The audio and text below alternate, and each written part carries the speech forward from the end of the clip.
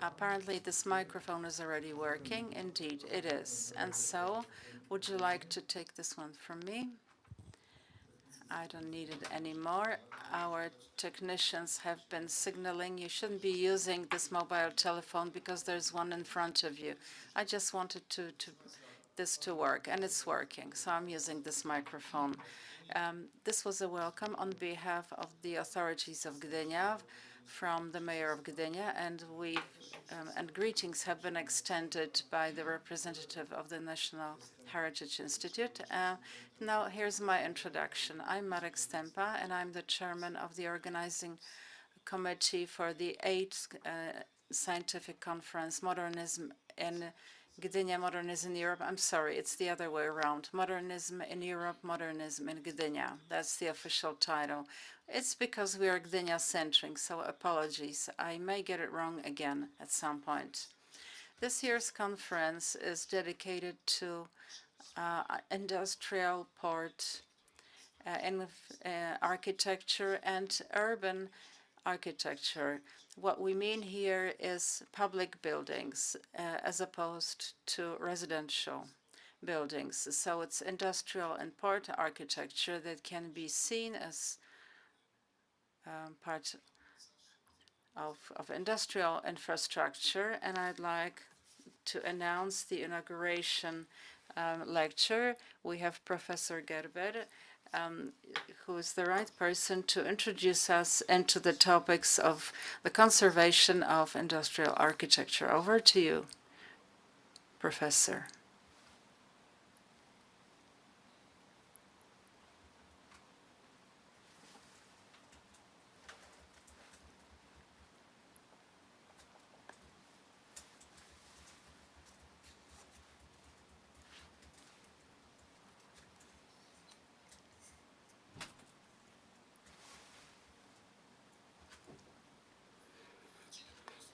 Good morning, everyone. I'm beginning 15 minutes before the allotted time. That gives me more time. Okay, 5 minutes. Right. Hello, everyone. I'm really pleased to be here. Thank you for having me at this important conference. And I'm really happy to be the first person to address you. Well, thank you for the invitation. And when I say it, thank you very much to the organizers for making such a strong presence of industrial heritage. It's really important for us to be able to address these topics because the problems of industrial architecture conservation are indeed problems. In my paper today, I would like to talk you through how industrial heritage and technology heritage has been responding to the changing times, because I think we should see these things in combination. It says architecture, but architecture is just part of the actual heritage. And when we talk about conservation, we should first consider what the architecture was built for, what were the functions. So initially, I'd like to explain about the different technical achievements that had translated directly into architecture or determined the shape of architecture. I'll try and keep it not very long, and that's why I decided to focus on specific technical solutions, which is energy acquisition. And so energy and energy generation, this is something I'd like to focus on in the aspect of conservation. But first of all, the focus will be on industrial architecture. I'd like to share my experience with you regarding the criteria for industrial heritage conservation. And then I'd like to share with you my experience with how we protect such heritage, and I have several models which I think are useful, and I'd like to give you an evaluation of how these models work. So that's the outline of my speech.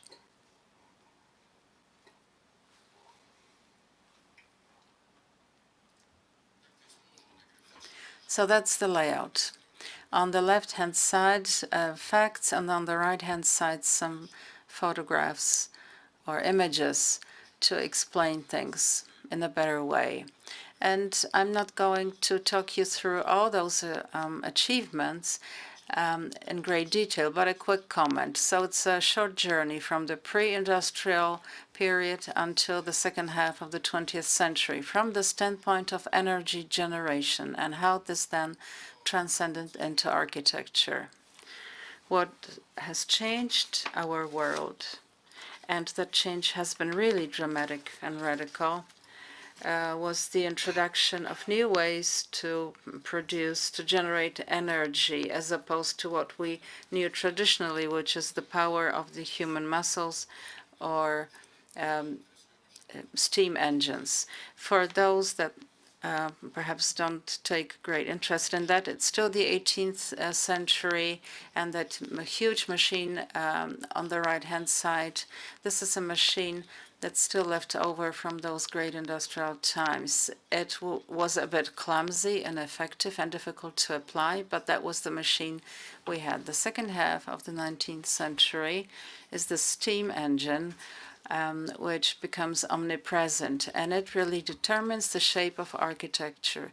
It then had an effect on the specific architectural models that needed to be produced to meet the requirements and challenges of new solutions, and that meant growing production. The steam machine, especially as of the second half of the 19th century, also made a presence in transport, so railways. With new railways being opened up, local markets were becoming bigger and bigger, with industry growing and achieving new levels. And so people were able to modernize production. The steam machine, I think it was only a short time, given the entire time of civilization. So that machine was improved very quickly using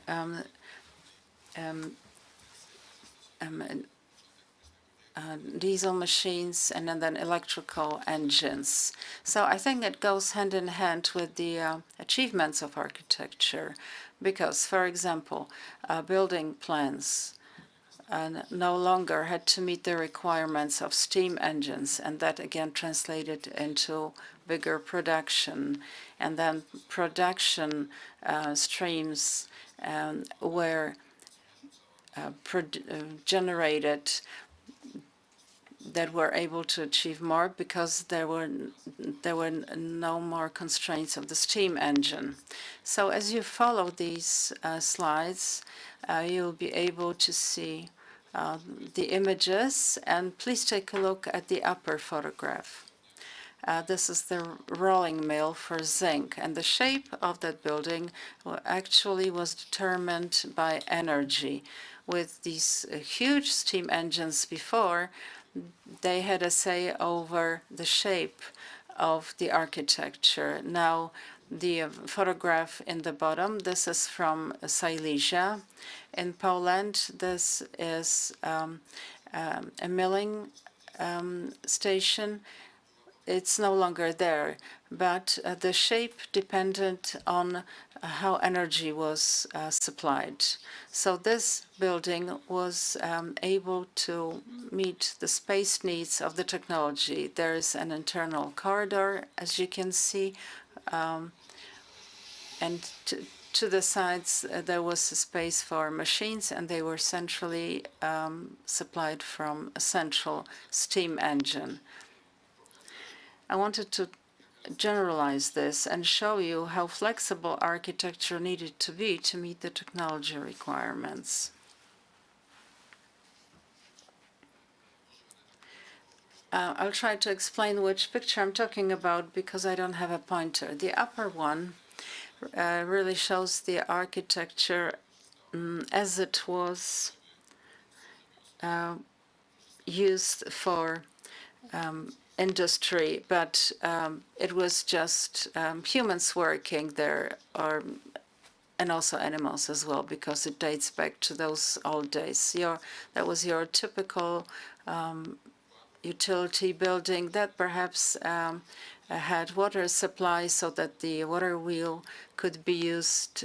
So that was hydro energy that was used to support the operations. But that model kept changing. It varied from country to country, but Great Britain was the leader of the changes. This is the 18th century. This is the right-hand side picture. With the introduction of the steam engine, complexes of machines were introduced, which were connected and interconnected via intricate and sophisticated systems of energy supply, and they were able to source that energy from the steam engine. And the buildings were constructed specifically for those purposes. And the building in Poland is a great example of that. This is a multi-story building which has a system of shafts that go from the steam engine to the machines.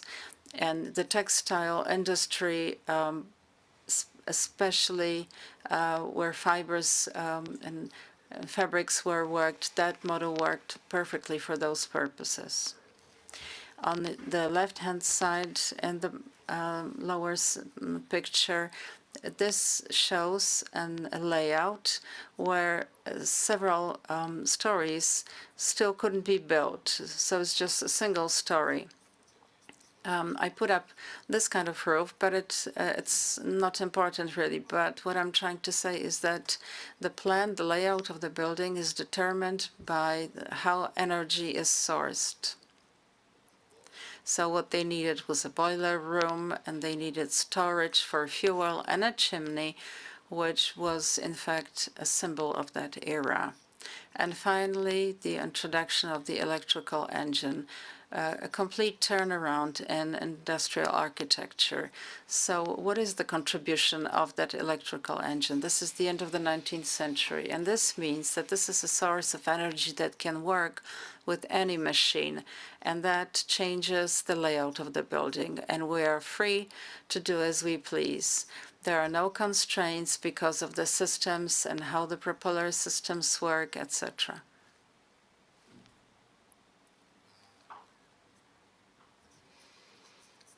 To give you an illustration of this, I picked 3 examples of warehouses.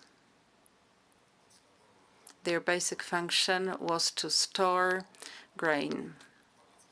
This is the end of the 18th century and then the beginning of the 20th century and late 1920s.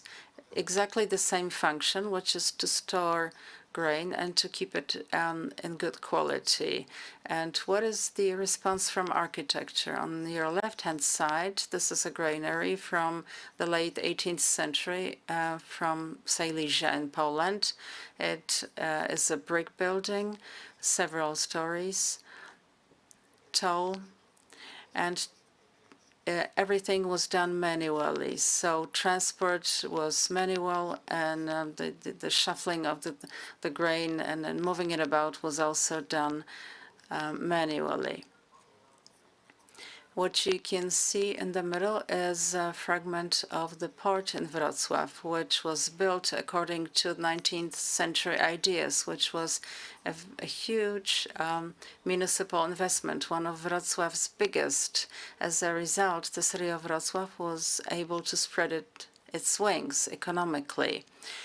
This building and this facility included several storages, including grain storages. And you can see a fragment of such a storage, 1926. So the several stories were used to store the grain, but vertical transport was mechanized. Let me explain why I'm using this example.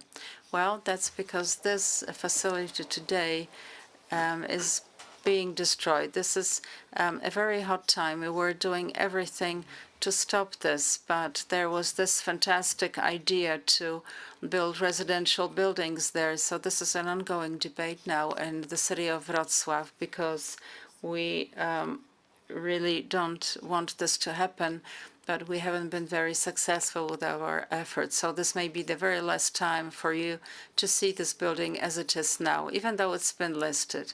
To the back, there is another granary, and it's already gone. I took this picture a few days ago, and I'm referring to this white vertical wall back there. And on your right-hand side, I hope there are no threats to this.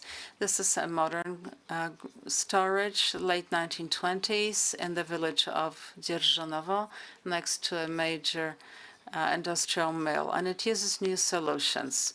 With the introduction of the electrical engine, they were able to store grain in vertical silos, and those silos could have been built thanks to new materials, which is steel, riveted sheets, and to keep the grain fresh with the right amount of oxygen coming in. There are specific engines to the back which kept aerating this facility. And very quickly, an illustration to explain the strong connection between architecture and technology. And again, we cannot talk about architecture unless we understand this. And this is true not just for buildings, but also for layouts. And here's a couple of diagrams.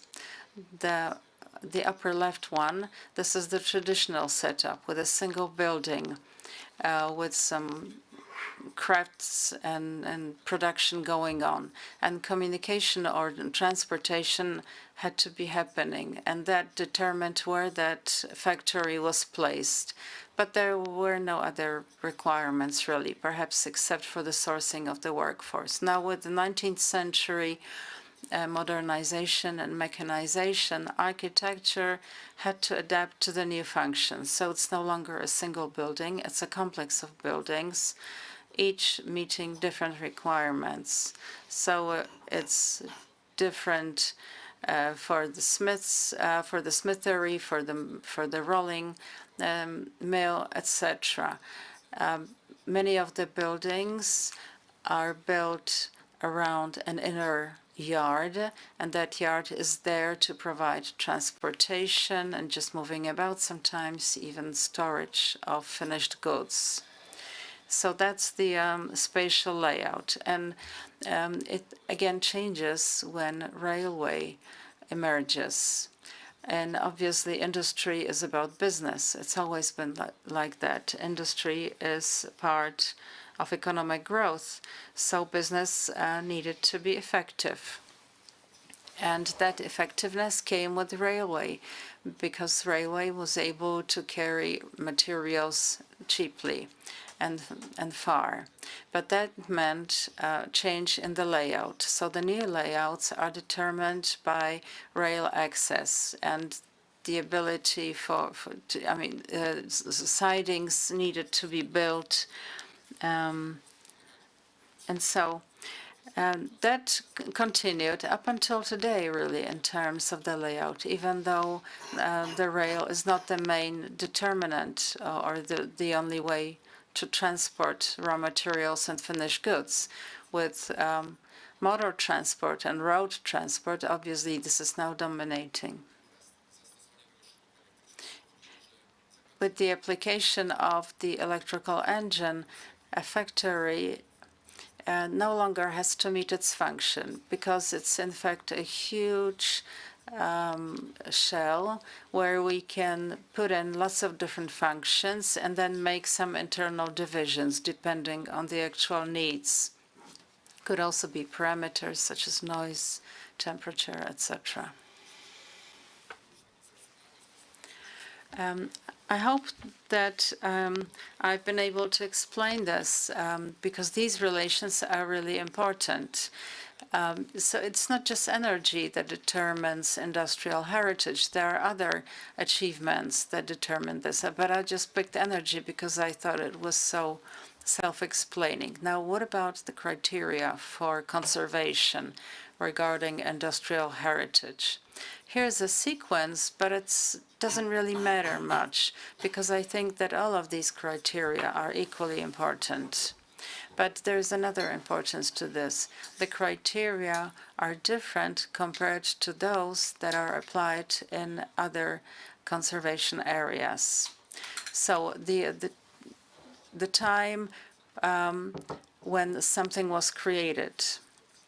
So that's the first criterion. So we can talk about something that dates back years ago, but doesn't have to be a historic element. The next criterion is frequency of occurrence. So mobile historic sites, the significance of the solutions for the development of technology and industry. This is a very important criterion, but you have to have the knowledge to understand and assess this. So it's not just architects that should be involved, because in fact you should use specialists from different areas of technology. The effect on the economic growth of the town or region. I find this really important as a criterion. I'll try and explain that later. But that effect is enormous. Gdynia is a great example of this.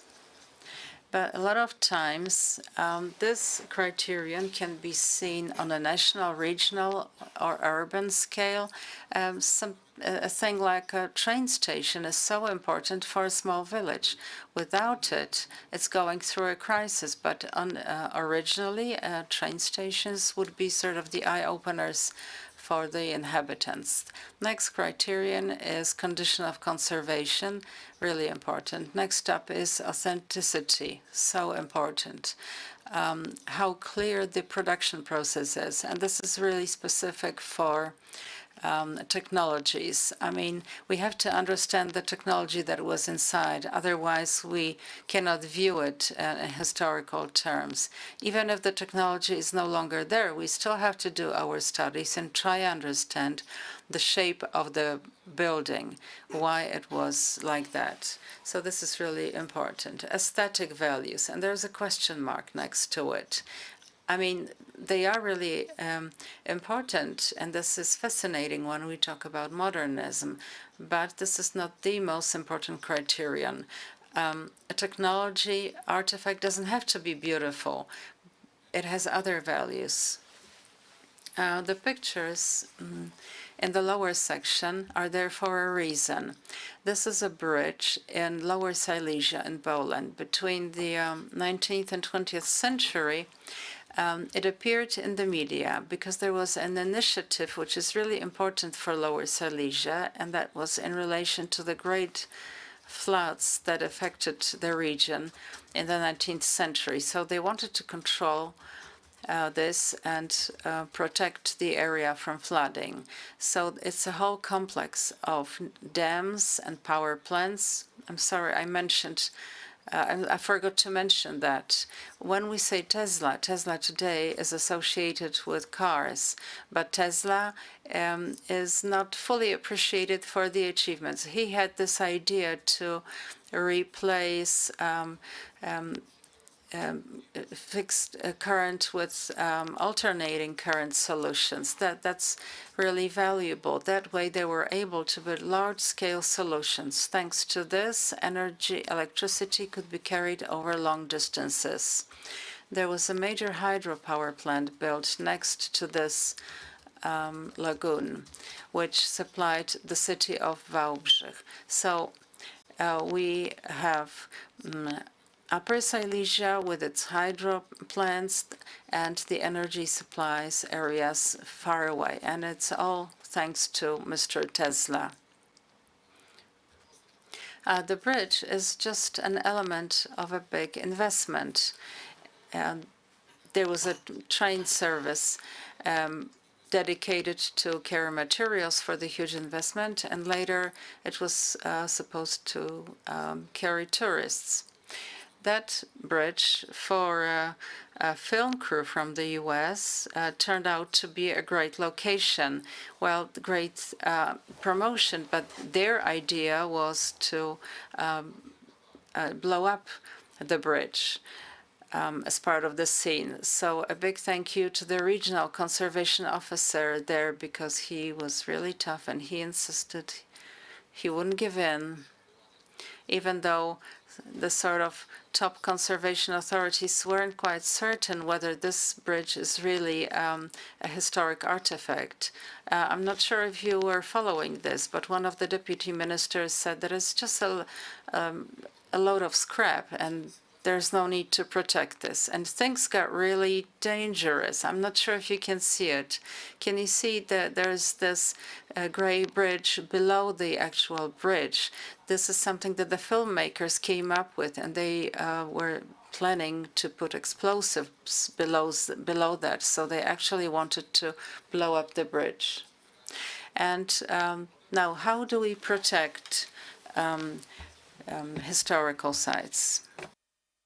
The best way is to preserve the function. If we keep it as a power plant, it is a power plant. If it's a coke manufacturing, like the one here in Bytom, by the way, Schupp and Kramer, well-known architectural office from Germany, took part in creating this building, then we clearly read this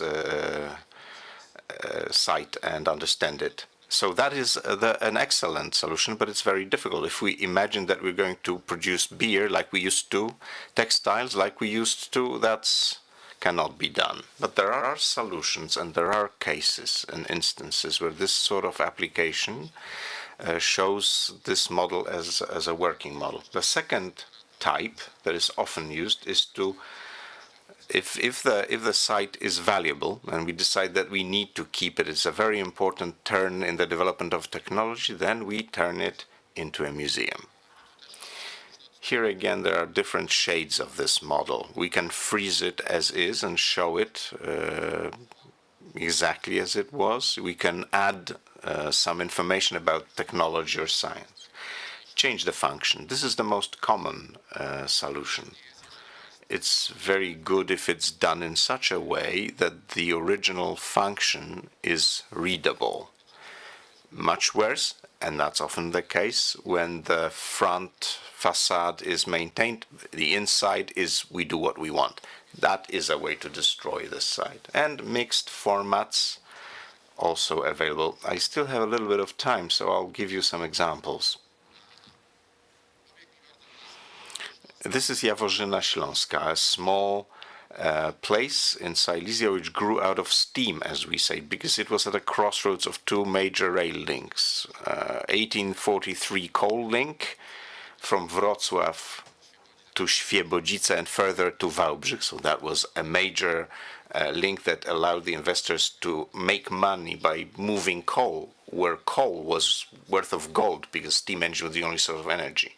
So Jaworzyna Śląska was built at these crossroads, plus the infrastructure. And what you can see on the left-hand side slide is the steam engine parkway, which was built between 1908 1912 for 18 locomotives. We've been trying as of 2018 to save it, and I hope we will finally succeed. There are all kinds of ideas what we can do with this.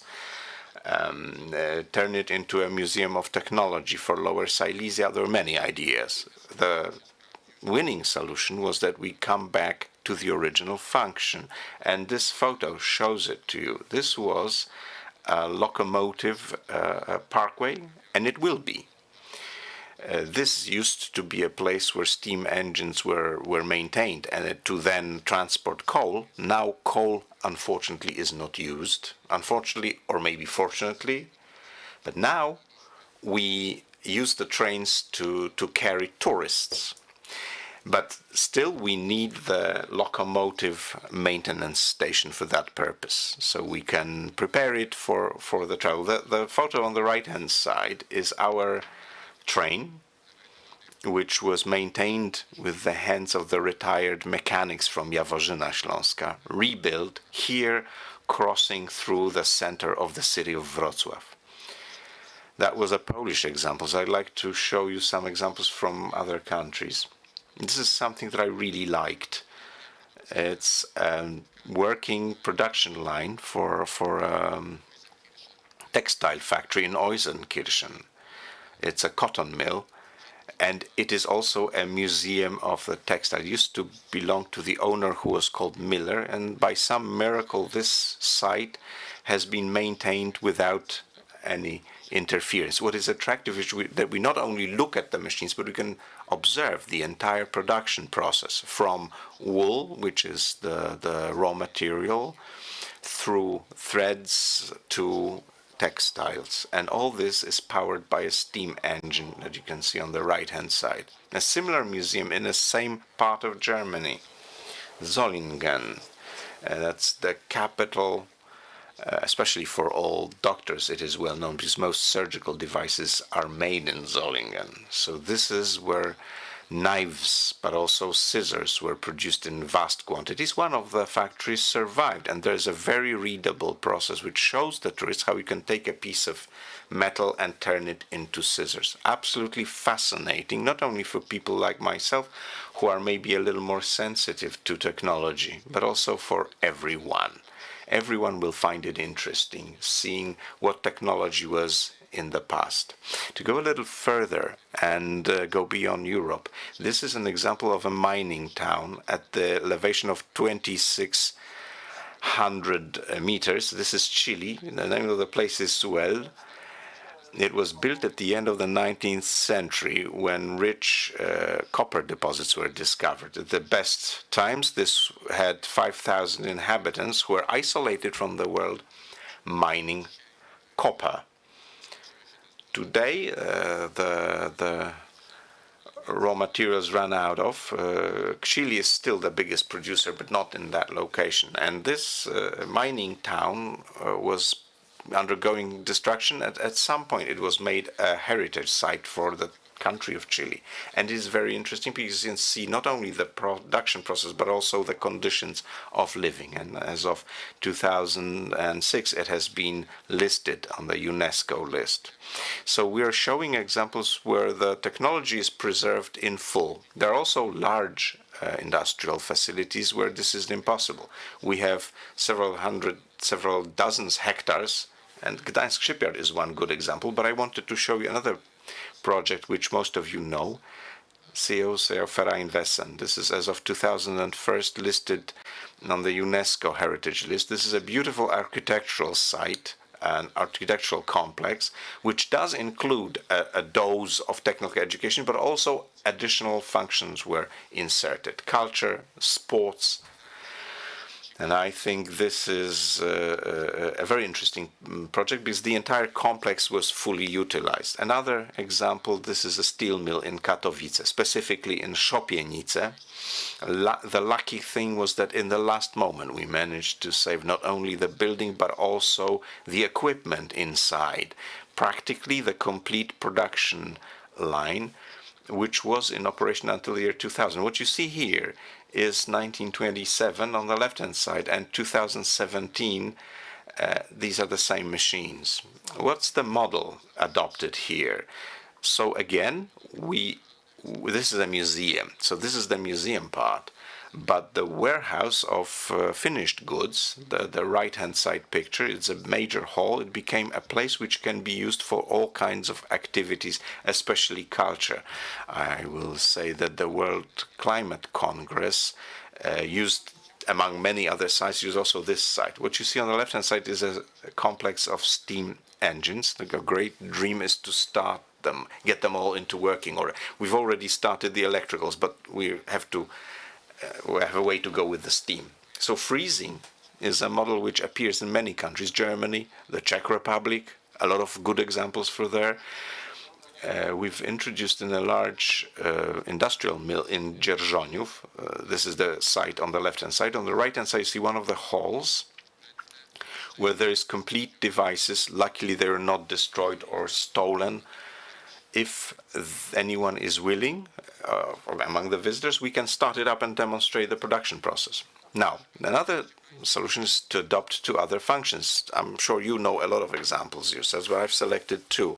One not too bad and one terrible. I wanted to show two extremes.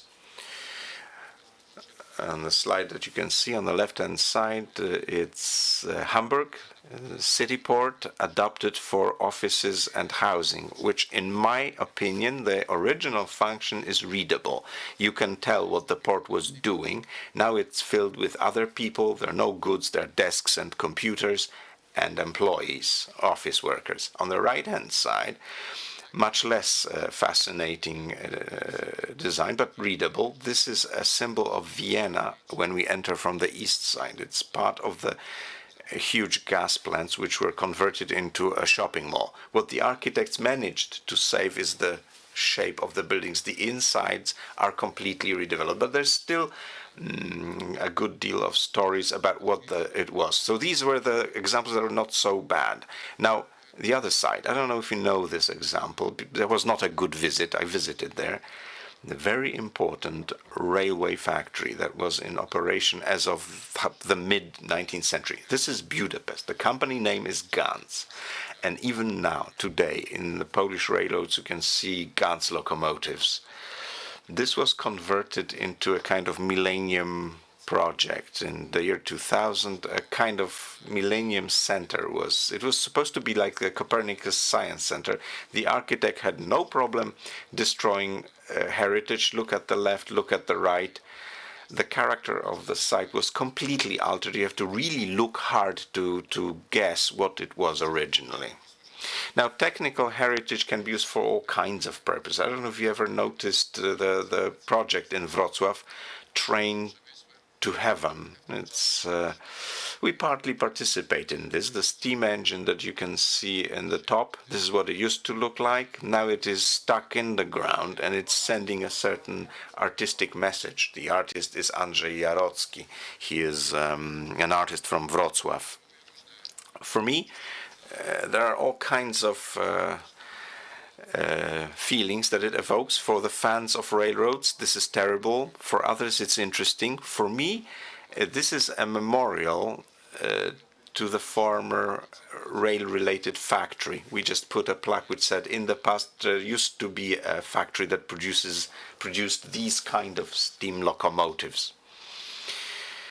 Coming to the end, I'll say that the problem we have with industrial heritage can be shown on those two graphs. Now, since we do not have the understanding of the heritage, and the knowledge of the heritage, we have the situation that you can see on the upper graph. The vertical is value. I'm not saying if it's monetary value or other value, but it's value. The horizontal axis is time. What's the situation today? The red line shows a facility that we are using for industrial purposes. Let's say it's a factory. It has a certain value and it depreciates gradually, not just because the devices are worn out and depreciated, but because the technology loses its adequacy. It becomes obsolete. So now it's the matter of the management. Do they modernize or do they close shop? So then the line reaches zero, the production value is gone. In the meantime, we have another value that appears because the facility, the site, becomes historic. If it has the attributes that I mentioned at the outset, then the value goes up. The problem is that when the red line goes to zero, then there is no owner. No owner means that there is degradation. And we have a lot of examples of this. We first have to destroy something so that we can later say, hey, that was valuable, let's do something. So we pay twice. Because first we have the destruction, then we have the very difficult process of reinstating the original historic value. It would be so much easier, and this would be the second graph, to find out early on that there is potential historic value while the factory is still in operation. But we know that the future is coming to, doesn't have a lot of future, it's coming to the end. We can already start taking certain steps at the point when it is still in operation to preserve the equipment, to preserve documentation of the technological processes. To illustrate, these are two examples. One is Biały Kamień coal mine in Wałbrzych. It's the 20th century. The photo that you can see on the left-hand side at the top is 1986. A little later, in 1989, When the decision was made to close it down, very quickly it underwent degradation. It was emphasized by the fact that the city became very impoverished, so it was good business to steal scrap metal. So we were taking part in a kind of race. We were preparing heritage applications. Scrap people were stealing metal. You can see the same plant there. We saved some of the buildings, but the coke production we failed. We lost it. We have the coal mine on the right-hand side. You can see the general view of 2014. It's called Old Coal Mine, very important for Wałbrzych, which houses a lot of cultural initiatives, but also includes a story about the coal mine. It was a very similar story and a very similar path, journey, with the steel mill in Szopienica. On the left-hand side, it was still in operation. On the right-hand side, 2013, when the decision was taken, do we demolish or not? And now it's the bottom version where we saved it. On the outside, it is a complete project. On the inside, there is still a lot of work to be done in order to reintroduce the visuals for the production of zinc-coated sheets. Now, what's fascinating for me is that the reception of the technological heritage is much easier to understand by regular people, by a man in the street, much more difficult by the professionals, especially architects. Do you see the forest of heads? This is one of the meetings with the steam engines, steam locomotives in Jaworzyna Śląska. So many people come to see the technology, especially those who had any family related to the railway industry. This is the new life for the old engines. The gentleman on the bottom is one of our sources of knowledge, an elderly railway man who is passing on his knowledge to the young ones. And the surprising fact is that so many young people want to learn about a steam locomotive, how it worked, what the maintenance was, how to prepare it for the road.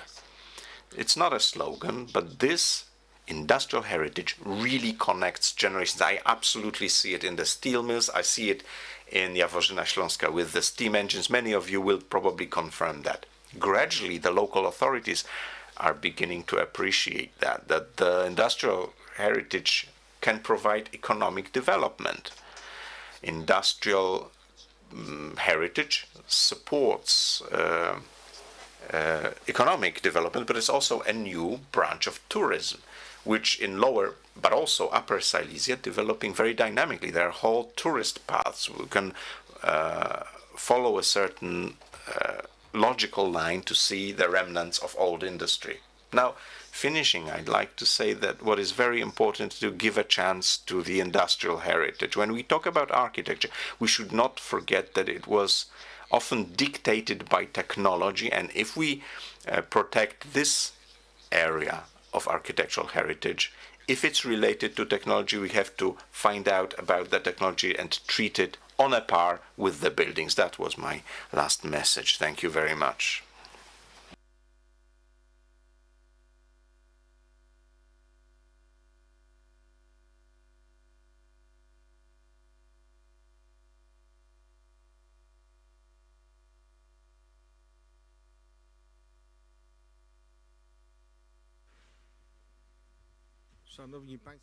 Ladies and gentlemen, that was not only a very interesting presentation, but also an excellent example of discipline. 5 minutes earlier started, 5 minutes earlier finished, so precisely on time. And I would like to appeal to all the speakers to keep the timetable.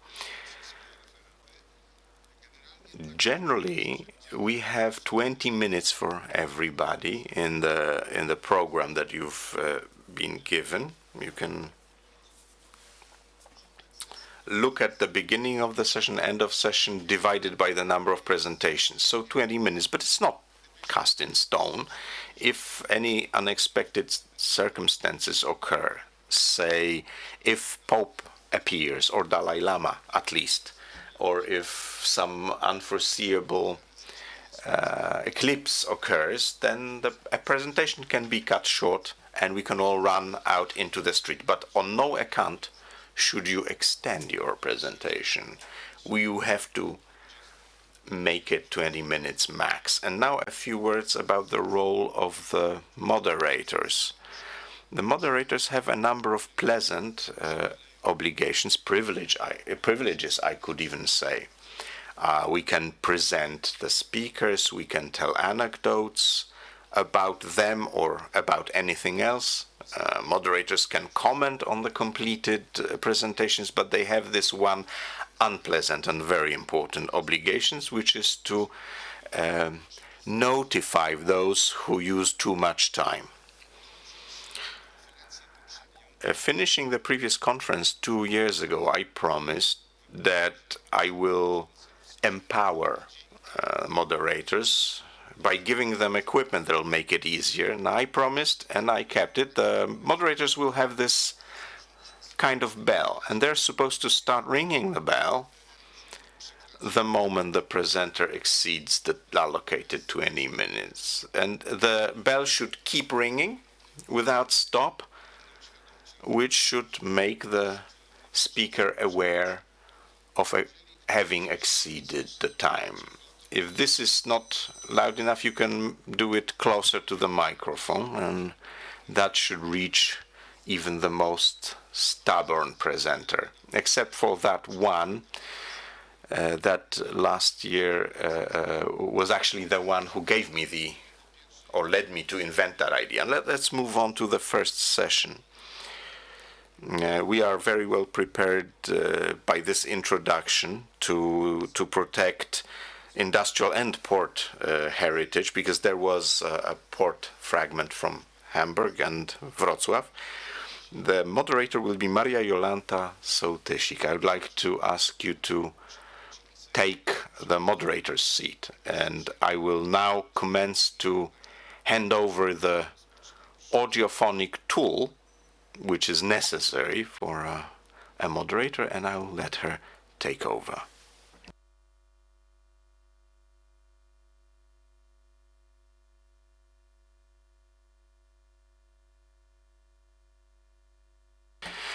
Good morning, ladies and gentlemen.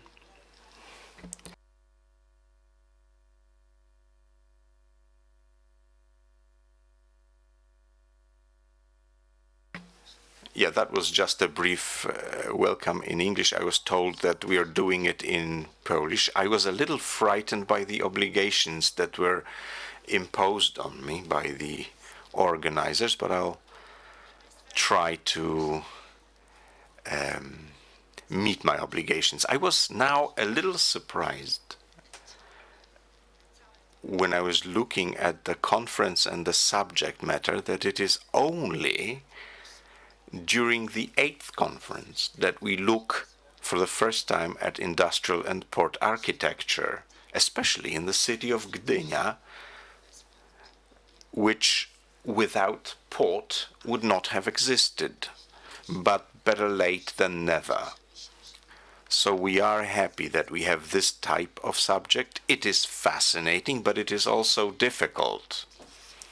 It is difficult in that the protection of industrial heritage is not obvious at all. When you talk to the hosts and owners of the heritage, I just experienced such a conversation recently. I was saying what a beautiful sites you have, how valuable architecturally, and the answer was, yeah, we're not a cultural heritage institution.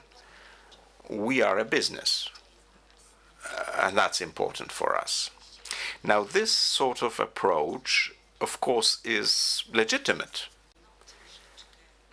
but it is a little bit short-sighted and a little bit closed and a little bit one-sided, because everything that humans built so far and achieved so far constitutes our heritage, cultural heritage, and economic next.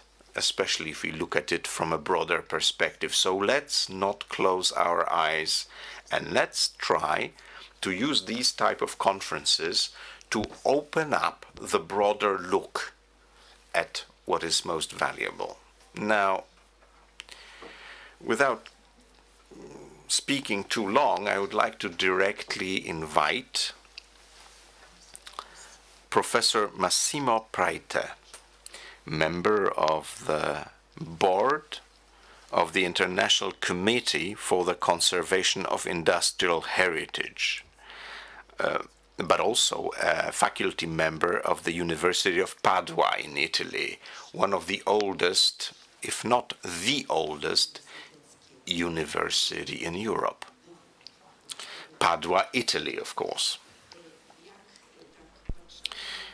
So when I was looking at the subject matter, it is fascinating. New industrial cities in the 1930s, Italian modernism, the new industrial cities in Italy, and I was looking for analogy for new cities in Europe that would be built in the 20th century. It is actually quite difficult to find because Europe is the oldest continent. All of the locations that were suitable for settlement have long been settled. So it's not easy to find such sites in Europe. But in Italy, it's possible. And demonstrating this will be Professor Massimo Preite, whom I'd like to invite to speak. Good morning, everyone. I share my screen.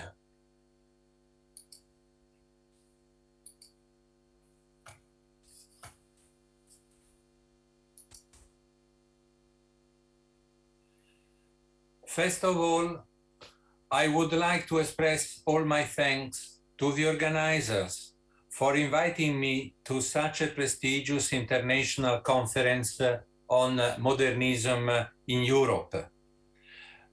My presentation concerns the foundation of the new industrial towns in Italy in 1930s, but I anticipate that this topic will be treated as a quick background to a more detailed analysis of Adriano Olivetti's company town in Ivrea, an experience that went against the mainstream of those years.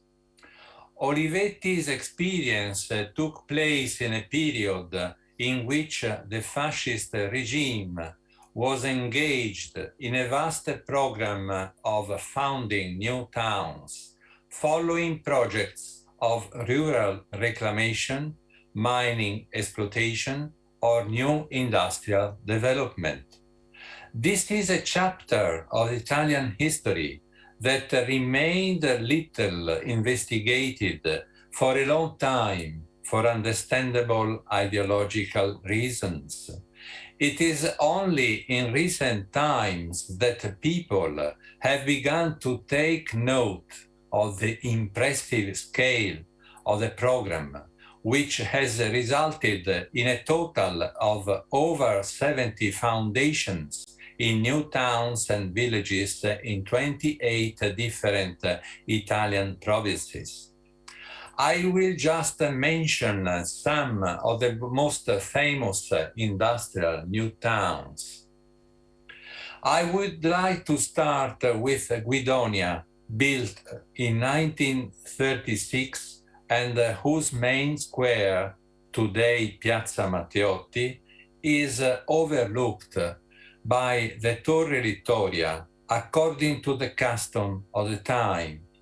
The foundation of Gdynia was decided in connection with the expansion of the military airport and the creation of an advanced experimental flight center, equipped with wind tunnels for testing hypersonic aircraft. As you can see from the slide, the 1944 bombings reduced the futuristic structure of this center to ruins. The second example is Carbonia, born as a consequence of the discovery of the new coal deposit in the area of Cerbariu in Sardinia in 1937. The new town, designed by Cesare Valle and Ignazio Guidi for a population of 15,000 inhabitants, was built in less than a year and opened in December 1938. Carbonia's evident reference to the Howard's model of the Garden City is recognizable in the radiocentric layout of the road network, in the construction of independent buildings on separate lots, and in the provision of large green areas. Cortoghiana is another foundation town linked to mining activity. Of the original project drawn up by architect Saverio Muratori in 1939, only part of it has been realized. The original design of the square was much more articulated than what was actually built. Nevertheless, its uncommon width for a small town and the long porticos fronts that surround it make it a significant episode of the best European architecture of those years. Finally, a brief comment on Tor Viscosa, which was founded in 1937 on the initiative of the chemical company engaged in the production of viscose, a vegetable fiber used in the textile industry. The new town, designed by architect Giuseppe De Min and conceived for about 20,000 inhabitants, still retains its original urban layout, consisting of a residential area and a new production complex of great architectural effect for the production of cellulose. We now come to Ivrea, famous throughout the world for being associated with the company of Adriano Olivetti, one of the first in the world to produce typewriters and mechanical calculators. The most famous designers of the time were involved in the design of Olivetti machines: Marcello Nizzoli, Ettore Sozzas, Mario Bellini. Specimens of these machines, soon considered masterpieces of design, are on display in the world's most famous museums. However, Ivrea is not only famous for its typewriters. Ivrea was the laboratory where Olivetti tried to put into practice his social utopia of a direct community participation in the economic and social development. After vainly attempting to apply his principles of social reform through the Val d'Aosta regional plan, which remained on paper due to the clear opposition of the authorities of the time, Olivetti's efforts concentrated on that part of the city of Ivrea concerned with the expansion of the initial nucleus of his father's factory and the realization of social equipments to improve the welfare conditions of the workers. Unlike the previous examples considered above, Ivrea was not a foundation city, nor was it the result of a hierarchic vision of the fascist regime. Rather, it was the product of a social project arising from the broad participation of local society. The fascist founding cities and the Ivrea company town are therefore the opposite of each other in terms of their ideological starting point.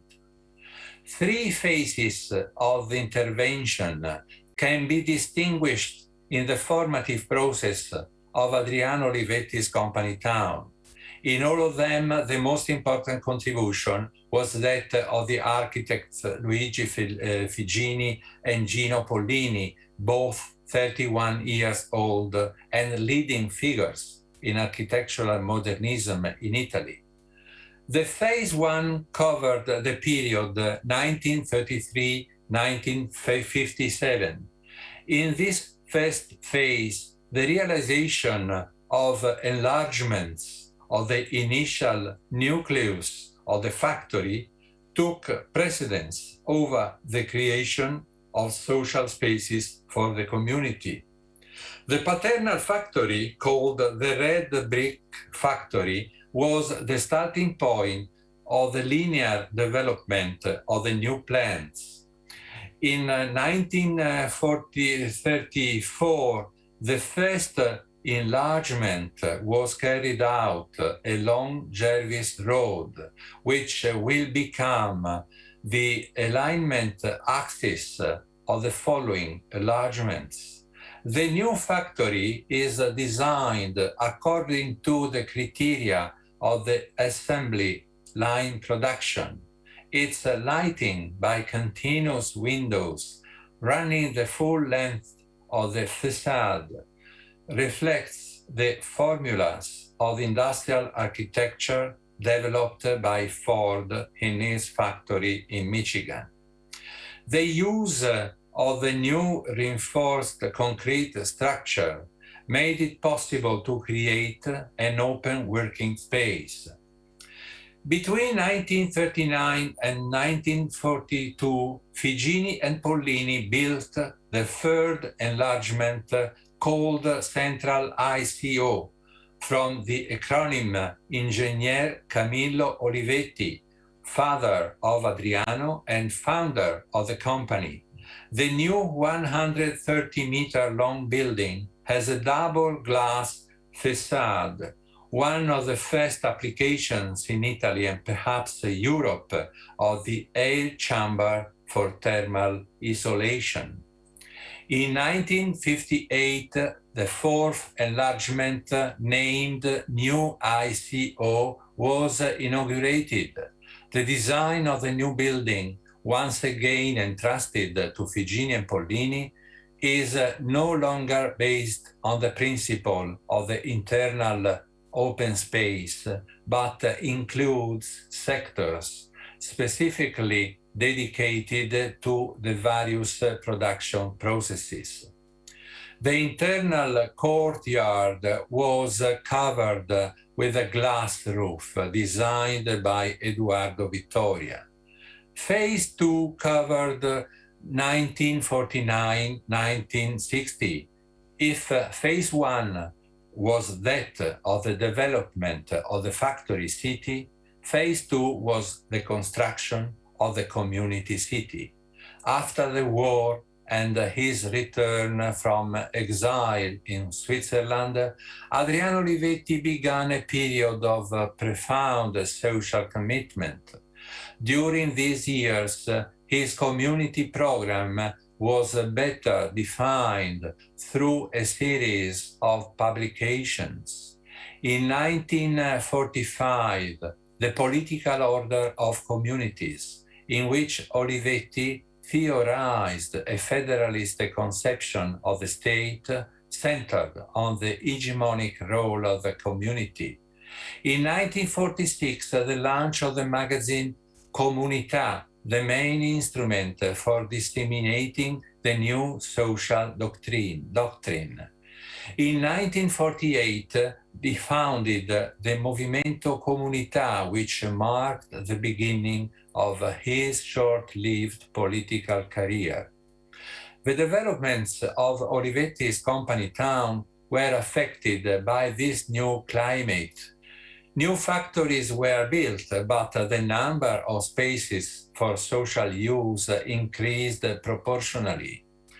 Unlike the aligned factories, social architecture was established in a scattered order without an evident urban planning scheme. The Olivetti Nursery School by Figini and Pollini was built during the darkest years of fascism. In its apparent elementary nature, this building admirably integrates traditional Italian materials like stone with an extremely modern spatial organization. In the post-war period, Olivetti gave impetus to the creation of new social equipments, the hexagonal building for social services by Figini and Pollini, in which the reinforced concrete members take on an intense plastic value, the canteen building, also in the form of the hexagon, designed by Ignazio Gardella, and the three-story building for the new Olivetti Study and Experience Center by Eduardo Vittoria in 1955. Phase 3, from 1960 to 1997, began with Adriano's death and ended with the closure of the company, following a deep financial crisis. There were many reasons for this crisis, which was to prove irreversible. The ill-advised purchase of the American company Underwood, which caused an irreparable wound in the company's accounts, and the inability of Olivetti's management to innovate its product strategy, anachronistically anchored to the myth of the mechanical typewriter. Only with the arrival of Carlo De Benedetti in 1978, a profound mutation of the company's mission started, and it began its transition towards distributed computing with the launch of the first Italian desktop computers, M20 in 1983 and M24 in 1984, and then towards mobile telephony with the creation of an Italian network, Omnitel, which was then sold to the foreign operator in 1997. This last phase saw the construction of the Office Building 1 by the architects Bernasconi, Fiocchi and Nizzoli, consisting of 3 buildings with a large monumental staircase inside and marking the transition from modernism to the international style. And then the Office Building 2, designed by Gino Valle, a 6-story high with a facade where bands of length windows alternate with bands of solid brickwork. The building bears witness to Olivetti's transformation from a manufacturing company to a service company. Lastly, some temporary residential projects for employees. The most noteworthy of these is the West Residential Block by Roberto Gabetti and Aimaro Isola, a crescent-shaped building intended consisting of 13 duplex dwellings and served by a covered street. At the end, Adriano Olivetti's company town was evaluated differently. Some scholars, as Carlo Olmo, have noted the eclecticism of the built architecture and the lack of a coherent urban image. In the 26 years that elapsed between the first project to enlarge the ICO factories and Adriano Olivetti's death, no designer managed to prevail over the others with his own unifying style. Despite the undisputed role of Figini and Pollini, the works of the many architects who collaborated with Adriano, although inspired by a common community ideal, remained detached episodes, like paintings in an exhibition, as Manfredo Tafuri claimed, each of extraordinary value, but taken as a whole, incapable of expressing a coherent overall design. However, some final considerations remain on the redevelopment of the Olivetti factories. Their closure in 1997 left a legacy of architectural and urban heritage that is difficult to reuse. The greatest danger was that of the abandonment. Some buildings have been converted with satisfactory respect for the main architectural features. The original open space layout of the central ICO factory has been restored by Vodafone Italy, the new owner. The new ICO ground floor has been occupied by the university, while the glass courtyard is used as a space for theater, concerts, and exhibitions. In other cases, however, the original structures have been brutally disfigured. The transformation of the Ignazio Gardella's canteen is undoubtedly the most regrettable example. To reconcile the protection of the company town with its reconversion has therefore represented and continues to represent a great challenge for the local administration and other stakeholders interested in the future of Olivetti's heritage. In this regard, before concluding, at least two initiatives should be mentioned. The former was the creation in 2001 of an open-air museum of modern architecture named MAM.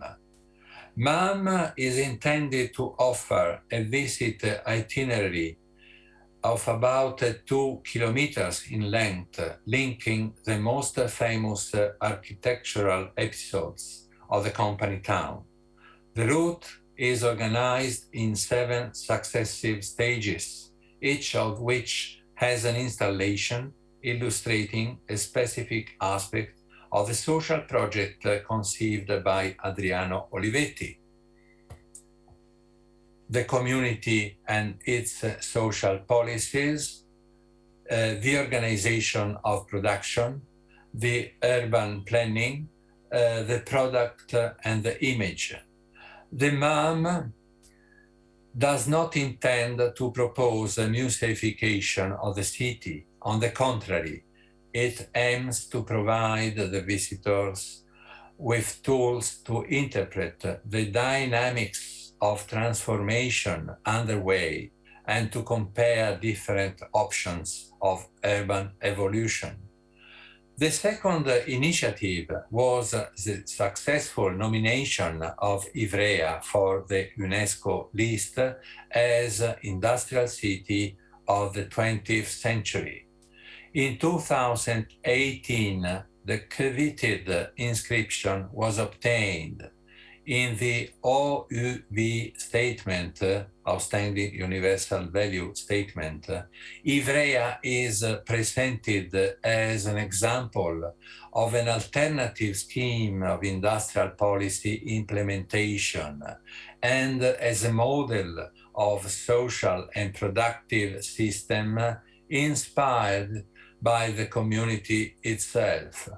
With the inscription in UNESCO list, new initiatives have been undertaken in various sectors, in training with the establishment of the School of Restoration for the restoration of the modern and 20th century heritage, and in the research for new destination to enhance the industrial heritage. I am convinced that the Ivrea experience must continue to be kept under observation in the coming years for the suggestions and solutions that it can provide to the challenge of industrial heritage conservation. Thank you for your attention, and good work for the next intervention. Thank you.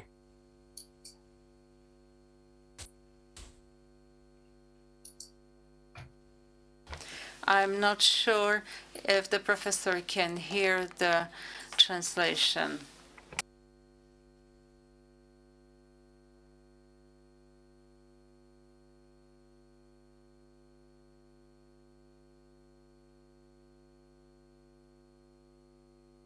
And here's a question from Professor Gerber.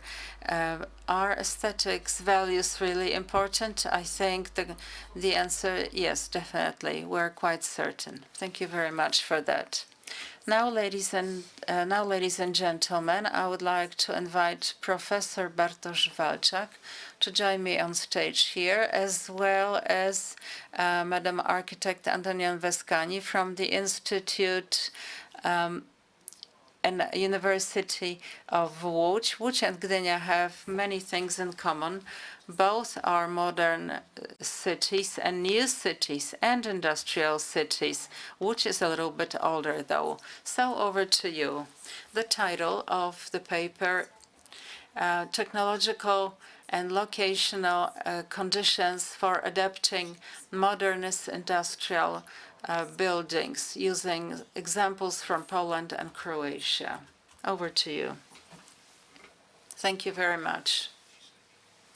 I'm speaking on behalf of Professor Walczak, and I'm going to talk you through a topic that's been the subject of work of Professor Walczak for a long time. I haven't been involved in this for too long. I'm going to switch into English, if I may. It will be longer for me, especially not having spoken live publicly, and at least there will be not that many language mistakes. Today's topic, as you have heard, is about the industrial heritage in Croatia and Poland. Obviously, I'm from Croatia, so this is the topic which is quite important for me in my research.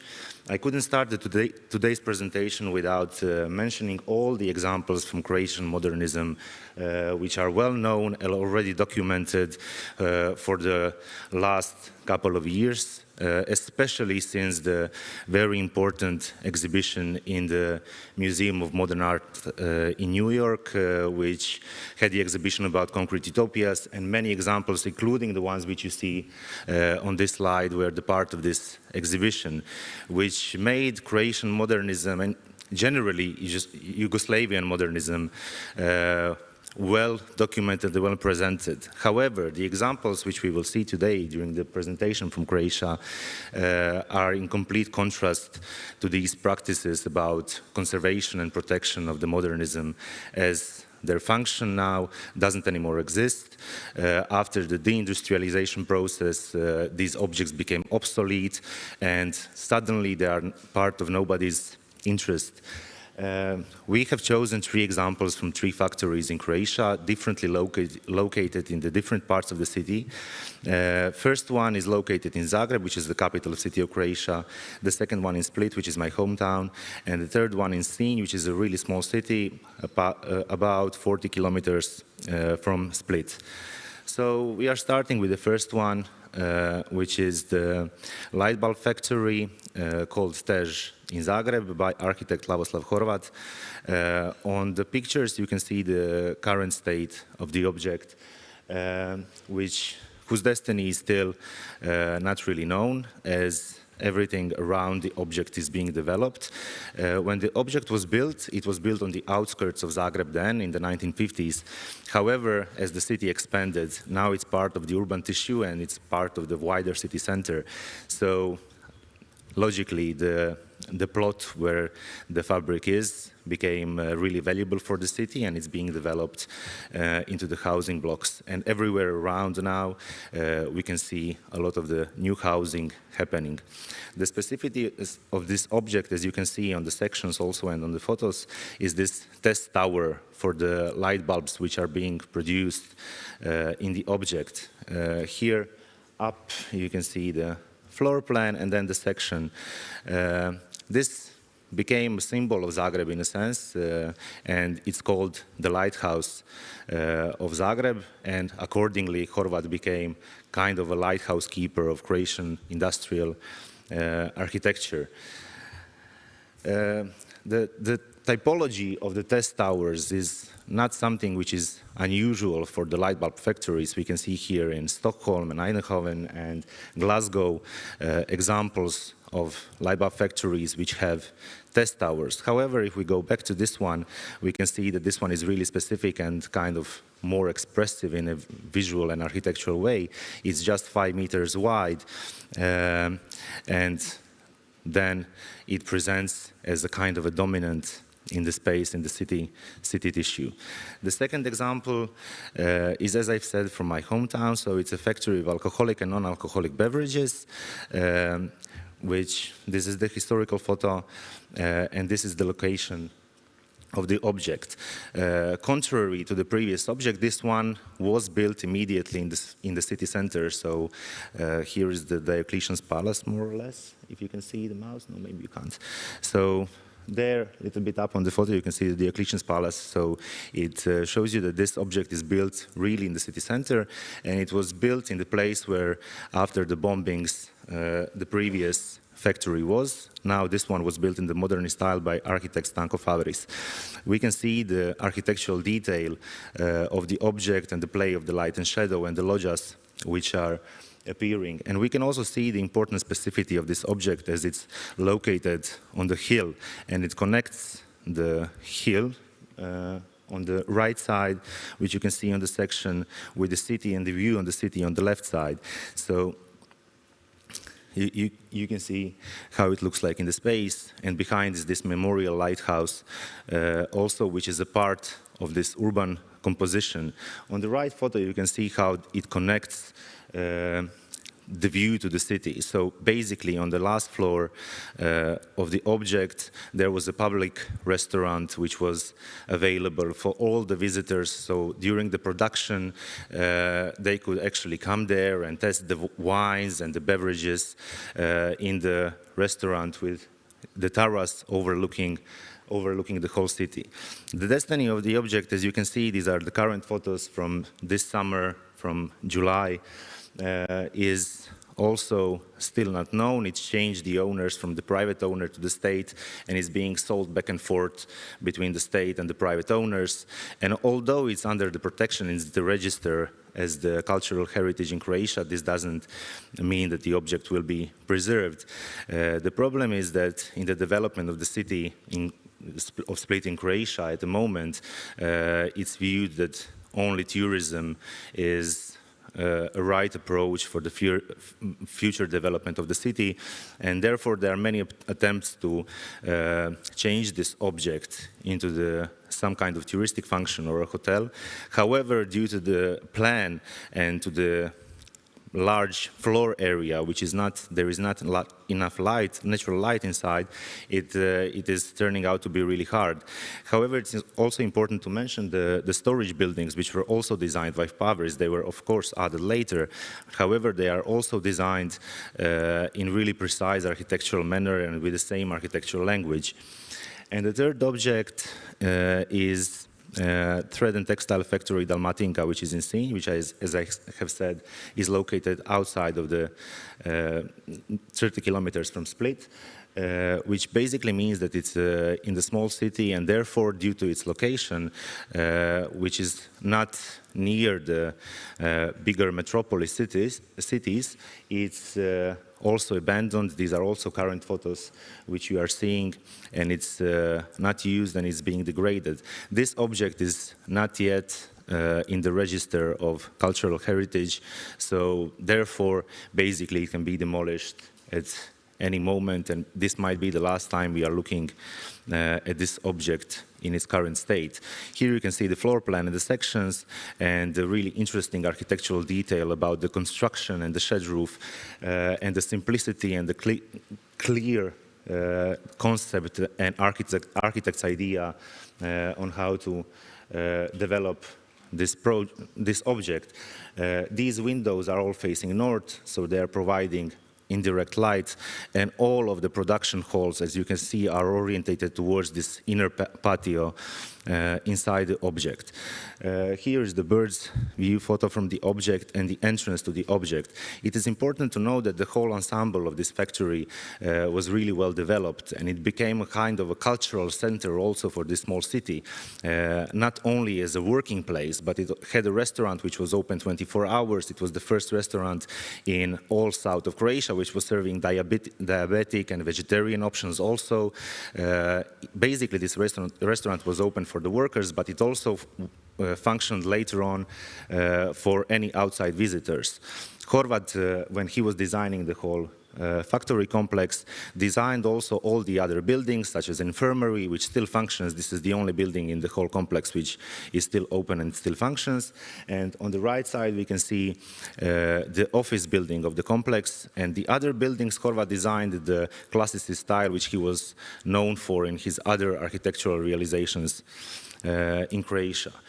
Now we are going to the Polish examples. Unfortunately, they don't prove any better example than the Croatian ones, and this is the similarity which we found in terms of using the post-industrial architectural heritage, especially from the modernism nowadays, that it's not being adopted, and we are trying to find a reason why is this. We are seeing the part of the Scheibler complex, which later on became Uniontex in Łódź, designed by Sekwene Kobel from Switzerland. And we can see this is the early 20th century, so apparently not somewhere around 1910s. So it shows also this early modernism when the form follows functions in the way of the design of the roof. Unfortunately, the roof doesn't exist anymore, and from the whole object, just the perimeter walls are standing there. There were some attempts about adaptation of this space. However, none of them caught up. In the same complex, later on, when it expanded, there was designed another building, also a production hall, where Wacław Zalewski was the main construction engineer. And we can see the roof of this object, which is precisely designed, and the construction of this roof. Unfortunately, it also doesn't exist anymore. All of you know some examples where he was the main structural engineer. And some of these examples are, of course, preserved and well known in the Polish architecture heritage. However, the object from Łódź, unfortunately, doesn't exist anymore. The next project where he was also a main structural engineer is Runotext in Kalisz, and we can again see how the architectural concept in developing this object is visible from the elevation. We can see the exact construction on the elevation. Although it did change from the initial project when all of these dark parts were supposed to be filled with glass and the glazing, it is still clear what the initial concept for the architects was in this object. And the last object which I would like to mention is EC2 in Łódź, which also is not adapted yet and is staying in this degraded state. However, this is one of the examples where any adaptation would be and would prove problematic because of the extreme big volumes of the space and the conditions and any possible architectural typologies for which they could be adapted. And with this, I would like to finish my presentation, and thank you very much.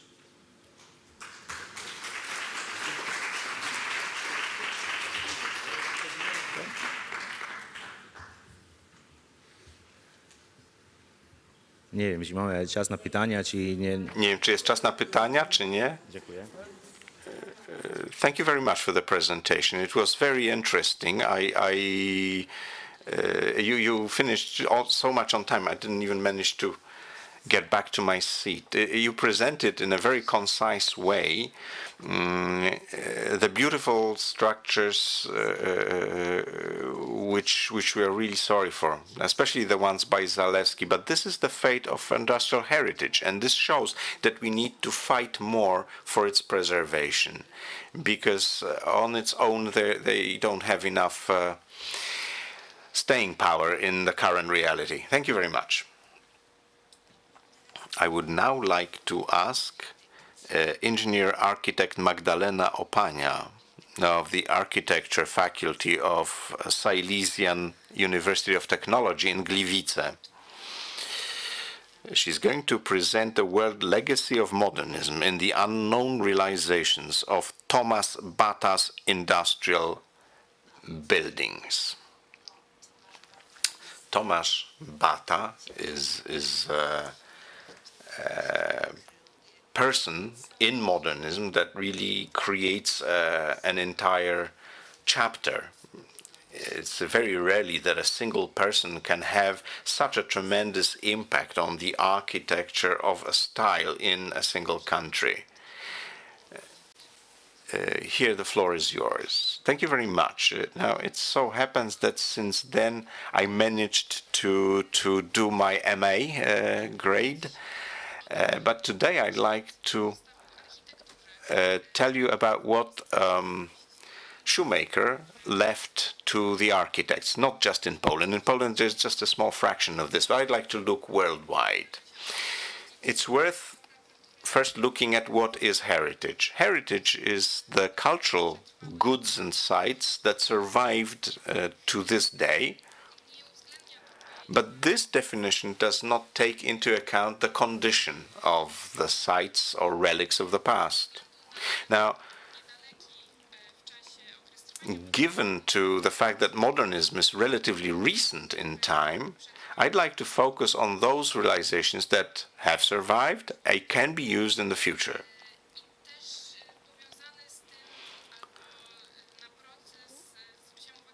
I also wanted to turn my attention to the process of international expansion of the Bata Corporation, which does affect the condition in which those buildings survive. Now, what was the phenomenon of Bata philosophy? Because this philosophy is what ensured that the buildings survived in relatively good condition to this day. At the basis is the statement by Tomas Bata that all people can become rich. In their actions, therefore, he wanted to enrich the workers by raising their wages and lowering the prices of the products so the workers can afford to buy more and more products, not only those made by Bata Company, but also by others.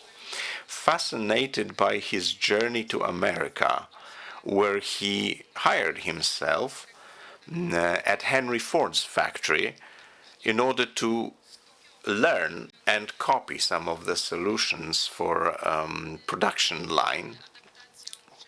So fascinated by the possibility of using all technological solutions and advances that were invented by Americans, he redesigned his factory on the basis of the production assembly line, machinery, and rational production. But he also believed and realized that an enterprise and its success is first and foremost based on the employees. He perceived a certain spirit of the community and perceived a factory as an organism in which workers are the key creators of success. He was sometimes called the ideologist of his project, and therefore he designed a system which was a system of life not only for the company, but also for the entire city. And this strategy of development turned not only into a city, but also into a political and social program. And it is that program that provided the success, laid foundations for the success of Bata's expansion worldwide. The social program was in fact transferred and copied independently on location in exactly the same way and in the same format, which was originally adopted in Zlin, which was then a model to be copied. The strategy for the development economically and for taking foreign markets was started with the construction of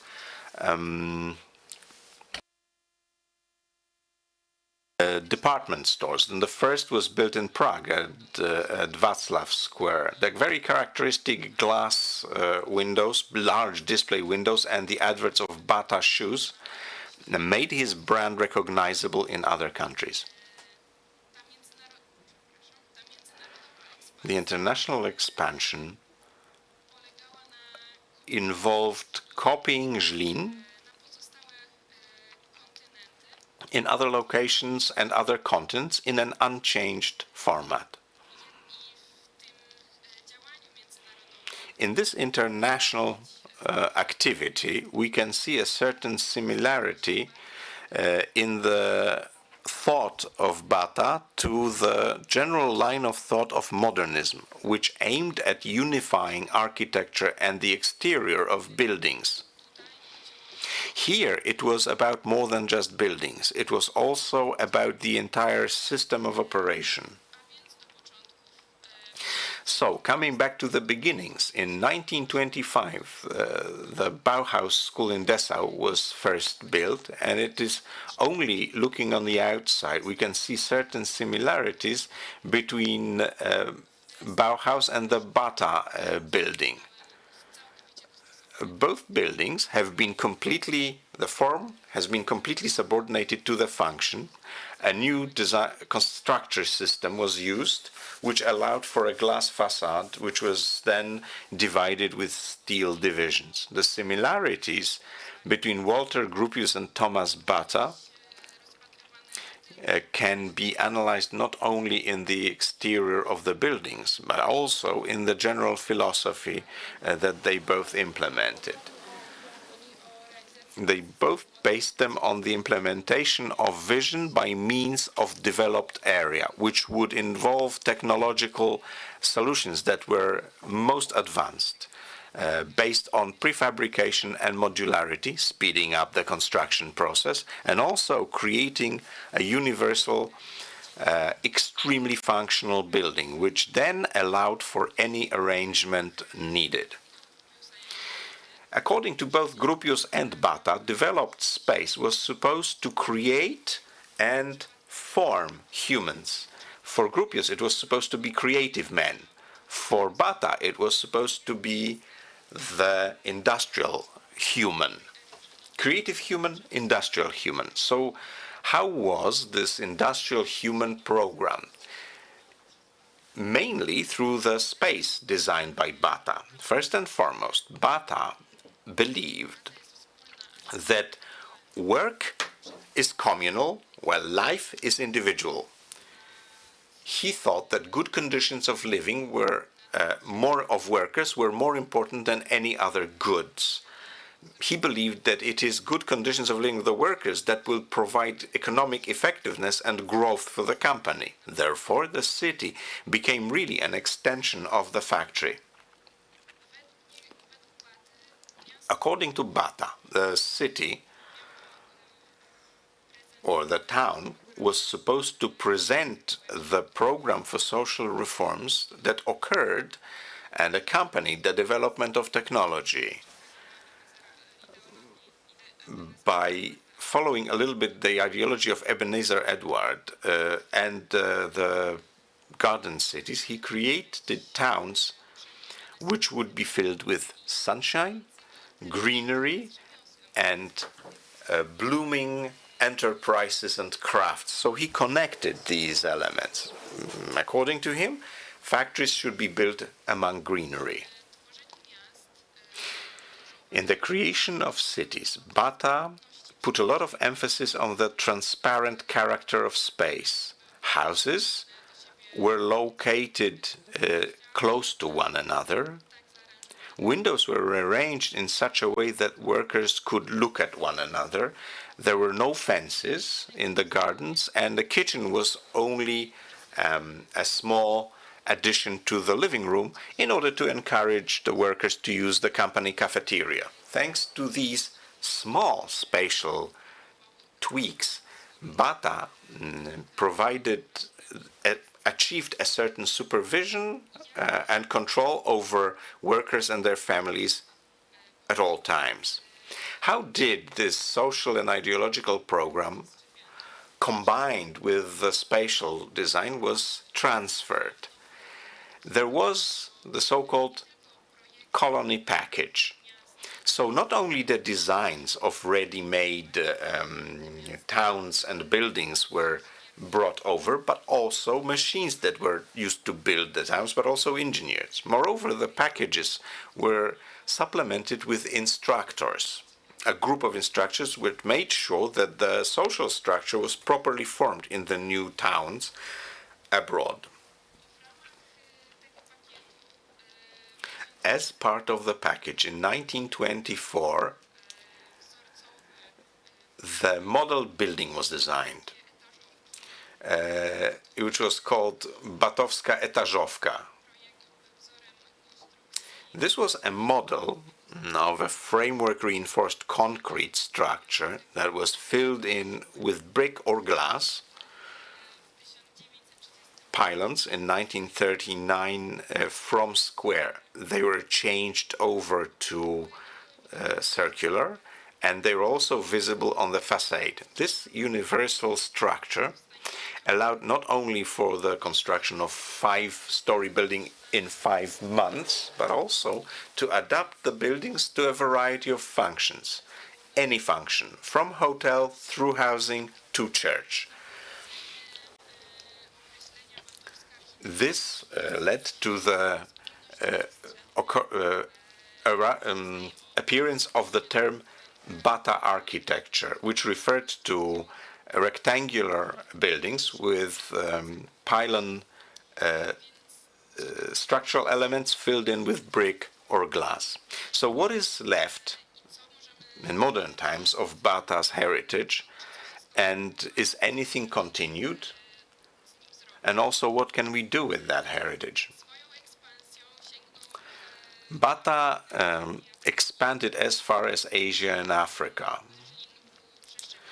Zlin was transplanted also to some exotic lands. In most cases, these were locations in which the offering of Bataville was the only chance of survival.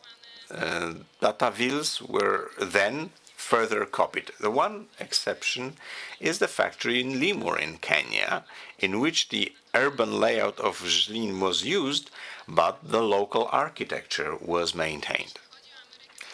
In South America,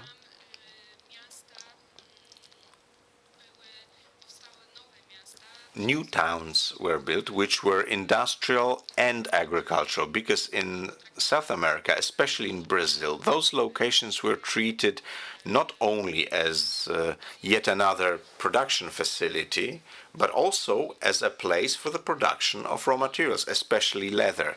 Now, given their functional layout, they became the core centers of sprawling cities.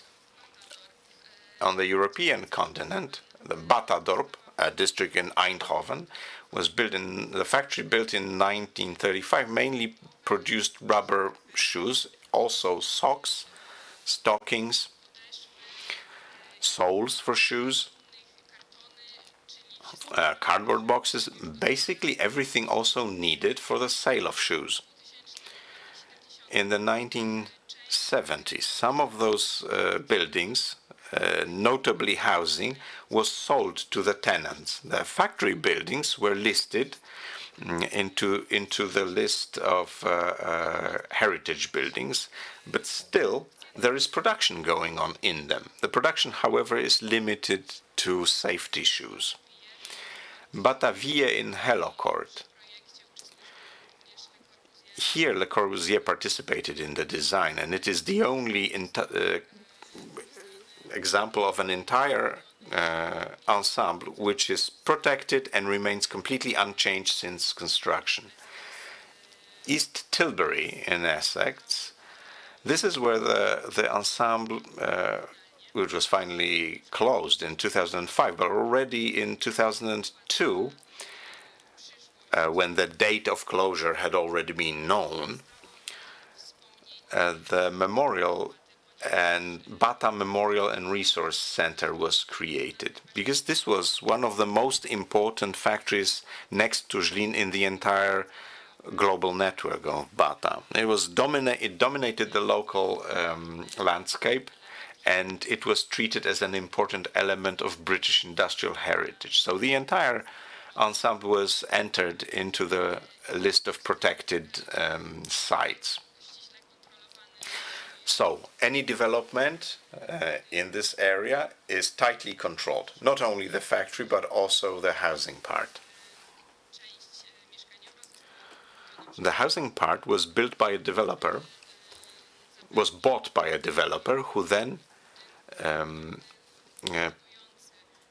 presented proposal for a project of renovation which treated the past with respect. Those links, wooden and steel, were new, but they were in line with the Bata style. Slightly closer, in Trebic.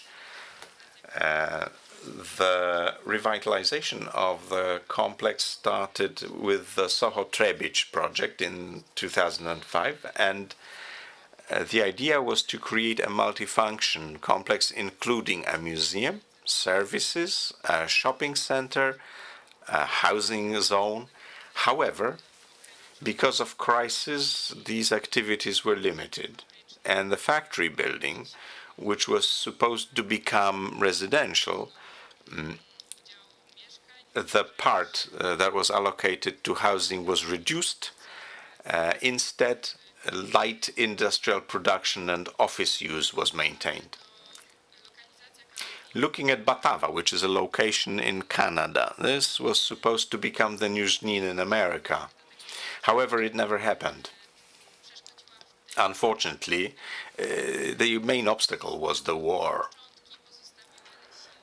The beginnings, however, left very strong, albeit diversified in terms of nationality, community, which started the efforts for revitalizing the area.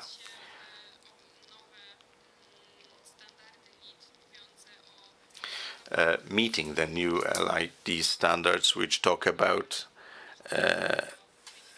LED standards about sustainable city, which really is in line with the sustainable concepts of Bata based on happy workers.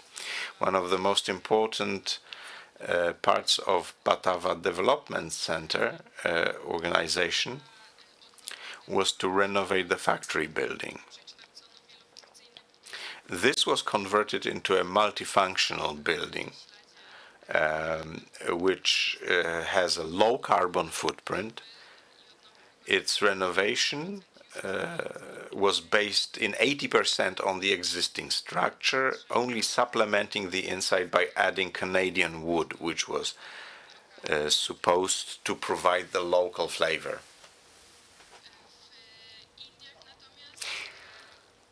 On the other hand, in India, Bata Nagar, which was the first colony, that was well built,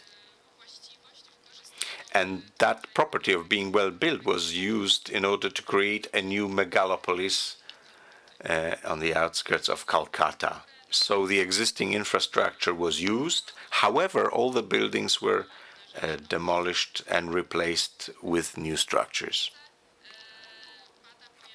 In Poland, Bata first appeared in 1929 as a Polish shoemaking company, Bata, in Kraków, with production facilities in Chełmek and Radom. In Chełmek, because of the war, only 1% of the design project was implemented. However, in Radom, the production line was purchased by Radoskur and then later closed down. What I'm showing you is the photo of the factory in Krapkowice. This is in former Germany, so there was a German outlet of Bata. We can see that thanks to his ideology, Bata became the medium for modernist architecture, and by rigorously transplanting the model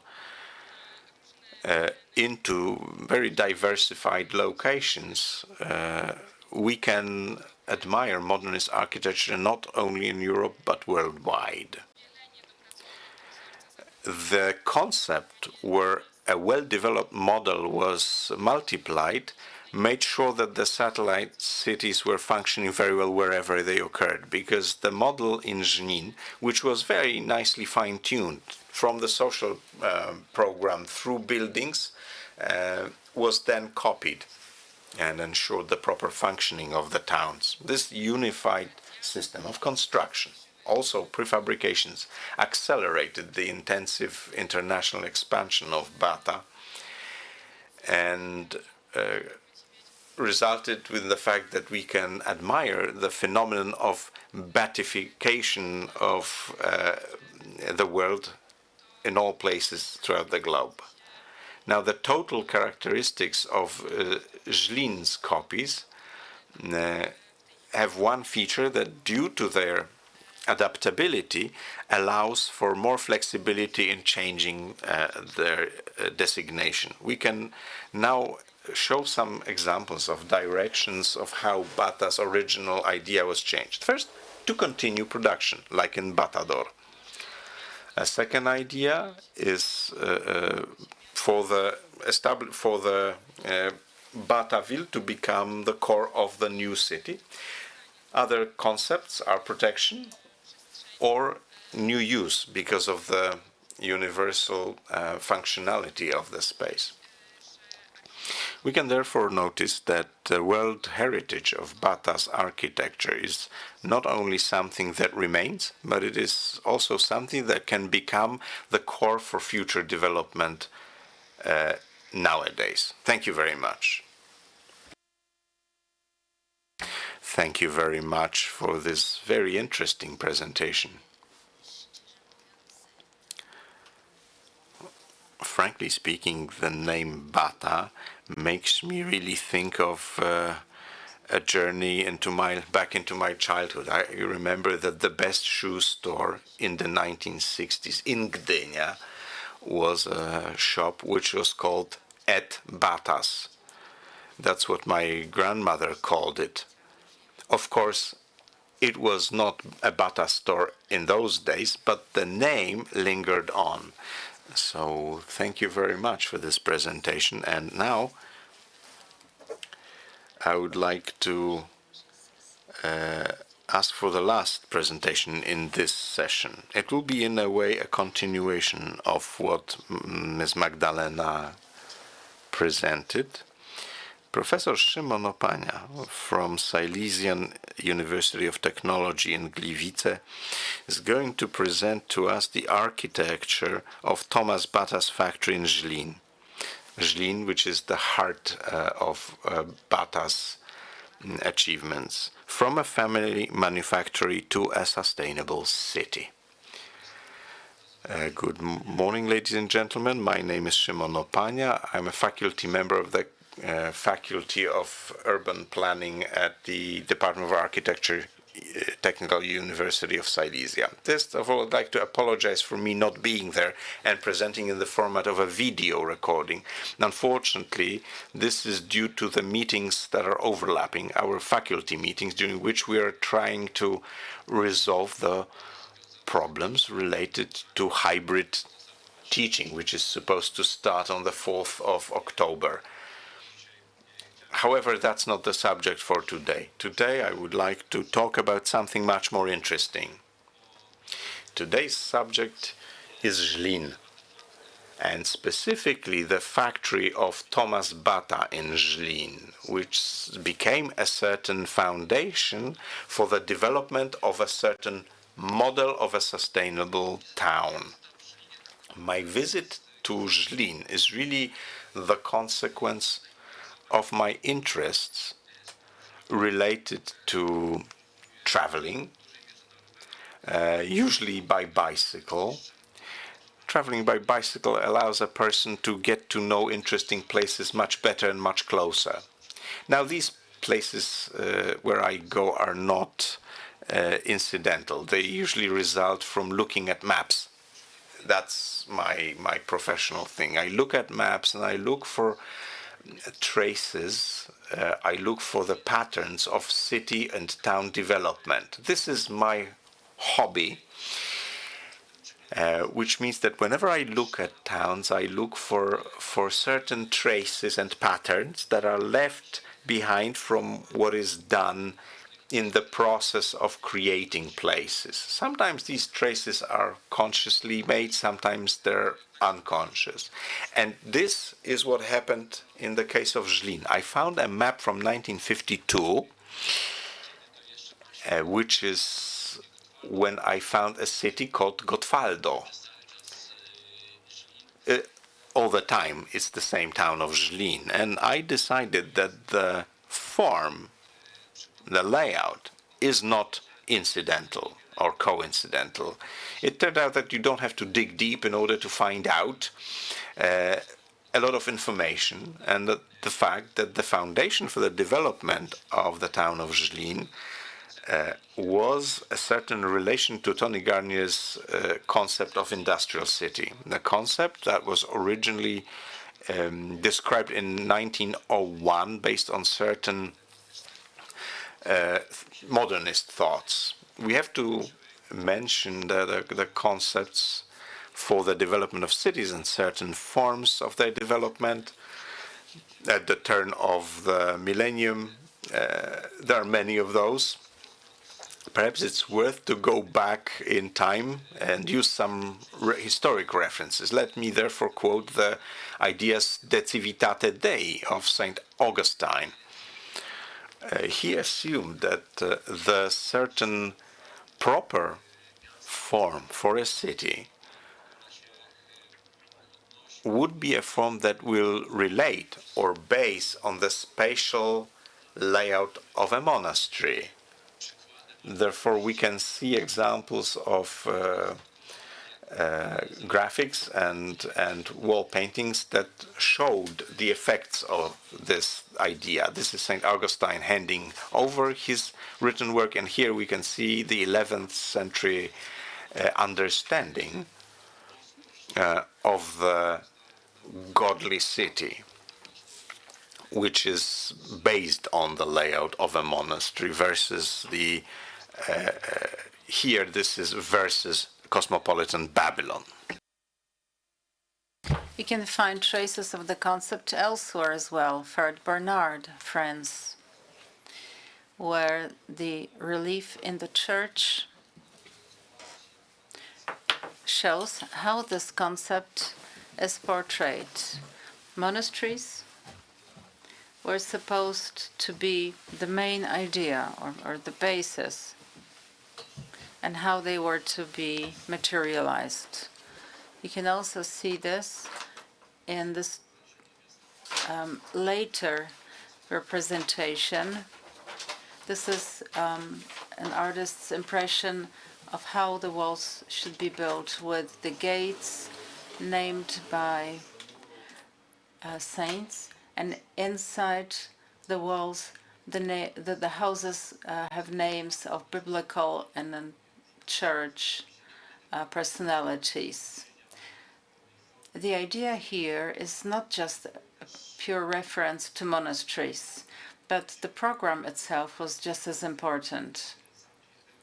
And that program was to include schools, a hospital, workshops, utility buildings, gardens, and a cemetery.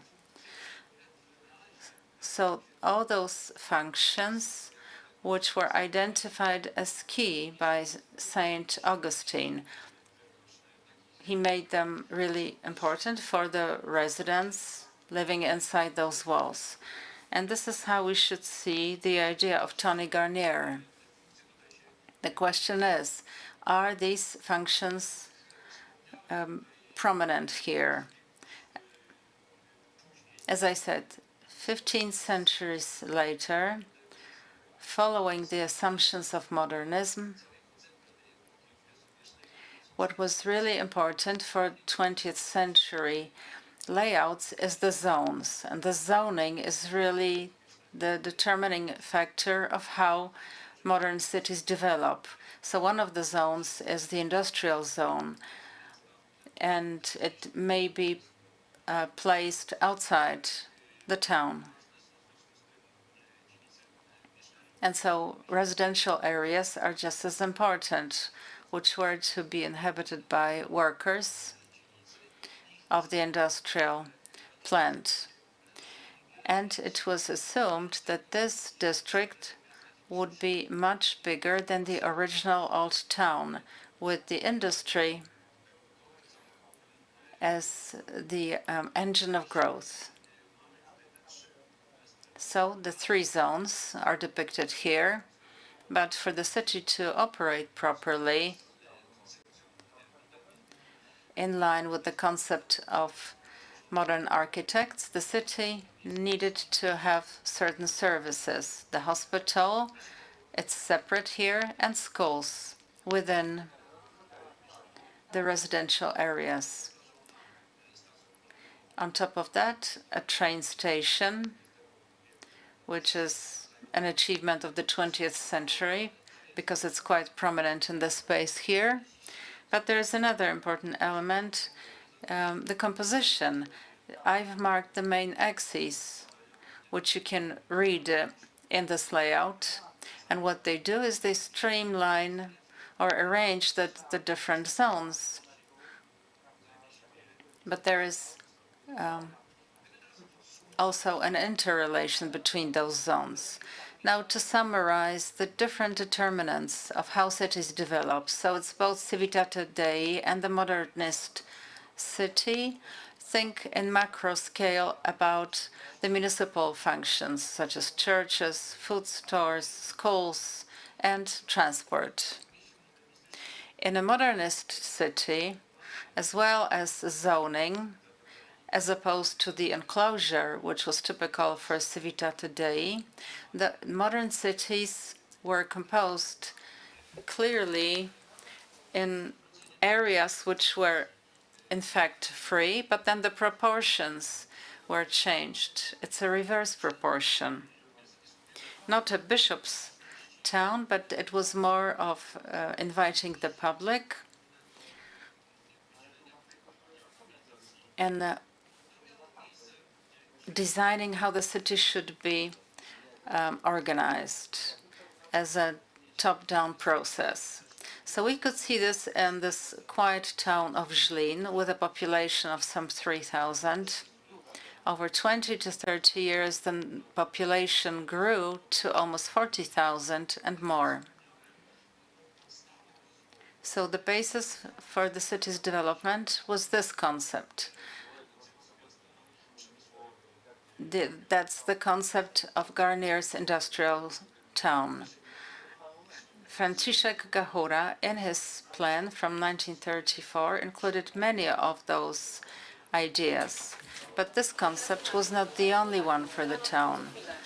That wouldn't be true, because in fact this concept became formalized because some of the ideas were implemented since 1912, first with Kotera's plan, and then Kotera cooperated with Gahura, and he was eventually the one to finalize the plan.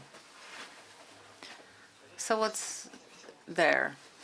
Well, clearly the industrial zone, which is the most important and really the basis for how the city was supposed to grow. It's this particular plant. Bata's manufacture was the engine of the city's development.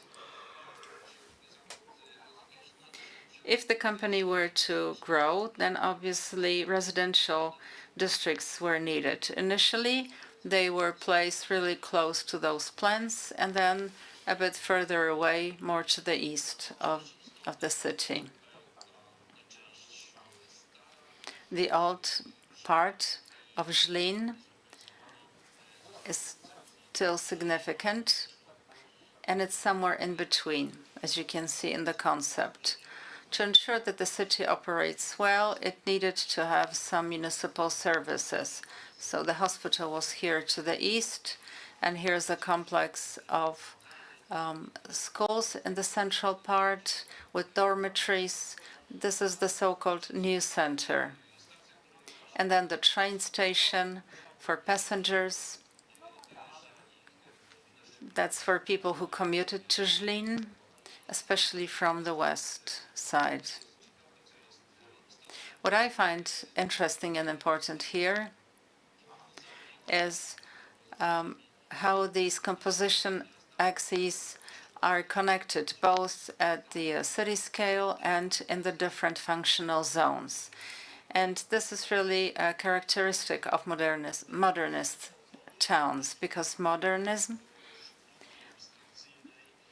made references to abstract art, which is also visible in how the towns are planned.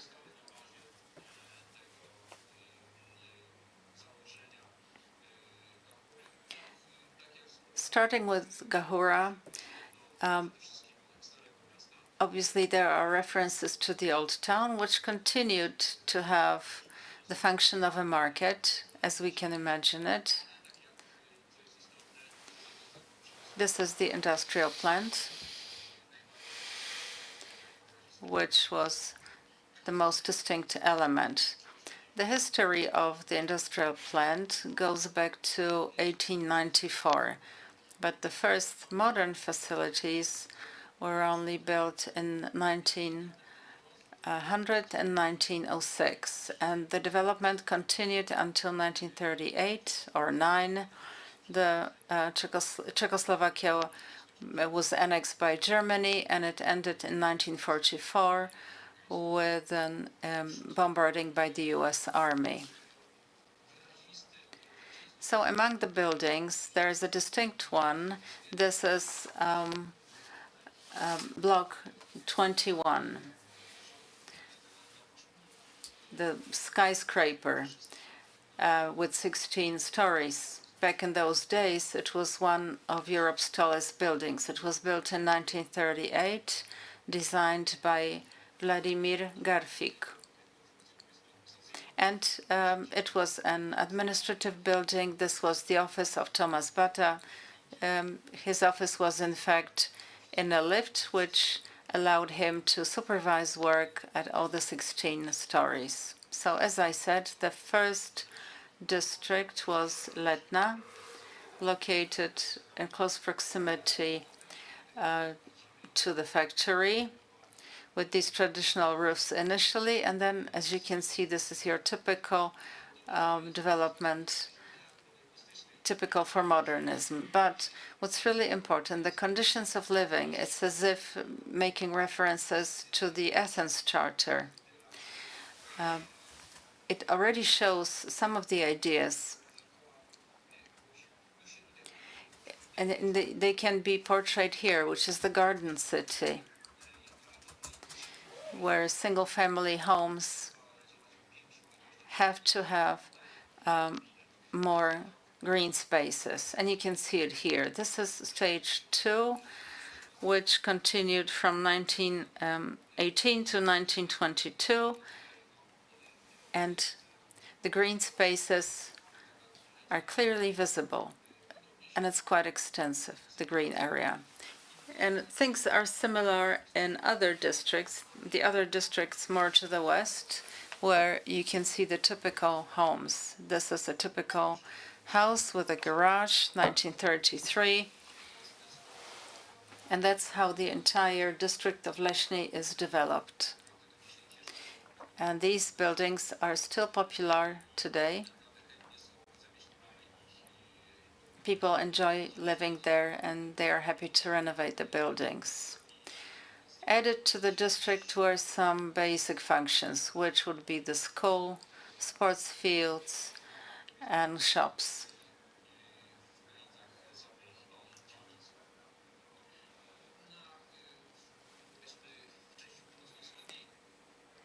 To the northeast, 2 districts were built, Zalesna and Podlesna. Most of it single-family detached houses. But there were bits and pieces of multiple dwelling units as well, coming later than the detached houses. Now this is the city center on an actual plan. On the one hand, there were shops, department stores built in 1927-36, and then the other one designed by Gahura. And as you can see here in the picture, they sort of sealed off the square from the east. And from the south, the enclosure was provided by this hotel, 11-story tall, and it's still there today. It's called Hotel Moscow. There is also a huge cinema with 2,000 seats. The cinema was designed by Gahura in 1931, and the hotel was designed by Karflik and Lawrence in 1931. In the city center, above the department stores, there's a complex of dormitories, which were placed actually on both sides. The dormitories and the schools fully equipped. In addition, in the city, there were public spaces and other important facilities. Here is an example of a modernist evangelist church, the Czech Brothers Church, 1937, designed by Vladimir Karflik. If I were to summarize what was built with the modernist city plan as the basis, so yes, there were the different zones for industry and for residential functions, but apart from that, there are other elements that improve or guarantee good living, a good standard of living with cinemas, hospitals, schools, etc. And these are the demands raised by those who talk about the desired models of sustainable cities. When you think about it, the town of Zlin, with its greenery and the complete set of services, it actually meets the conditions of 15-minute cities, or those that are referred to as sustainable cities. In addition, this distinctive composition dating back to the early 20th century, although it does have references to the original town, well, you can see a continuity in how the town was developing, some sort of a succession, but also there is it shows respect for the older tissue. The way Zlin is today is in fact the result of Bata's policy, his company policy. It's not that Bata wanted to develop the town itself, because in fact he wanted to develop his company by arranging the town accordingly to ensure the loyalty of his workers. So that's how he would tie the workers through the jobs they had and the quality of living. So what's happening in Zlin today? What is the Zlin experience today? The air raid in 1944, and then the closure of the shoe company in Zlin. Well, as a result, many people lost their jobs, and for years, the old company is going through a regeneration process, and it's still continuing. The process is introducing new functions which are placed in the post-industrial buildings.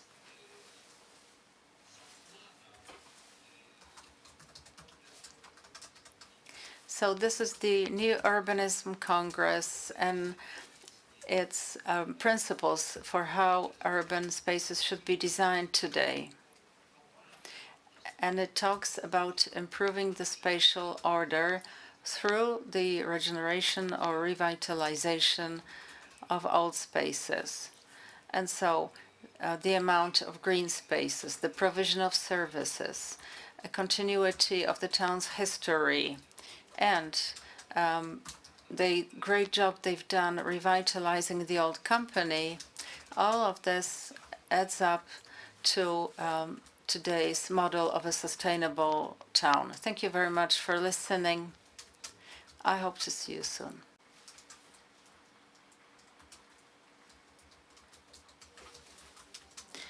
Thank you very much. Thank you for the presentation.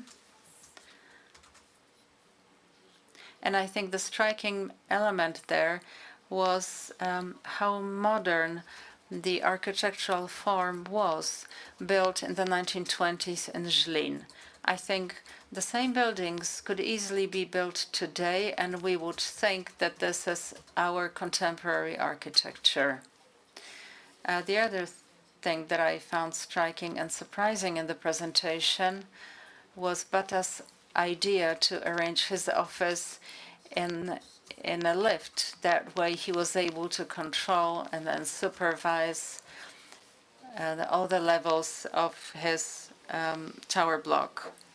Today, we think that kinetic architecture is really in fashion now, but as we can see, this actually goes back to the 1920s. Okay, so on this surprising note, let me finish this session. That's session 1.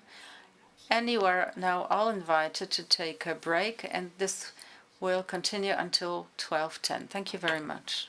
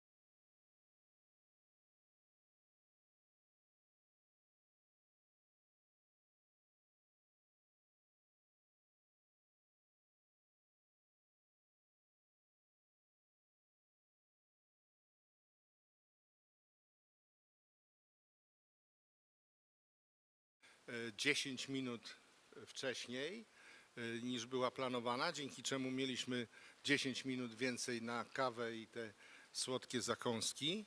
Także pan profesor staje przed wyzwaniem dorównania pani profesor Sołtysik. Raz, dwa, trzy.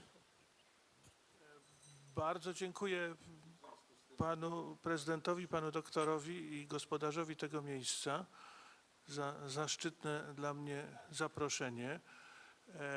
Pani profesor Maria Sołtysik jest niezrównana, więc niewątpliwie nie będę próbował aspirować. Natomiast rozumiem, że moja rola i misja to jest rola pedla i postaram się wzorem pani profesor z tego przywileju i z tego obowiązku nie korzystać.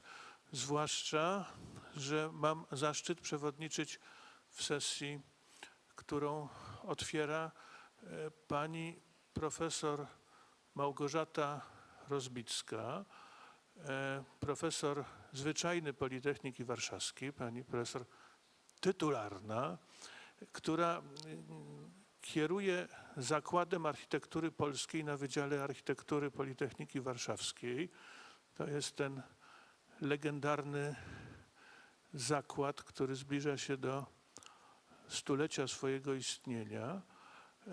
Pani profesor pełniła funkcję dziekana Wydziału Architektury Politechniki Warszawskiej, dyrektorowała Narodowemu Instytutowi Dziedzictwa w przełomowym dla tego instytutu czasie, kiedy w czasie polskiej prezydencji w Komitecie Światowego Dziedzictwa.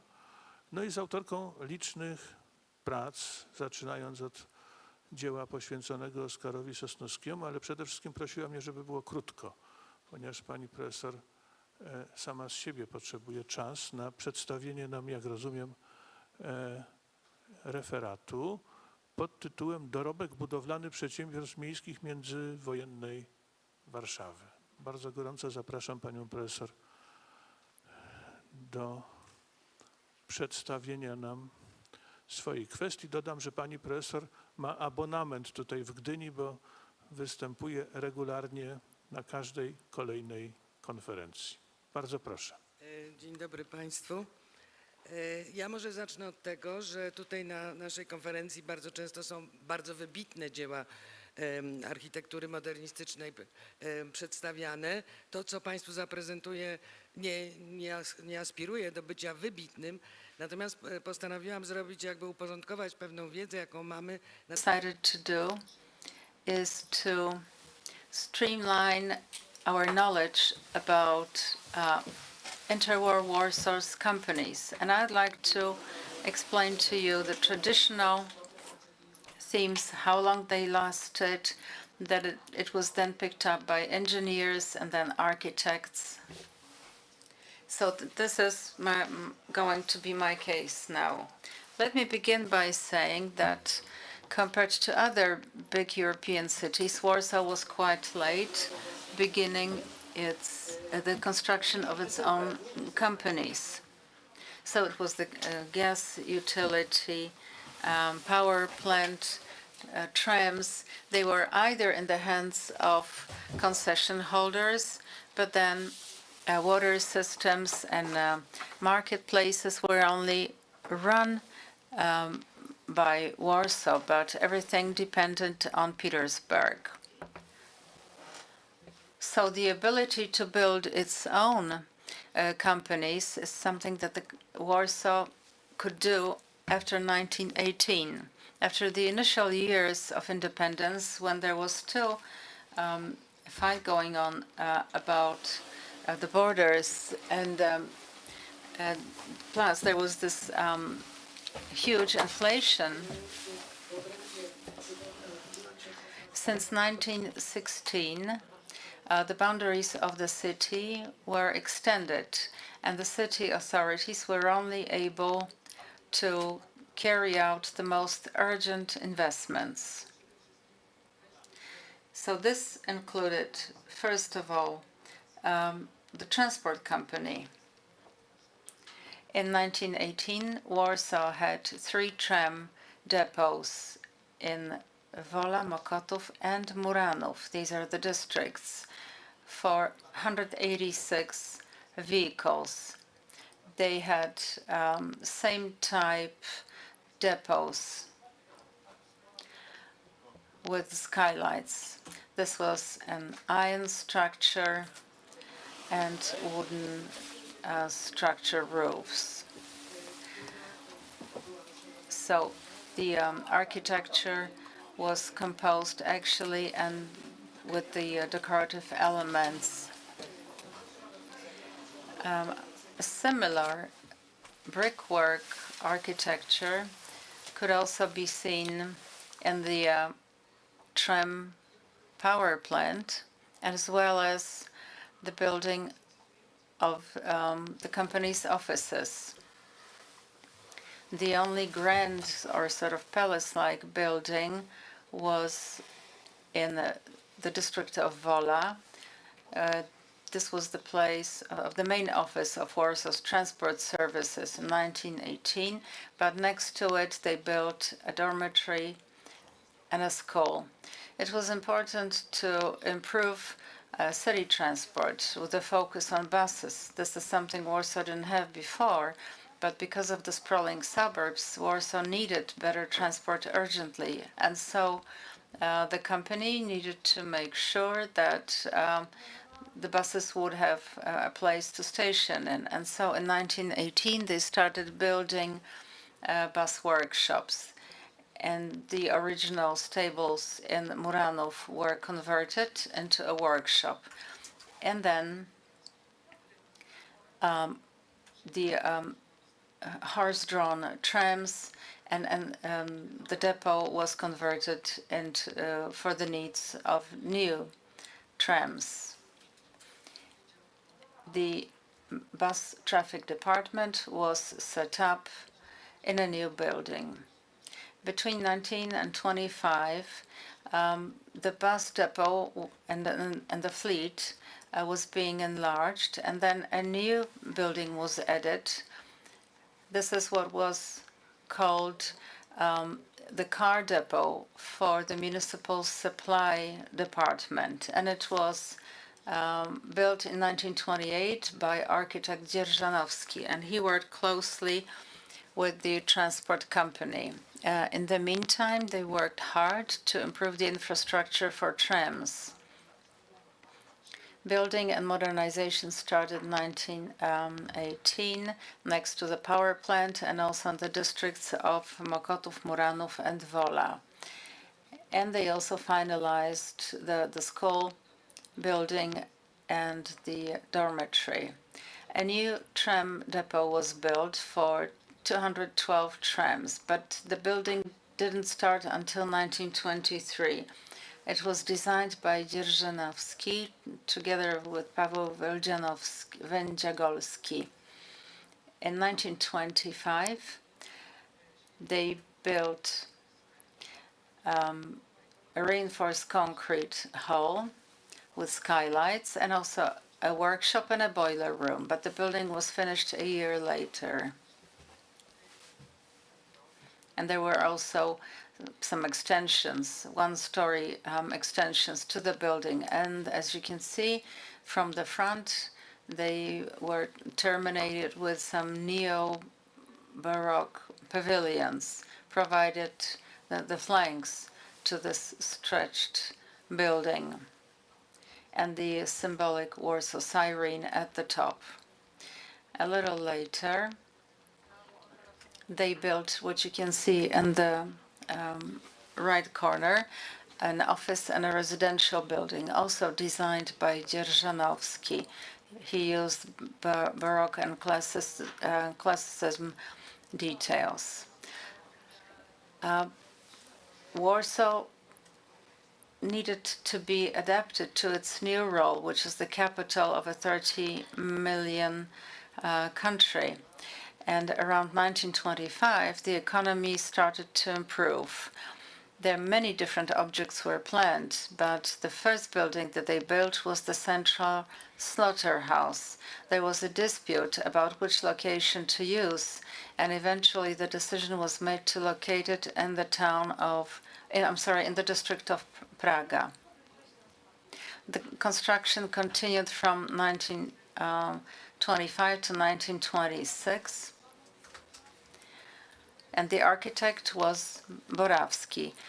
The largest part of the slaughterhouse was under one roof.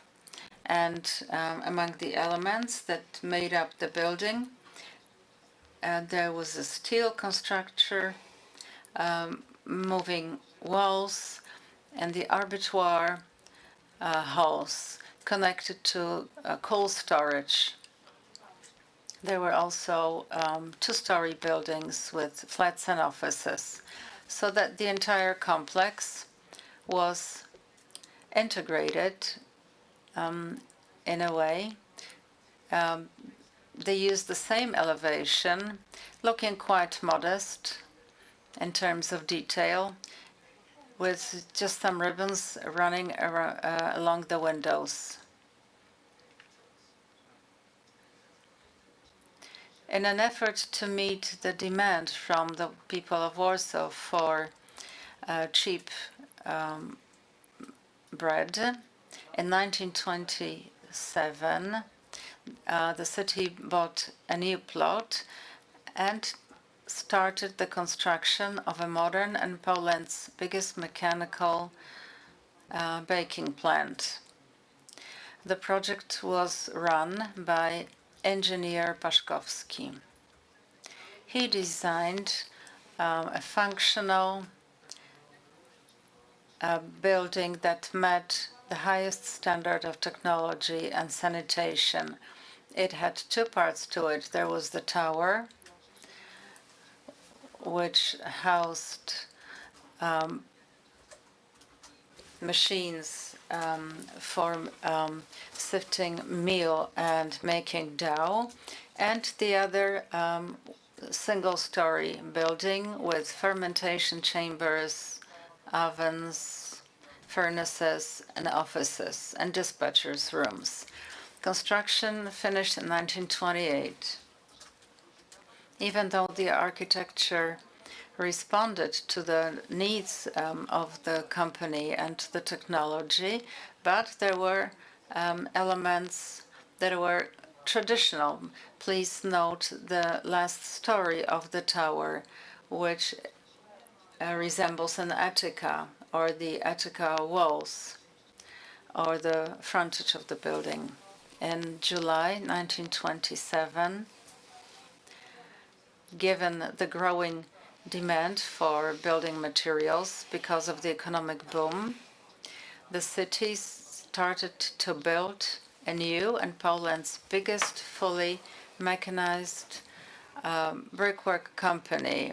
The design was made by an engineer, Mr. Rakowski. He designed a compact building comprising 4 buildings of different number of stories.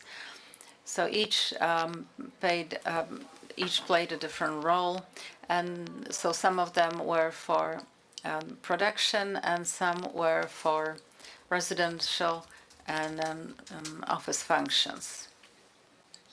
So this was finished in 1928. The other buildings, such as the drying plant, that was finished in 1929. The production buildings were designed using the most modern technology, but when you look at the windows and the layout, it is clear that there are references to older architecture. There is also a similar discrete architectural shape in the other building, which is the garage hall that could accommodate some 50 big vehicles. It was built by the city of Warsaw following its adoption of a regulation to clean up the city mechanically. So this is a very modern building. Today it was adapted to the needs of a theater, and it's a very interesting layout with a parabolic plate there. Other buildings looked more traditional. In terms of public transport, the economic boom only continued for several years. The idea was to build things with simplicity and aesthetics. Eventually, they also built a tram depot called Rakowiec. So just like the previous tram depot in the district of Praga, that complex was also designed by an engineer. But the difference here is that in this case, the plan is rectangular with a framework and reinforced concrete structure. And it was flanked on both sides, but it's a different architectural form compared to the previous depot, because it was able to better reflect the functions of the building. Many workshops were built between 1925 and 1931 in Wola.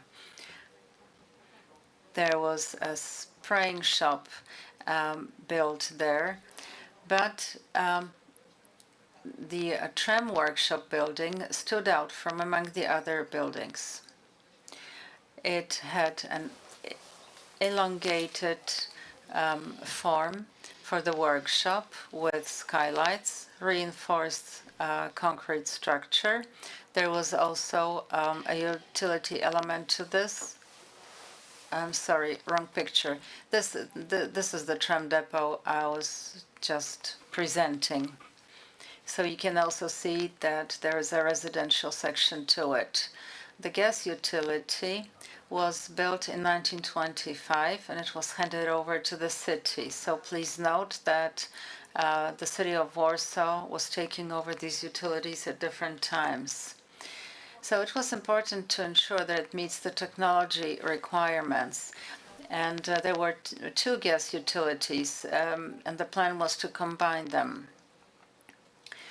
Buildings were built between 1925 and 1930 in the district of Wola. The main ones included a new boiler room, a furnace room, and a cleaning station and a lab, experimental lab. The other gas utility in the district of Powiśle, which was no longer operational as a gas utility, originally it was to house workshops and containers. Eventually, a control room was built there. Many of those buildings met the technology requirements, and they were, in fact, engineering buildings built with cement brick. Things were different for the other buildings which were not involved in production. So they were plastered, for example, or they also had brick face. For example, the building of the lab and used some simple solutions, but it still had clear references to the past. In 1924, a decision was taken to transform the water supply company into a different type of company, and what followed was an upgrade of the buildings, and new buildings were built as well.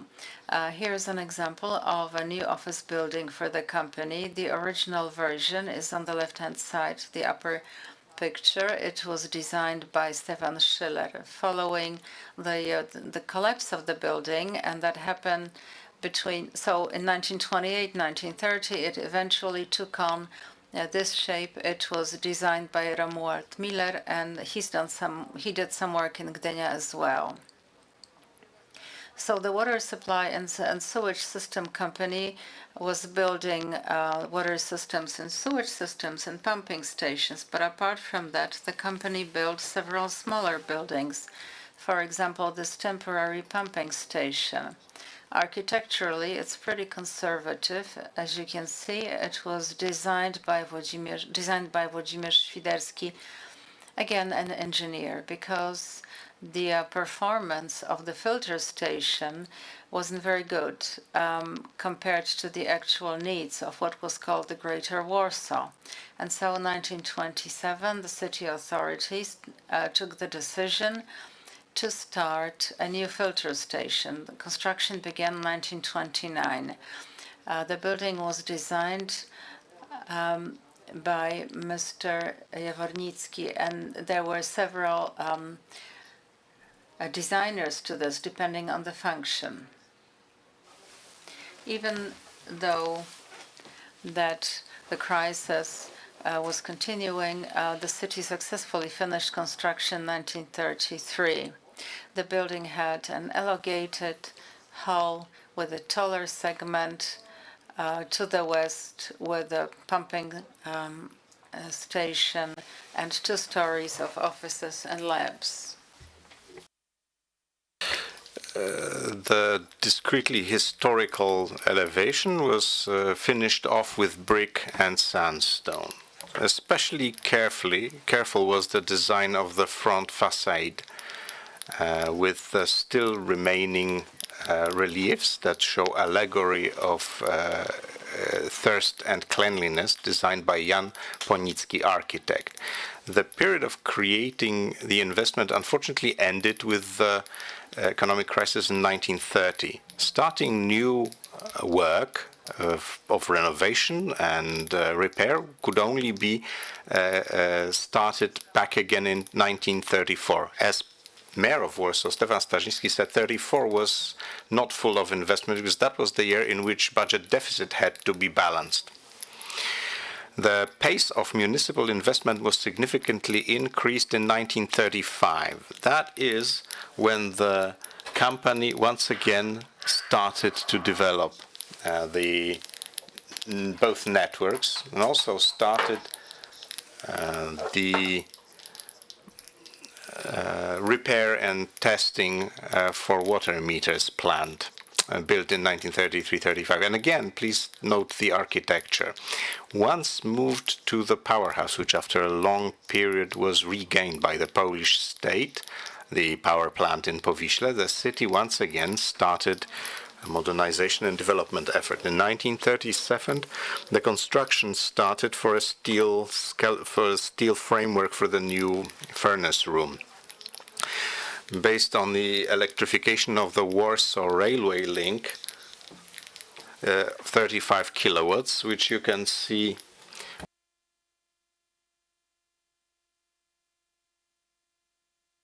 in 1937-39 at Tamka Street, next to the Kościuszkie Bank, which was covered with asphalt and became part of the boulevard created for several years then along the Vistula River, the city started to build a new building, covered Modernist, admin office building for the power plant, covered with sandstone.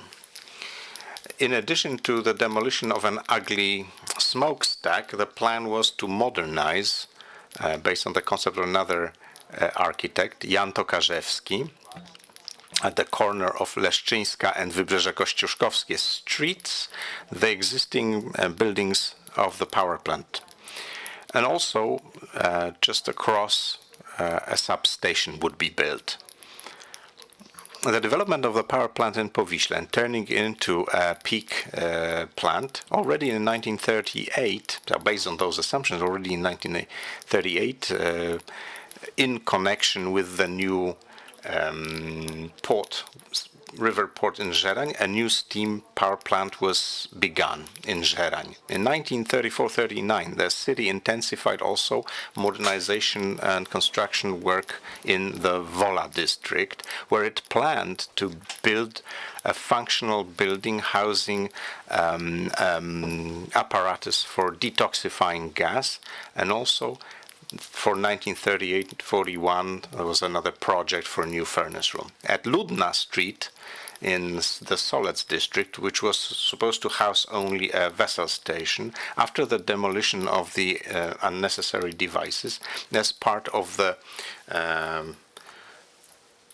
effort to put the area into order, at one of the streets, based on a design by Romuald Gut, a new and functional workshop building for gas meters repair and maintenance plant was built.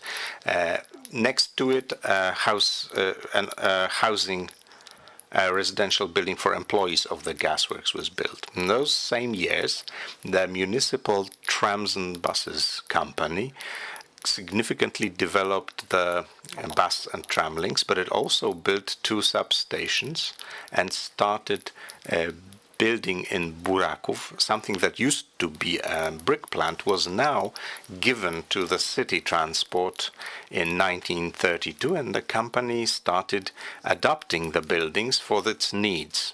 These were production buildings of the former unprofitable brick factory.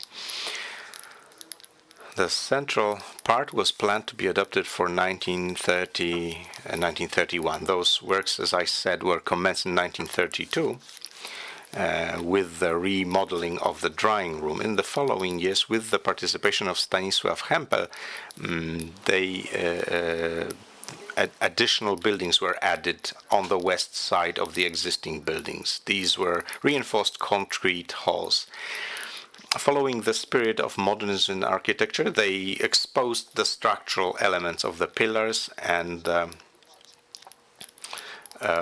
roof structure cut with skylights. With the planned 3 times increase in of the tram and bus fleet and the gradual replacement of old garages, the city of Warsaw for 1938-49 in the 42 in the plan, the construction of new garages for 150 buses. These would be made of reinforced concrete at Żoliborska Street in Muranów district. For the years 40-42, a new station for trams were planned. By the way, it was completed after the war. The city authorities tried to organize and improve the municipal system of provisions. Therefore, a slaughterhouse was modernized in Praga, and a new modern slaughterhouse abattoir in Żerań was built. Considering the need to develop further city commerce, especially in the dynamic, newly acquired satellite districts, as of 1938, new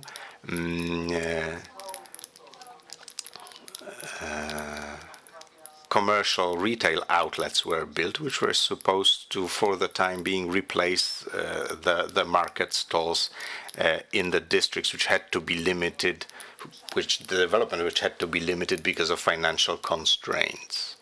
Well, because we're talking here about the Marymont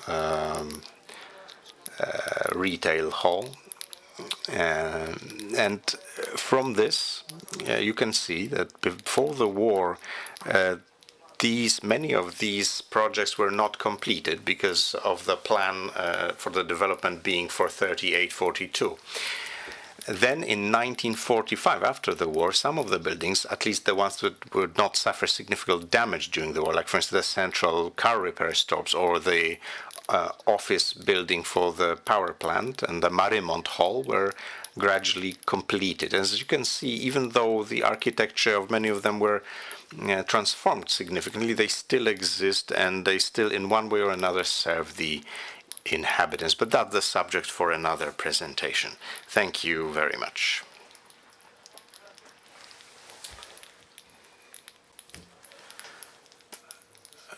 Professors, thank you very much for this synthesis and overview, but first and foremost for making us sensitive to the wealth of the program for municipal infrastructure or city infrastructure by the city authorities as an investor, as the creator of industrial architecture and engineering architecture.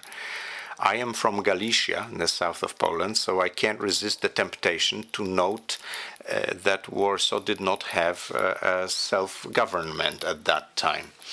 I'm being a little mean here. What you can see, therefore, is Kommunalpolitik predominantly. Stefan Starzyński was a commissar president, but let's leave it at that. What is important, however, is that such a large and rich program was the contribution of the communal politics of the authorities of the large metropolitan area. Let's move on to the government as the investor, and Professor Michał Pszczółkowski will have a presentation entitled Architecture of the Buildings of the Polish Tobacco Monopoly in the Interwar Period. Professor Pszczółkowski is a professor at the Fine Arts Academy in Gdańsk, but he's also professor at Zielona Góra University. But his alma mater, if I'm not much mistaken, is the University of Toruń. This is where you studied cultural sites protection. That's Nicholas Copernicus University in Toruń. That's where you wrote your PhD, and we all know Professor very well as a historian of modern architecture, winner of the Oskar Halicki Award for the best historical book of the year. That was Modern Borders. I already saw that book at the table where you could actually buy it. I was surprised to see that book as well. So this was mainly about utility buildings in the Second Republic. That's interwar. It's 12:45. Let's begin. Good afternoon, ladies and gentlemen. Some time ago, going through the architectural designs collected in by the team of the Ministry of the Internal Affairs, new archives in Warsaw, I noted a large number of existing designs for the Polish tobacco monopoly. And I thought then that this is a subject that would be worthy of a separate article. Since opportunity came in the form of another edition of the Gdynia Modernist industrial architecture, I made a proposal for this subject. It was accepted, and here I am. I'd like to focus here on looking at the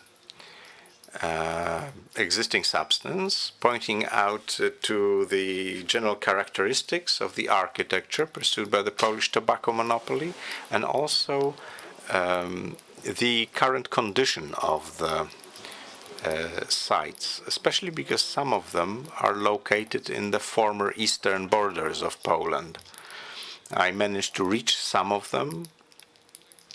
Some of them I just managed to locate, and I will make some references to Google Maps views. But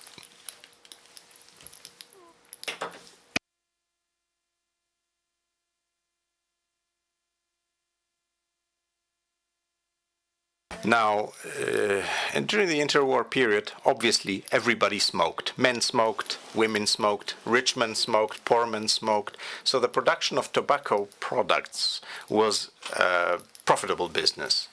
1922, the entire profit, as of 1922, the entire profit started going to the state treasury, because that's when the monopoly was established, and the production of tobacco products was carried out by the state-owned company called Polish Tobacco Monopoly, which, in addition to the alcohol monopoly, was one of the most important sources of income for the state treasury. I can say that in 1935, income from the sale of tobacco products were 440 million zlotys.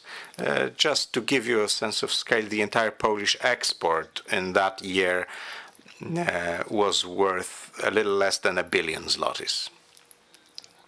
During only 2 years since nationalizing the production of tobacco, the company was able to buy out all private tobacco product factories which were in operation before World War I. Now, looking at the assets, material assets, we have here factory facilities and stores, warehouses.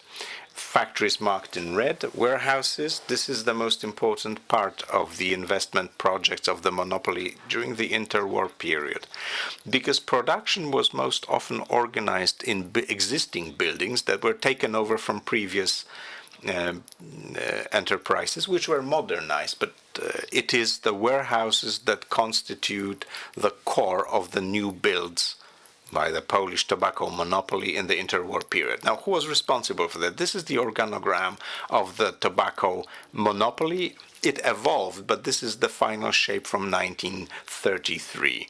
And you can see that the first general department includes construction office, which is one before last. That was responsible for programming and implementing construction projects.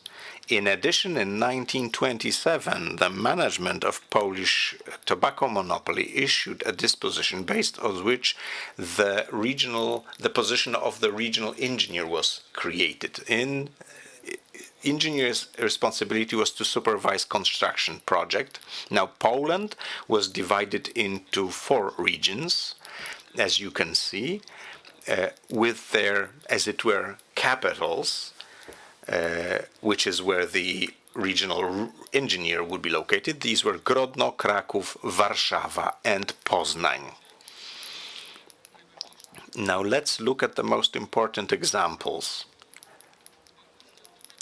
of buildings. I'm starting with Gdynia, of course, because we are in Gdynia, but also because this warehouse, which is located in Gdynia, is a very representative example of this investment activity of the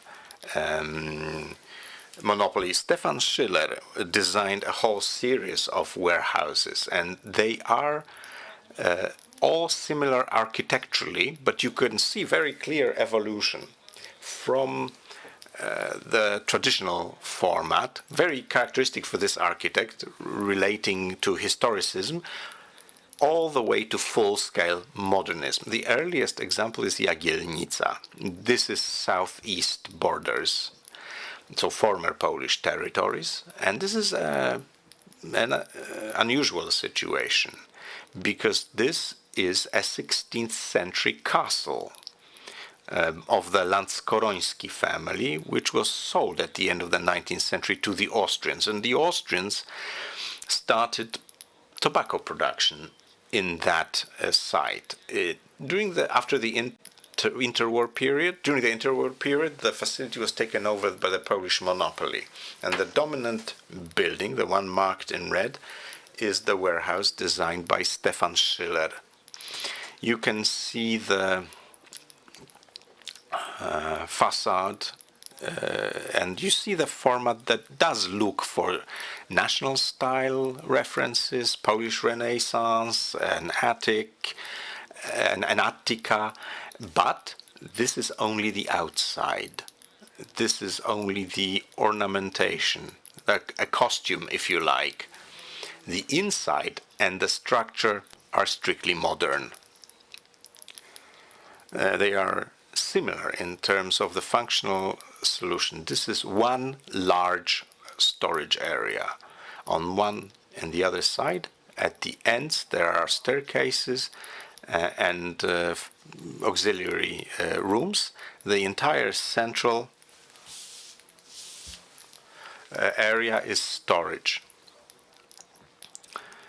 In the archives, we have an album with photographs from the period, from construction. What is interesting, both Polish and Ukrainian Wikipedia shows this as a 17th century castle.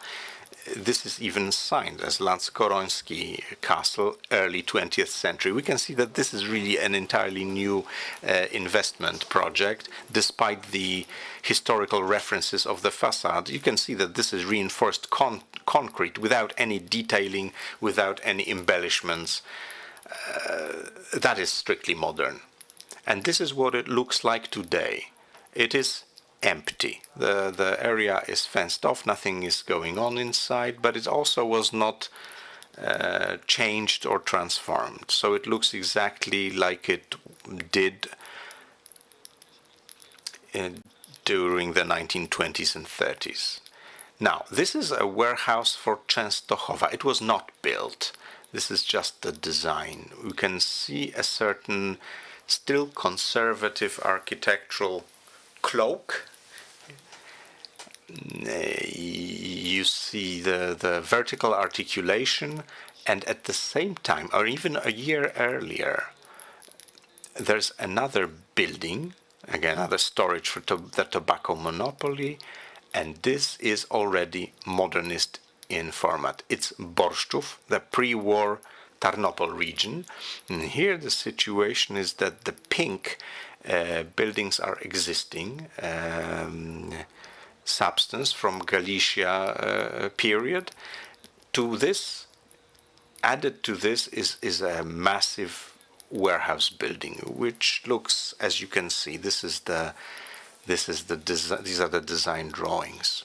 So you see the exposed, reinforced concrete structural elements, very modernist way, looking for a visual effect by juxtaposing colors and of the structural elements and the brick filling.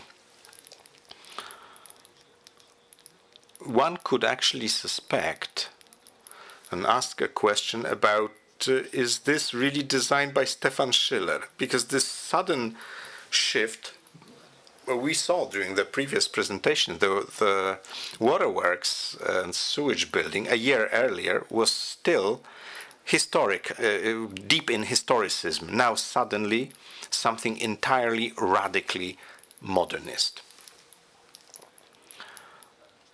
This is the pre-war view of the building, and this is the current situation. We can see that this building again has not been changed, although it is also deserted like Jagielnica, but we cannot say that it is devoid of function because it serves an unofficial function. Homeless people live there. An interesting fact, even though the building was built in the 1930s, on the facade there's a plaque that says 1906. This is where the first revolutionary strike took place.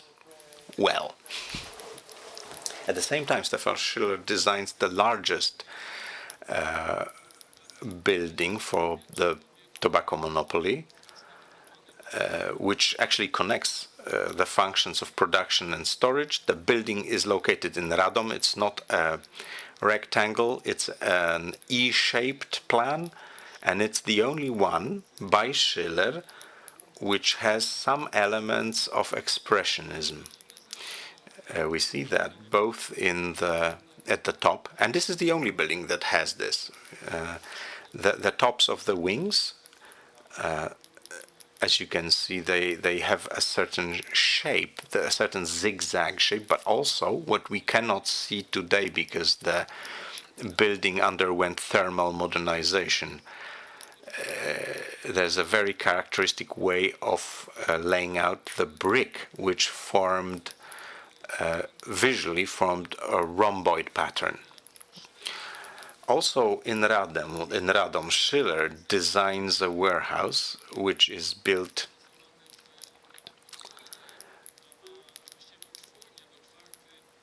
three times over, actually four times over, because the fourth warehouse was started just before the start of the war and was completed by the Germans. And these are almost an almost identical solution to the one that was used a year later in Gdynia. There are just slight changes, slight differences. 1930, that's another warehouse by Schiller. This one is built in Grodno. And this is again an addition to the existing substance. There was an existing production facility and the warehouse was designed and built. We can see that the proportions are different here. The building is more elongated. The proportions are approximately 1:5. The previous buildings were shorter. The proportions were approximately 1:3.5. So what we have here is an additional staircase in the central part of the building. It is reflected in the facade by adding a tall top with, and here Schiller, as it were, added a historical, an element of historicism. There is the national symbol, and there's some historic type ornamentation. Also worth noting here is the use, not only in this project, but practically in every design, warehouse design that Schiller did. These are the mushroom ceilings. This is invented by the Swiss architect in 1910, and it is used here. It should be really compared with other industrial buildings from the period, but quite clear it was the tobacco monopoly that played a pioneering, maybe very important at least, role in the implementation when using this structural solution. This is Grodno, pre-war view and the current view. Here the production is still ongoing. There is still a tobacco factory inside. So aside from the color scheme, the building has been maintained without any changes. There are even the historic type ornaments, the spheres at the top. If we look at all of the warehouses designed by Schiller, we see that they are generally similar in the outline, but they differ in the way the facade is resolved, but also the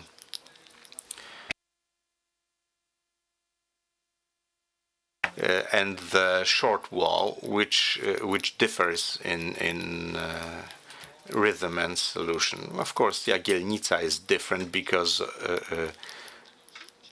it is situated next to the 17th century castle, so that's why all the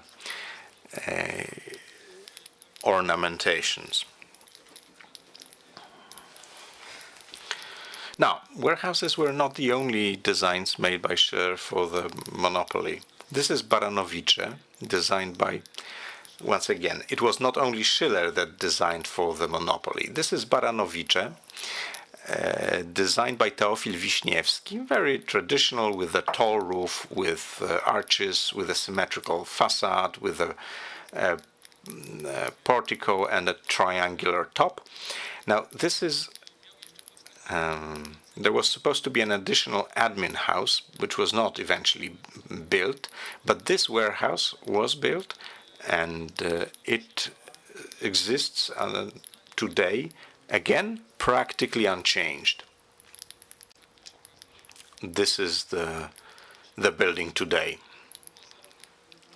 In addition, the archive, the new documents archive also includes two warehouse buildings where we don't know who designed them, but most probably designed by the same architect, namely Teofil Wiśniewski, because they are very similar. This is Tarnopol and a warehouse building, together with an admin building or office building.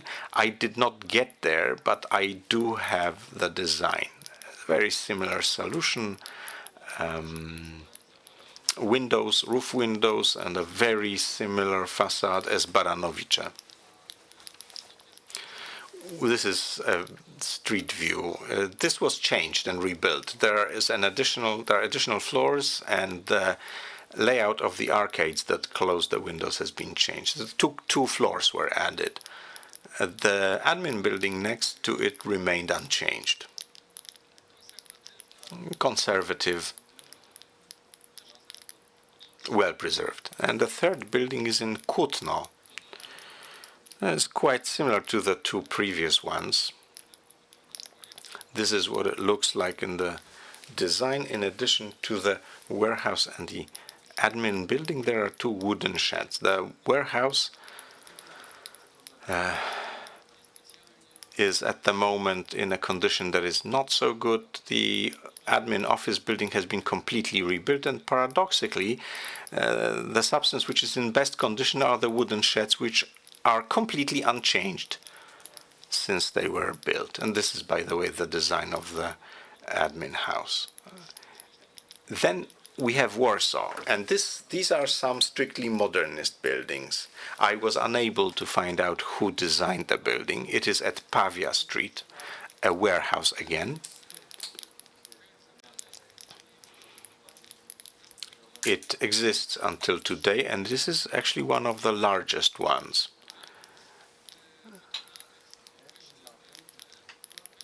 Another one is Kraków, Czyżyny. Here the plans drafted at the end of the 1930s to make a range of buildings. The designer was Eugeniusz Kowalski. He was head of design office, in-house design office of the tobacco monopoly. Of the series of buildings that were planned, only one was actually built. This is a strongly elongated, strictly modernist building with a horizontal system of windows divided by staircases and two staircases in the gable walls. This is the administrative house that was never built, but the warehouse, right now, it's a huge complex owned by Philip Morris Poland. And the pre-war building marked over there, it's still in existence. So that's the building. So as well as warehouses and production halls, PMT also built residential buildings for their workers. And symbolically, let me show you two. One is a more traditional building. This is Grodno, right next to Schiller's warehouse. That's the red one over there. And it's now been converted with a superstructure, so that's what it looks like today. But it's really interesting, a modernist design of a house for workers. It was made for Jagielnica, which was Schiller's first warehouse. Not far from there. This is designed by Kowalski, 1938. And, well, it still exists, and it's quite well preserved, except for the fact that the majority of the lodges have been built over. Not all of them, though. You can see two still remaining as an open space. And that's a unique thing to see this. And that's exactly what you have there. So clinker brick in the corners. So that's preserved as well. So that was just an overview of the buildings built for the tobacco monopoly. I'm sure more research should be conducted. It is part of the industrial architecture of the time, and that's how it should be studied and researched. And I think it's important to describe the role of the tobacco industry, and it's probably fair to say that it was a significant role that the industry played in overall industrial architecture. Thank you. Thank you very much, Professor. Not just for starting the topic, but for talking us through this important genre of industrial architecture. And thank you for outlining the context. when it comes to the importance of the tobacco industry. And I'm not reading your paper as part of your cooperation with Philip Morris Poland. Obviously, no, I don't think you are promoting this addiction. But as I said, I'm from Krakow, and at the end of the 19th century, the cigar factory was the city's biggest factory. It was called the Tabakfabrik. And there were similar factories in other cities in Europe. So there were jobs there, and also architects were able to design nice things. What was interesting that Jagielnica is an interesting example because it shows the involvement of a state-owned company. Well, right, thank you very much, Professor, again. And we are now moving swiftly on. This is just what our host is expecting. So on the program, we have a paper by Dorota and Wojciech Bagińscy, who are well-known architects from Komorowo, outside Warsaw, since 1995, from what I've been reading. They've been running successfully a design studio. They design residential buildings such as the Mokotu Villa, the Komorowo House, but also schools, shops, offices, and production buildings. I don't know how you have split your presentation between the two of you.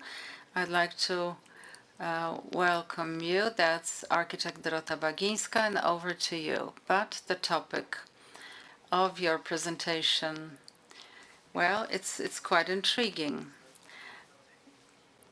And something that's been made popular as part of the Holocaust history, but that's a different story, which is the zoo, the zoo garden in Warsaw, and how the spatial plan was created. Yes, I'm going to present my paper, and if you have any questions, I may ask my husband, because he works in the zoo, has been working there since recently. So the topic of our presentation is how this spatial layout and plan and this location, how this was developed and why was it devised like this. Because when you look at the map of Warsaw, you will know what I mean.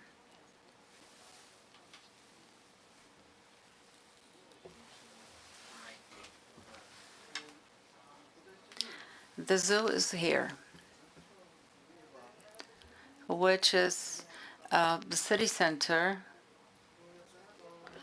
which under what you would call normal circumstances would probably be built over and be home to central functions.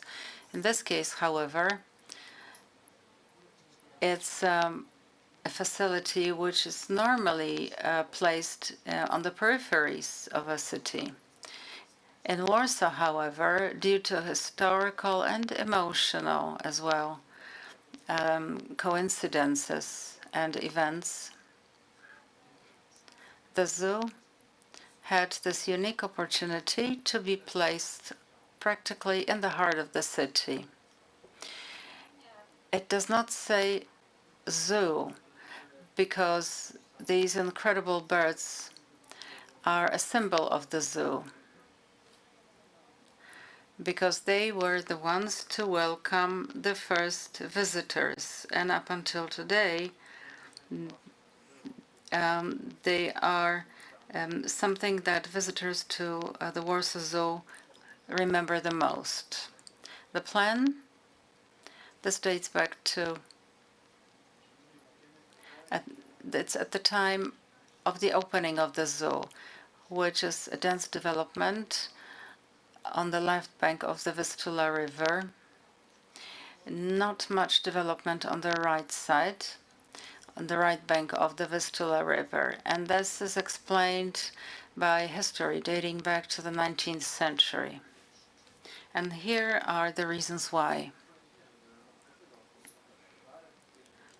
This explains why the district of Praga was developed at the time so modestly. To the south, here, is an area of fortifications, and here, this is the right bank section of the Warsaw Citadel. And just before this facility, in the early 19th century, almost all of the buildings were demolished. On the right-hand side, you can see a fragment of this area after the demolitions. This had to do with the function Warsaw had at the time, and this was imposed to us by the empires which partitioned Poland. So that was the Warsaw stronghold. When you look at Warsaw today, you can hardly see this. However, when you look at the layout of the city center, you can still see it. The dense development there because of the forts, the fortifications, the embankments, and everything that had to do with the military functions, which is what the partitioning empires wanted Warsaw to have.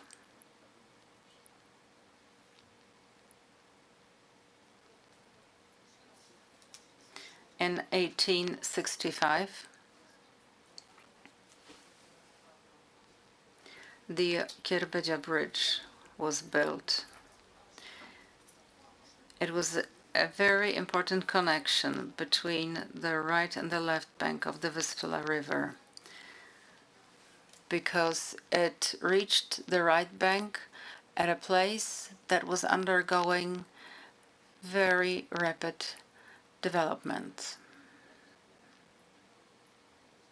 It's right here where they built the Star Square, followed by St. Florian's Church, built shortly afterwards. And in this place is where the biggest park was established in the district of Praga. This is the Alexander Park. An extension of the park is this particular area, which later became the zoo. It's wetlands, and it took a lot of work to turn the wetlands into a proper place for people and animals. But the area had so much potential. When they were first opening the zoo, most of Warsaw's transport lines and links was able to come to this place. Almost all of the tram lines, which didn't just connect the south and the north, they all went past the zoo.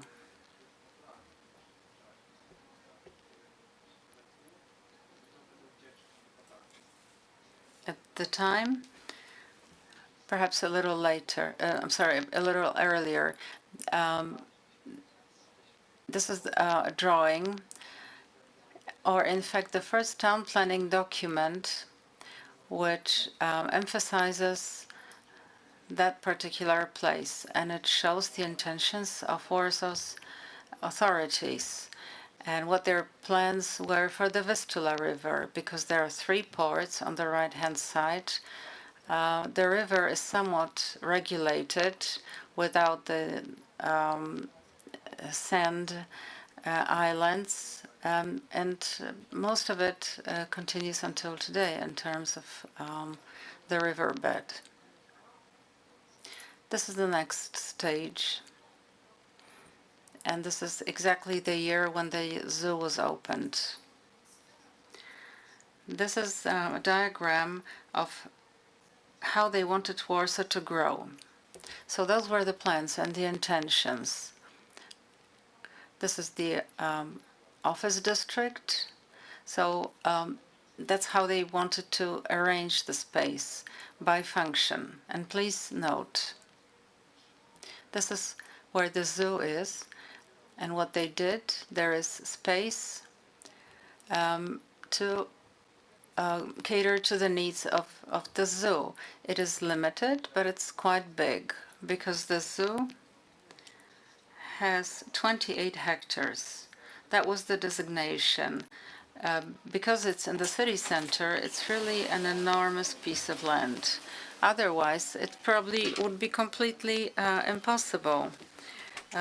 Because up until the 20s or even the 2030s, that such a huge area was able to survive without any development at all. So these are the town planning circumstances, but at the same time, I think we should also talk about the emotional and social circumstances. At the time, many other European cities already had their zoos, and there was basically a need. Today, you might think that it's a bit weird, but if you follow the press coverage at the time, it's clear that the city inhabitants actually wanted to have such a place where they could be in touch directly with animals, with nature. And in the case of Warsaw, people were very sensitive about animal well-being. Today, perhaps too hastily, people think that in those days animals were in captivity, that they were shown as entertainment. Well, in the case of the Warsaw Zoo, it was a bit different because the Warsaw Zoo, when it sourced, when it acquired animals, it would always make sure that perhaps they are retired circus animals, or the zoo would take over animals from private zoos. So from the very beginning, from the very first steps they took, the zoo management was there to help animals and to ensure their well-being. So animal welfare was a priority, which is quite unique because elsewhere in Europe, animals were kept behind bars and cages and were used for entertainment.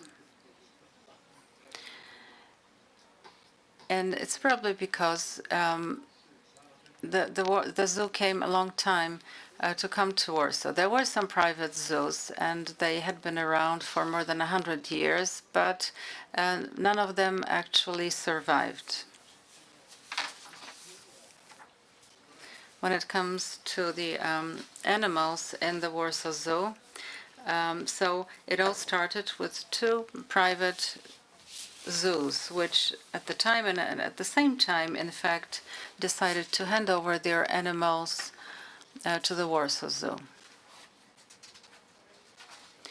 And the other thing is the people. They were the ones that made this zoo happen.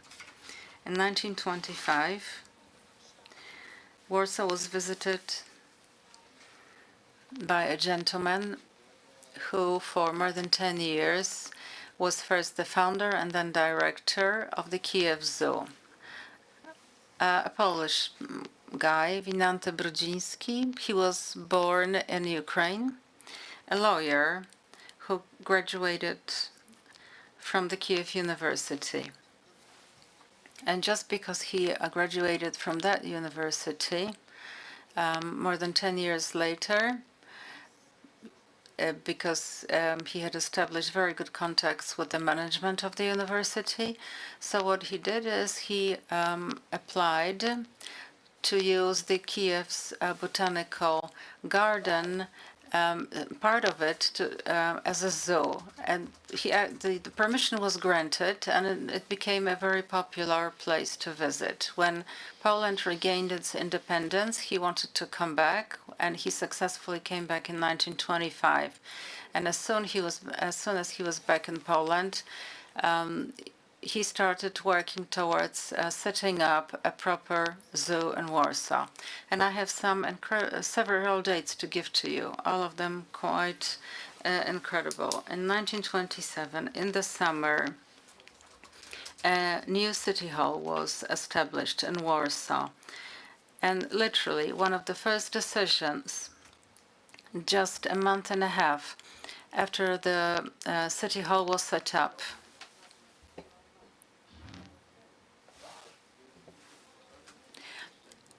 the city authorities set up an organizing committee for the Warsaw Zoo. And again, you might think that it's improbable, but a month and a half later, there was a public display of the master plan. That's the term we would use today. So that's the drawing on your right-hand side. However, it took longer to prepare it, not just a month and a half, because Bagiński had been working on that before. But with the help of the organizing committee, it was improved. Finishing touches were added to this, and finally it was approved as a document, as a set of guidelines for town planning purposes and for how different buildings and facilities should be placed within the zoo.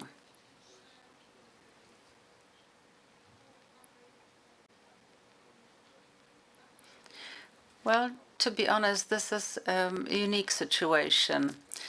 You could say that it was quite a crazy undertaking, because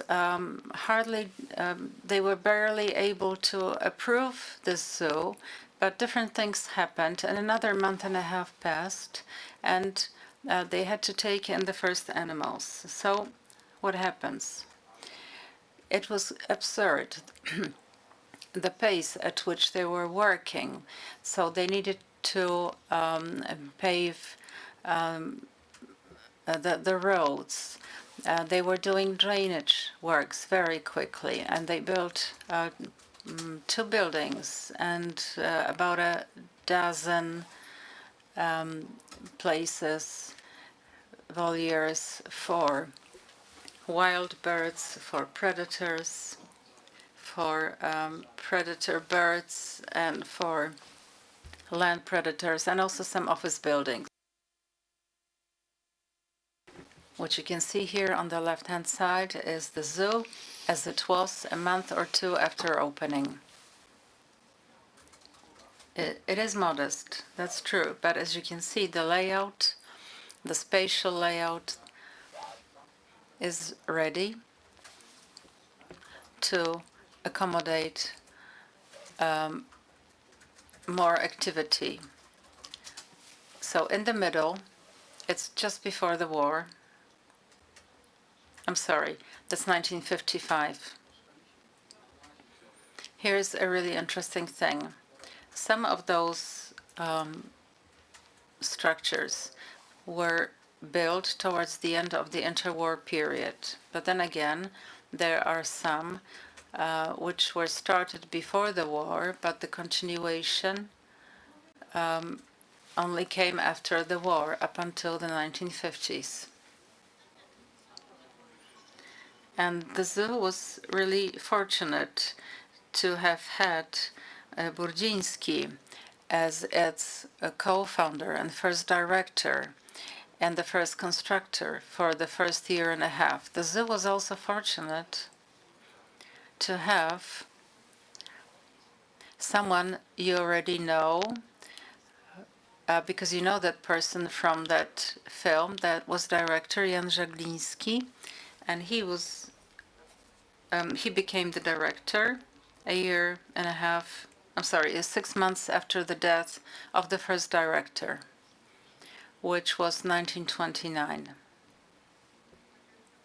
As the legend has it, that the construction of the zoo caused the sickness and the death of the first director. His engagement was so intense. Obviously, we have no way of checking this, but that's a fact. Shortly after the zoo was opened, the first director died. So Jan Żagliński was also a special person, well educated, and he had great contacts. He worked very well both with people from, I don't know, different walks of life and different disciplines. And so the zoo was booming. Over the 10 years before the war, he was able to build more than a dozen important structures, some of which were finished after the war. And we've contrasted these two plans and the new plan on purpose. So with a critical eye, you can look at this and see that some of the plan is continued, but apart from that, there are also parts which deviate from the original plan. But in general terms, it's a vast area, and it's beautifully landscaped, and it has an enormous potential. But there was a big problem there, which was water.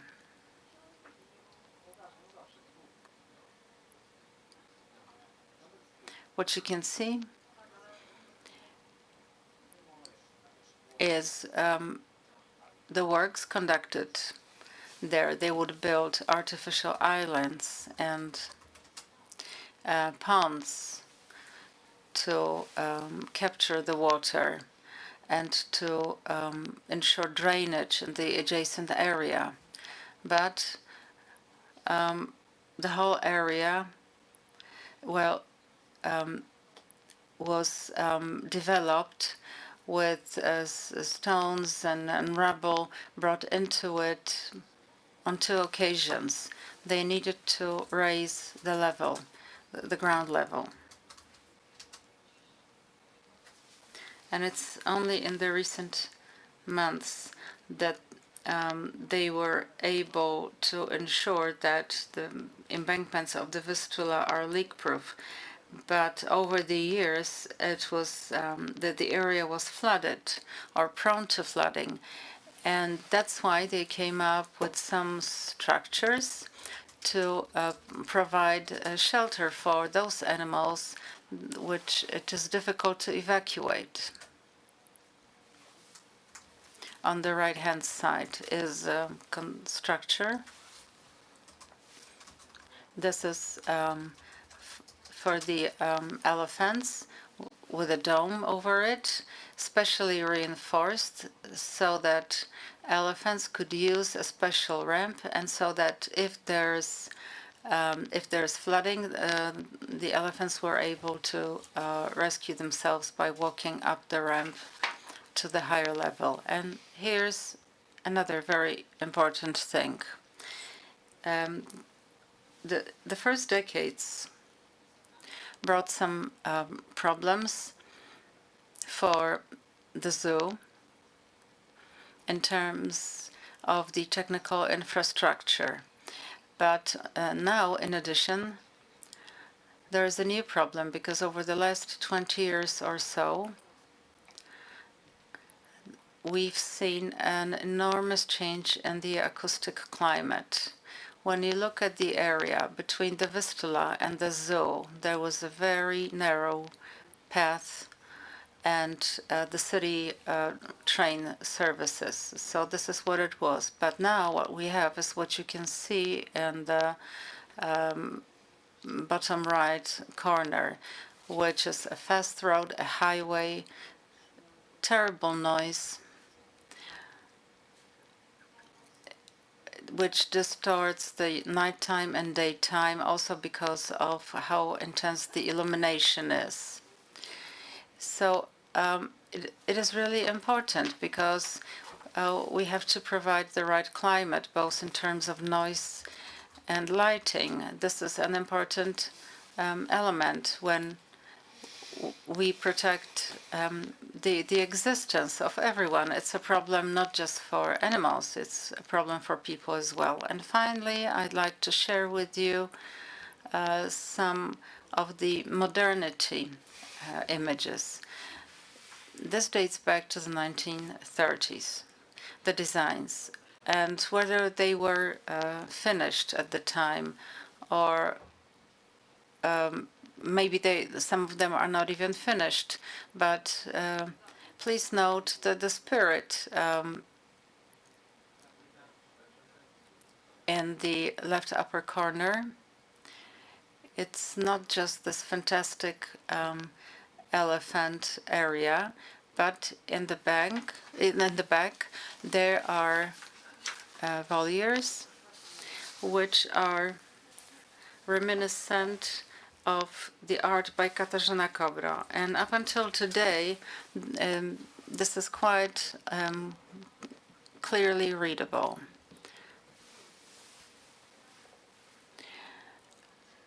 So it has a twin brother in London.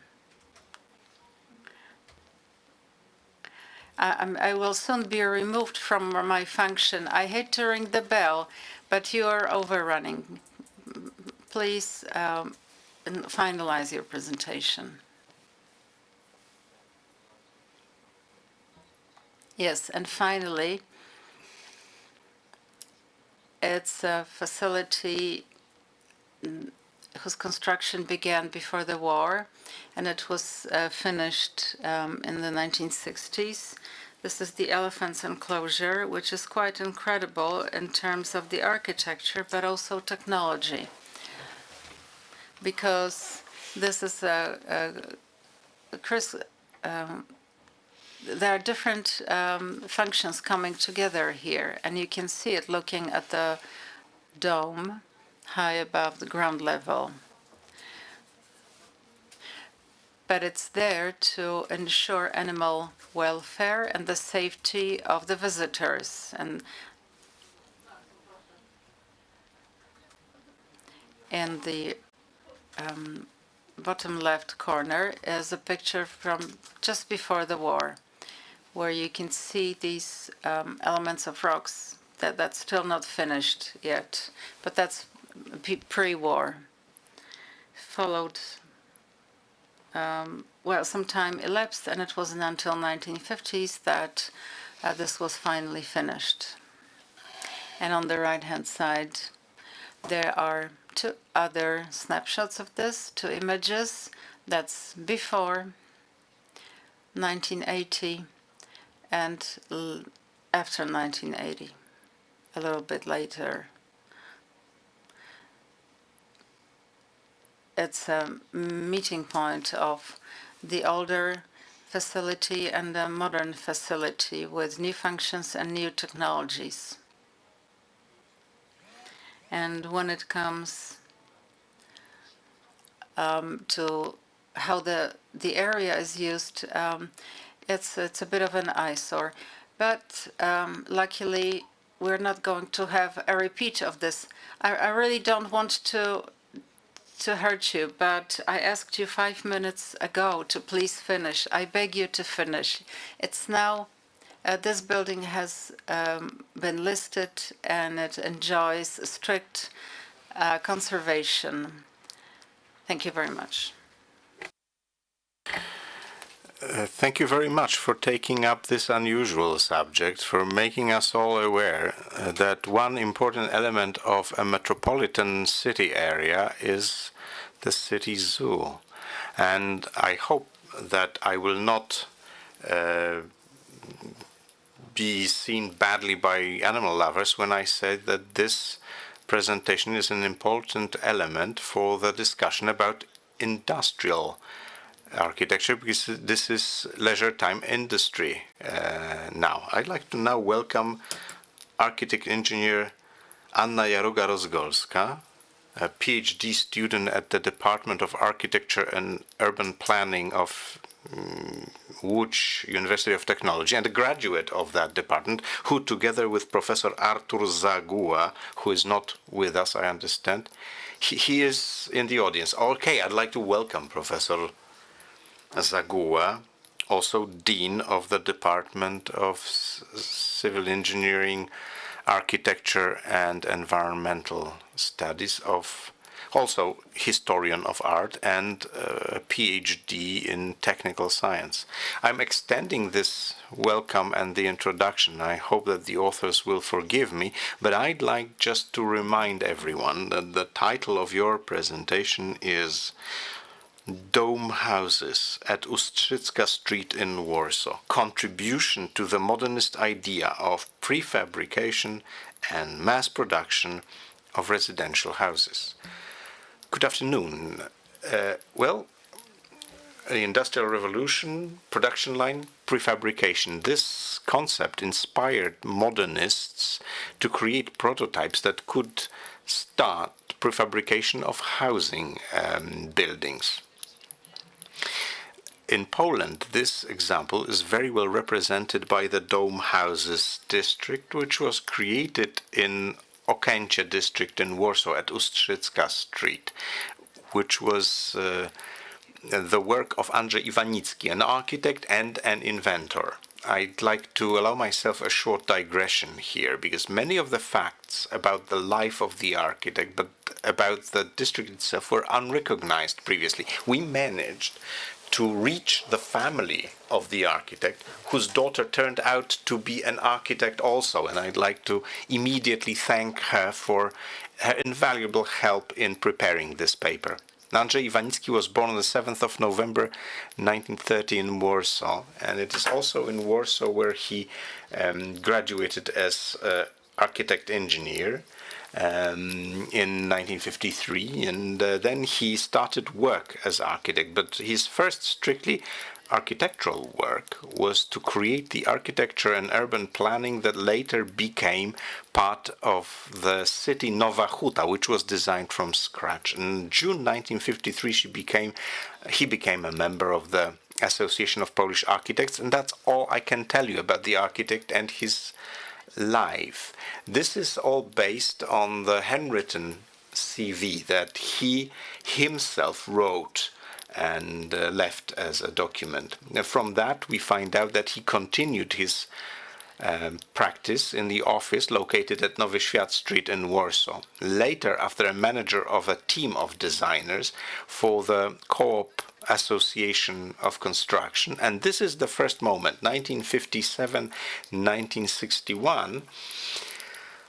There's also a note that we have that during this work he was responsible for urban planning of a district involving 100 houses, and the address of that project indicates that that is really the first written mention of the dome houses and its design. So we believe that 1957 is the beginning of the work on the concept for the dome houses district. Further years is continued architectural work. And again, in this part of the CV, between 1961 and 1966, we have a mention about a design for prefab of houses built from reinforced concrete prefabs. The shuttering would be designed by an architect and then allow for a prefabrication of 20,000 elements. And again, as indicated by the planned location, this is referring to the dome houses at Ustrzycka Street in Warsaw. His further career developed in such a way that he was playing an advisory role to co-ops, and then he emigrated to Sweden. That initially he worked as an architect, then he designed some houses, and then he devoted his activities to invention.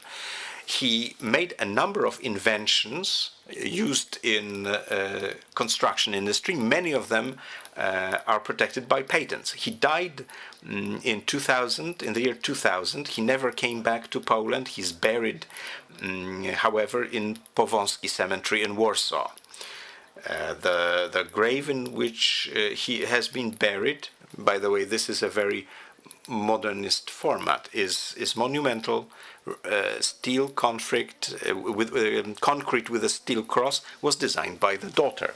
So this is for the first time a picture of the architect thanks to the kindness of the family. Now the story of dome houses starts with a patent given to Iwanicki, granted to Iwanicki in 1960, even though it was originally, the application is from 1957. As we read from the first page, it's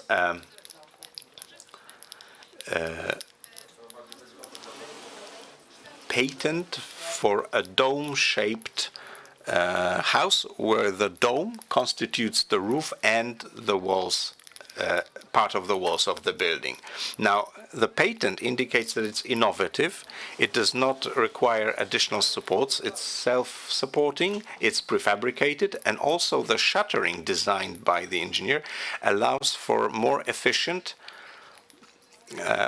way of production compared to the existing shuttering solutions. An enclosure to the patent application is a plan.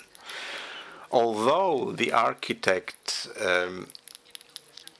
allows in the written part the ability to make single or 2 or 3 dome buildings using this solution, but the enclosure is the 2-dome house, the plan of which you can see in front of you.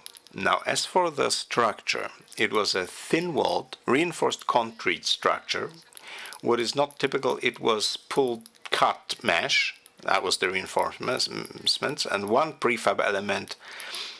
So one dome was composed of 40 prefab parts that would later be connected with reinforcements inserted into the connection gaps. Now, it was very lucky that the design was successfully moved from the patent and the concept to an actual construction.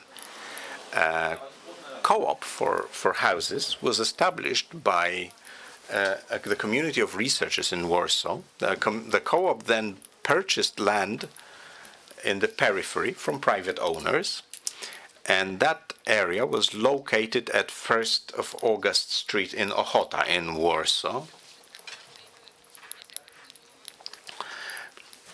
And the street that was made in the presentation is the internal street that was made as a center of the estate. Now, the prefab production shuttering was not only invented but also financed by the designer. We can see here a photo from the construction site. Now, because of its unusual format, the design raised tremendous interest. We quoting here the technical overview publications. There were actually excursions of people who were so curious about the design. It was so awesome for everybody and raised tremendous interest. The construction lasted until 1966, which is when the co-op Zakątek was dissolved. And the owners, purchasers of the houses, were then obligated to continue finishing works on their own. After that, no other new building was erected, but the real reason for this experiment to have been stopped, and I didn't mention that, but it's probably worth noting, is that the original plan for the district was for 70 houses. Eventually, only 10 were built. One problem was the availability of materials. Another one was the lack of production details that would be properly designed. And in addition, there was a certain misunderstanding between the designer and the co-op, briefly speaking. In the popular but also scientific publications, we have references to the project that one of the main goals was to avoid the normative limitations. The 120 height, which was inside the dome, allowed for enlarging a single house, but that was not the main idea. The main idea was to prefabricate.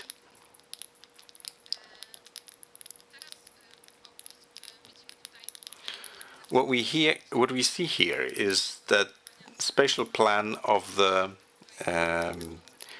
district of the estate. It is not the actual situation. This is the original plan that was included in the building permit.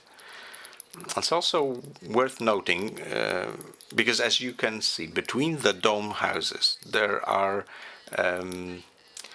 houses which are built on the plan of a rectangle, and this happened without the permission of the author. Much closer to the original concept was this, which was submitted earlier. This is really the draft from 1964 for the waterworks connection. So this is a plan for the district with dome homes only. The changes that occurred later were so unacceptable for the architect that he left the country even before the completion of the construction, and he never, I'm quoting here his wife and daughter, he never saw the district completed. That's how painful it was for him. What is also interesting is that his daughter was for the first time inside a dome shape with me when we conducted a site visit. Looking at the functionality, you had the opportunity to see a design for the two-dome building. A three-dome building looked like this. We have 3 domes of the same size, even though the drawing suggests varying sizes, but this is not an original design. This is a copy from a popular publication. So on the side of the garden there was a semi-spherical or semi-cylindric decorative wall. Now the basement was only on the part of the building, because this was done by the co-op. The investor was able to later decide what to do further with the draft. So the change, most of the changes related to building and the solution for the basement. As you're going to see, the estate underwent significant transformation, and there are quite a lot of additional, let's say, redevelopments. Now, based on the interviews with the inhabitants, I have to say that this just followed from the functional design. The 3-dome option was much more convenient and easier to arrange. The 2-dome with a smaller kitchen simply provoked owners to build additional parts of the building. I have to say that the interior is very unusual and tremendous. The curved walls, of course, caused certain problems for designing the interior. Part of the work of the architect was the dedicated system of furniture and wardrobes, which was not made because of technical difficulties, but the curved walls, the play of light and shadow, and the shape of the window base is very impressive even today. What's interesting is there's also peculiar acoustic inside the domes. So the specificity of this the state means that people who live there are peculiar and very strongly attached to their homes. The design and material solutions, luckily we managed to find the technical drawings. This is a drawing that describes and explains very great detail what the solution was for the construction process. We can see that the reinforced concrete dome, 6 centimeters thick, which was very innovative in those days. Today it wouldn't work because the standards for heat resistance or insulation factors are much higher. Originally, the heat resistance was made of a material that would be chosen by the investor. The original design was to use insulation that was at that time used to insulate planes. Now, the amount, I'm hurrying because the amount of materials that we have is much larger than the time we have during the conference.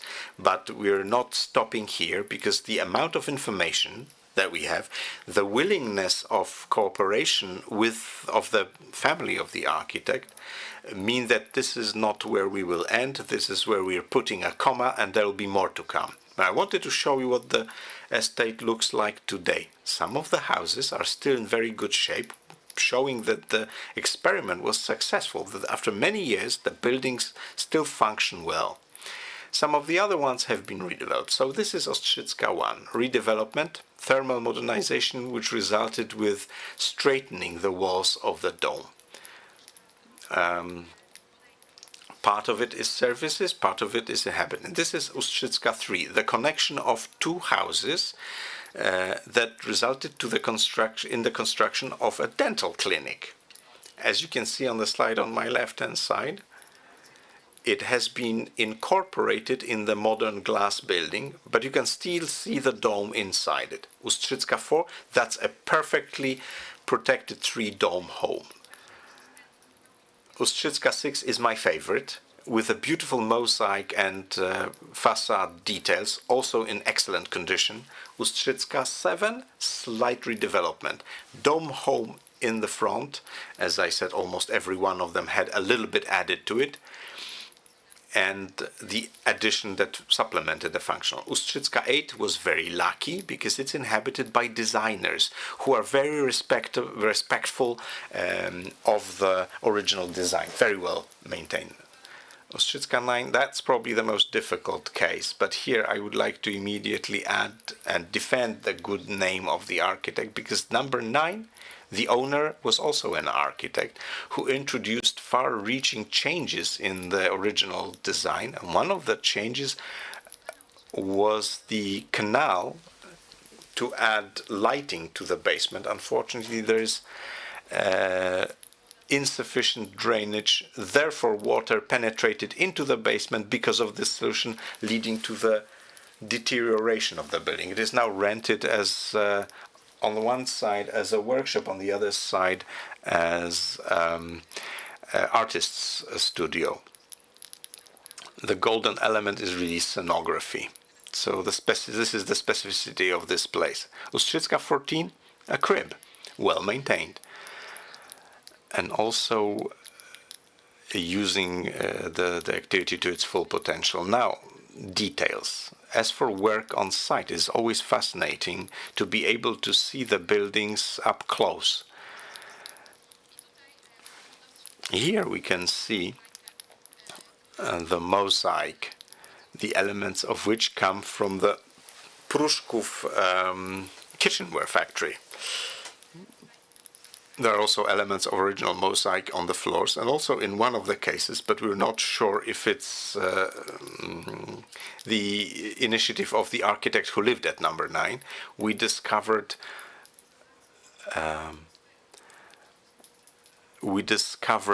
see-through bricks which were now covered with insulation. The insides are equally fascinating, as you could expect.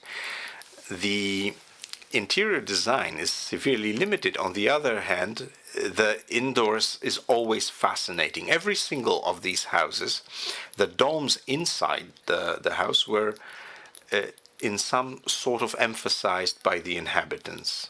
Now, as I said, it would not all be possible if not for the invaluable help of Ms. Kinga Iwanicka and the rest of the family of Mr. Iwanicki, the architect, the late Mr. Iwanicki, also the inhabitants of the estate, and Ms. Małgorzata Płóciewicz, who allowed me to use the materials that she obtained earlier. Thank you. Thank you very much.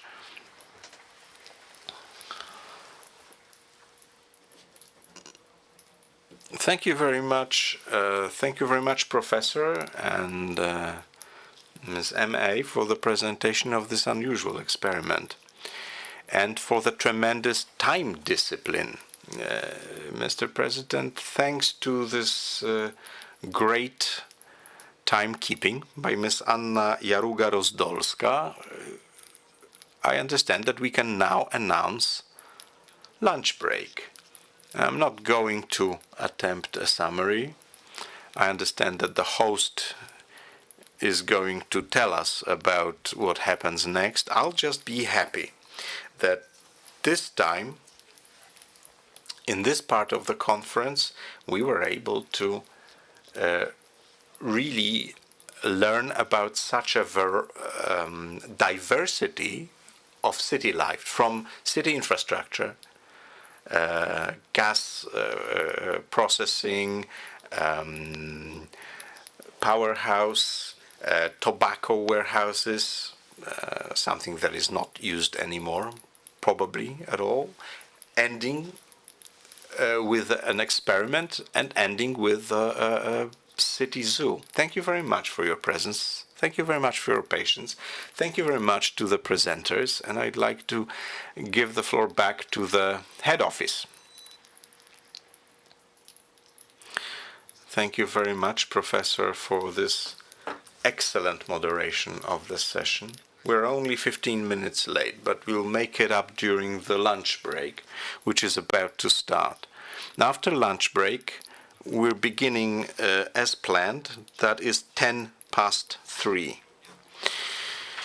For lunch, we have the following. As an organizer for a low-budget conference, we're only feeding the members of the committee and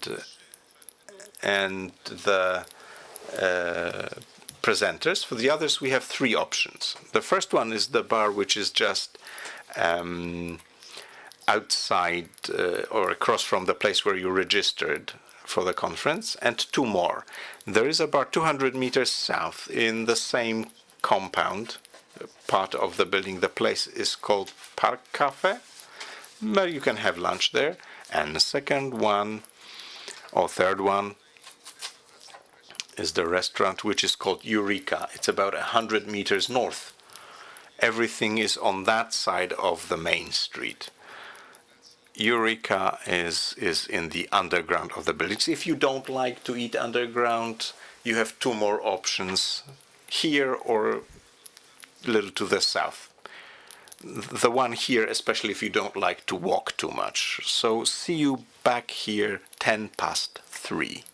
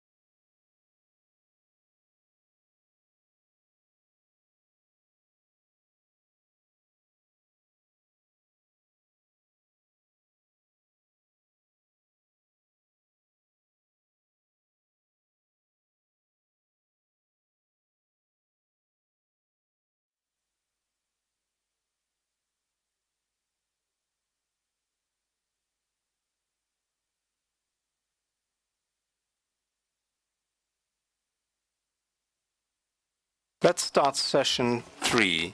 This one will be moderated by Professor Marcin Furtak. And for those who are interested in the architecture of the central industrial region, know his body of works, and this is him in person. Professor Marcin Furtak, to whom I am giving the floor and the moderation rights for this session. We're just had lunch, but still we are bound by the discipline of 20 minutes per each speaker. Good afternoon, ladies and gentlemen. First of all, I'd like to thank Mr. Mayor for the invitation. A few words by way of introduction. I'm head of spatial planning faculty at Wrocław University of Technology, but I was probably invited mainly because I focus on modernism and especially the central industrial region. And then I'll make a statement that my eminent predecessors, moderators, Professor Sołtysik, Professor Purchla, constitute a group to which it is very difficult to even aspire. But I will note that Kraków, I'm also from Kraków, like Professor Purchla, constitutes majority on this first day in terms of moderation. So we must love modernism and Gdynia in particular, because we are quite far away in Kraków.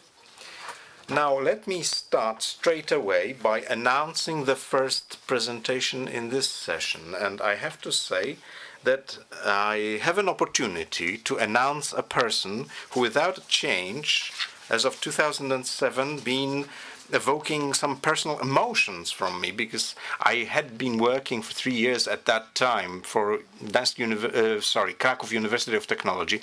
I was on my way here to listen to this conference about modernism and to listen to the person I'm about to announce. And today, my life went in such a direction that I have the pleasure to myself announce her. Therefore, I have a bit of a stage fright.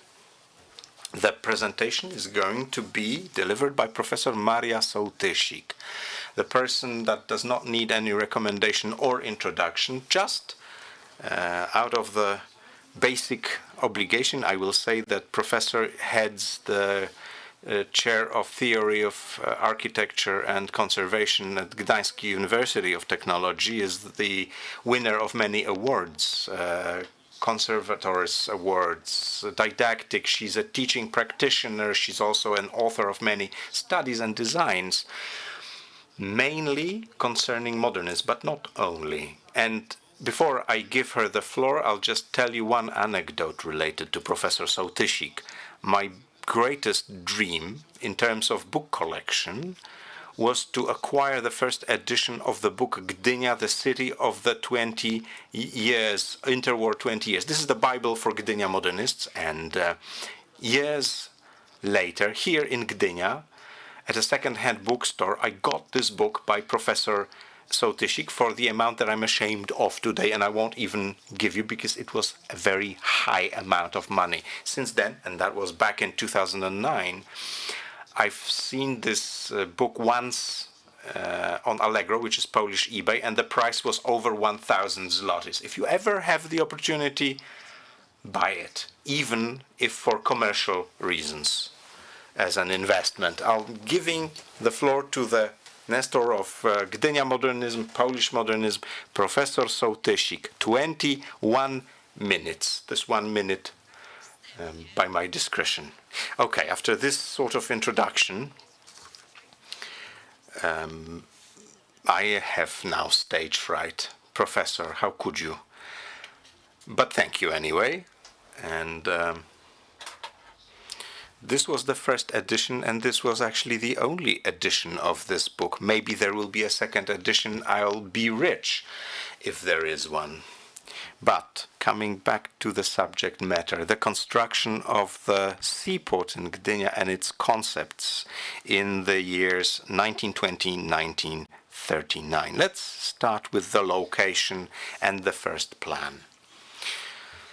The origins of Gdynia is very strongly tied and connected with the construction of the new port for the new Republic of Poland. In May 1920, Tadeusz Wenda was given a mission by the government to indicate the right location for the planned investment projects. Now, analyzing a number of alternative locations, Tadeusz Wenda decided that that location is Gdynia, and specifically a marshy valley located between the villages of Gdynia and the village and Oksywie at the mouth of the river Chylonka. And the first plan for the construction was submitted by Wenda in January 1921.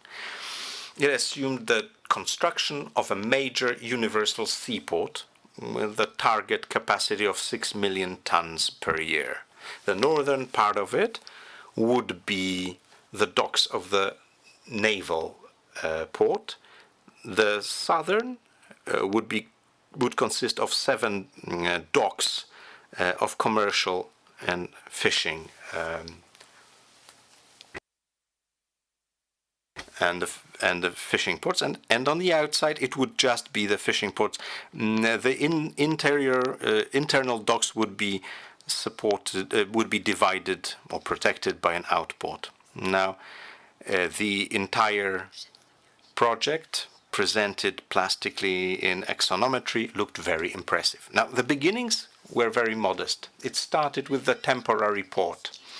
When designing the port in Gdynia, Wenda, from the very beginning, assumed that it will be built in stages, gradually. He noted that in his very first plan, indicating that the first stage is the construction of the temporary port, and the second stage would be the commercial port,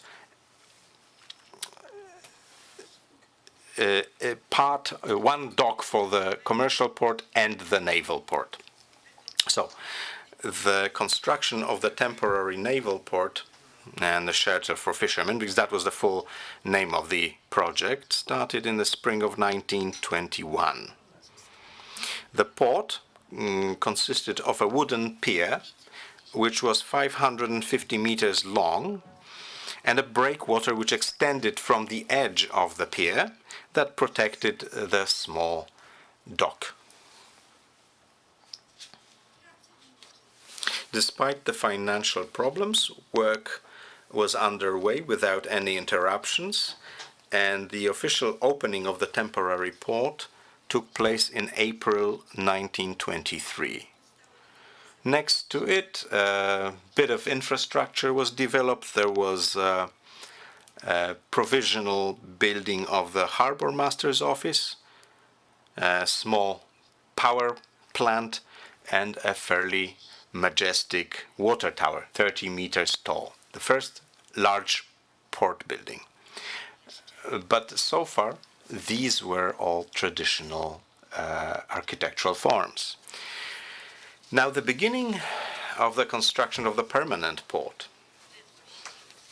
The temporary port was not a port as such. It was lacking handling equipment, warehouses, office buildings. All this had to be created from scratch.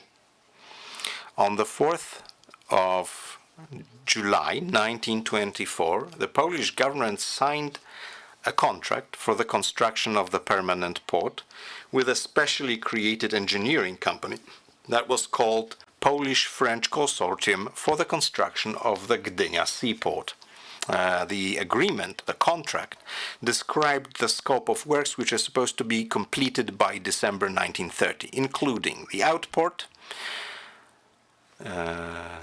this dock, which is the fishing dock, and the commercial dock. All of this with the capacity of 2.5 million tons per year. The construction was supposed to go according to the concept of Wenda, who was to be in charge of it. Dredging was commissioned to the Dutch-Belgian company Akkermans van Haren, and the outport and wharves were contracted to the Danish company Højgaard and Schultz. However, even before work began in February 1925, a report was signed which corrected the layout of the main outer pier. It was extended to 150 meters wide and 670 meters long. Soon afterwards, work commenced and went full speed ahead. As you can see, the main pier was to occupy the entire width of the temporary port. So that gives you an idea of the scale. At the same time, work continued building the first naval dock, which was called the North Basin. It was situated to the north of the foreport with a square the size of 310 meters. The basin was sheltered by breakwater. Although built of wood, it was filled with stones. And any later hydrotechnical structures in Gdynia were mostly finished in reinforced concrete. The basin was finished in the autumn of 1926 and was the first basin to be commissioned in the port of Gdynia. These sketches that I've prepared will explain the different phases of the construction, with the thicker lines showing the phases and all in the background of the final shape. So first, the North Basin together with the breakwater.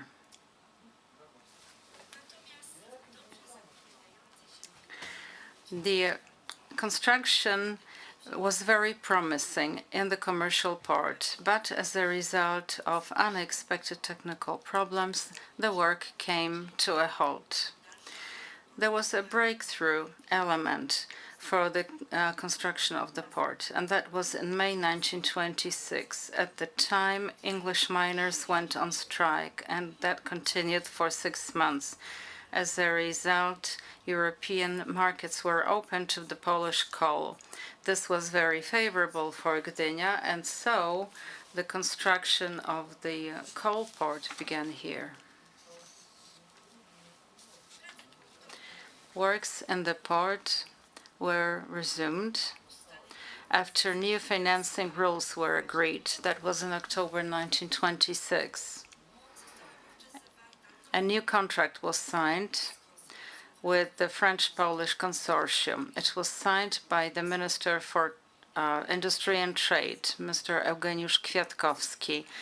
In the contract, special focus was placed on providing a basis for large-scale coal exports, because that was the need at the time. The scope of the works for 1926 and 1930 was described in what was called the program of the first series of construction. In the program set out where the locations would be for handling of coal.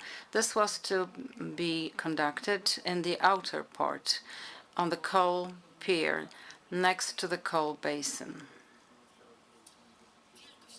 The size of the pier again was enlarged. It was then 240 meters wide and 780 meters long.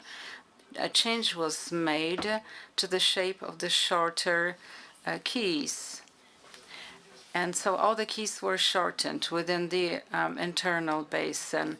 In the original concept of Venda, they were rectangles, and now the shorter sides were cut off to facilitate traffic within the port canal.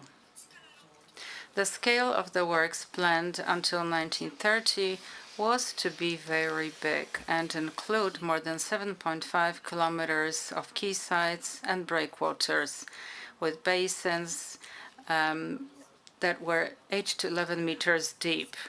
And even given the European scale, that was quite an achievement, even compared to the European scale. Works proceeded very fast. The first quayside that was finished. It was part of the Swedish quayside in December 1926. Can I ask for a second microphone, please?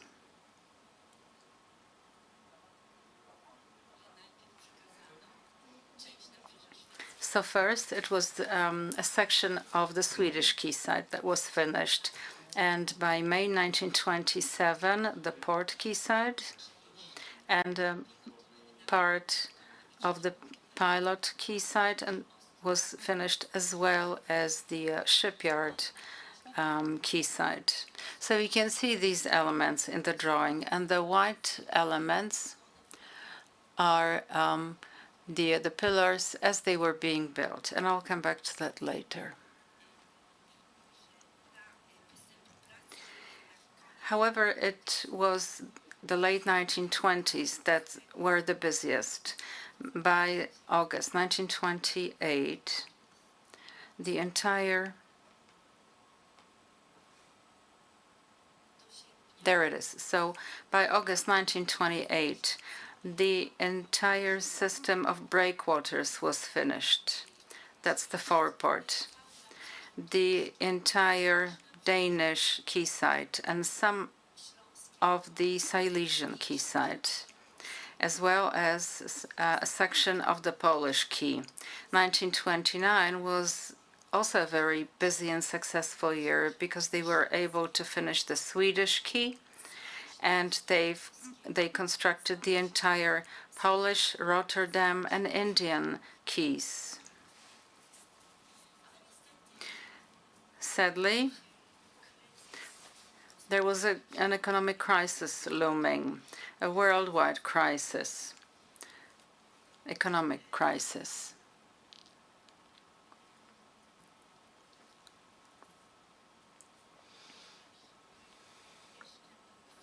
Although until April 1930, they managed to complete the entire coal pier and the second part of the Silesia quay. And so that way, in 1930, they finished the first phase of port construction, which was the coal port. This was a very quick pace of work, and this was only possible because engineers Knut Højgaard and Sven Schultz from the Copenhagen company Højgaard and Schultz, because they were able to develop a very quick method to build the quays.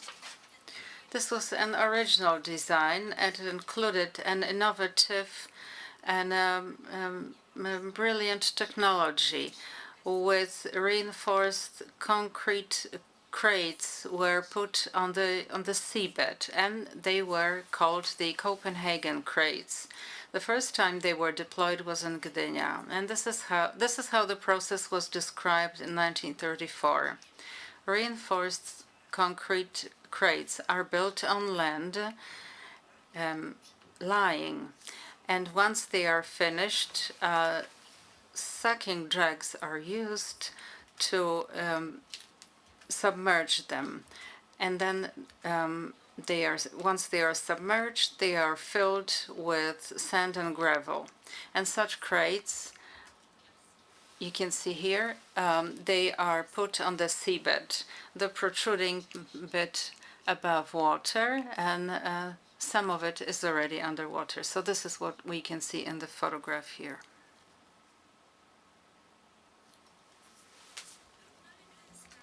So as well as building the quays, the port hinterland was being built. Between 1926 and 27, first big warehouses and offices and industrial facilities were built. So it was warehouse number 1, the so-called tin house. It was next to the pilot quay, and also the new harbor master's office, which replaced the wooden temporary building, and the first functionalist building, which is the rice mill with white and red brickwork. It was finished in 1928, which initiated also the industrial buildings on the Indian Quay. This is where the rice mill was built, and that really launched the start of more industrial buildings there on the quay side. At the time, the first stage of the coal store was finished. And with more extensions built subsequently, the coal store eventually became one of Europe's biggest coal stores. Slightly away from the quay side, which is where now the ulica Chrzanowskiego is, the Maritime Office was built. First, in 1925, the first customs office was built. A year later, the Maritime Office was built with interesting Art Deco architecture, with a little spire. Next to it was a residential complex for the civil servants. In the second half of the 1920s, the port was handling more and more, up to 3.5 million tons a year, which is more than originally planned. What was characteristic was the structure of the cargo that went through the port of Gdynia. 82% of that was coal. And so the port of Gdynia at the time was mainly a coal handling port. Construction of the Universal Port. Because things were going so well with the port, there were plans to extend the port as a universal port to cater to a wide variety of cargo and able to handle 10 million tons a year. Between 1927 and 28, Tadeusz Wenda developed a new concept for the enlargement, and that new idea was to increase the outer port to the south, which is something that was not originally planned. Two new basins were to be built: the South Basin for fishing needs, and the President's Basin for coastal shipping. The second concept, which came a year later, even though the designation was the same, but the geometry changed. And then the second concept was eventually delivered. However, both concepts include a huge structure between the port and the city. It's the structure of the railway tracks, which were obviously necessary to service the port. But such huge rail tracks were not originally planned, which is when the outer port only had one pier. So that was a new thing completely.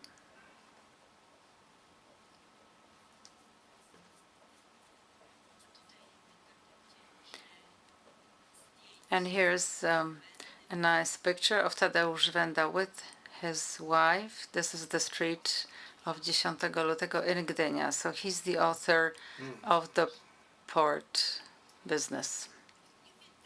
So on the 15th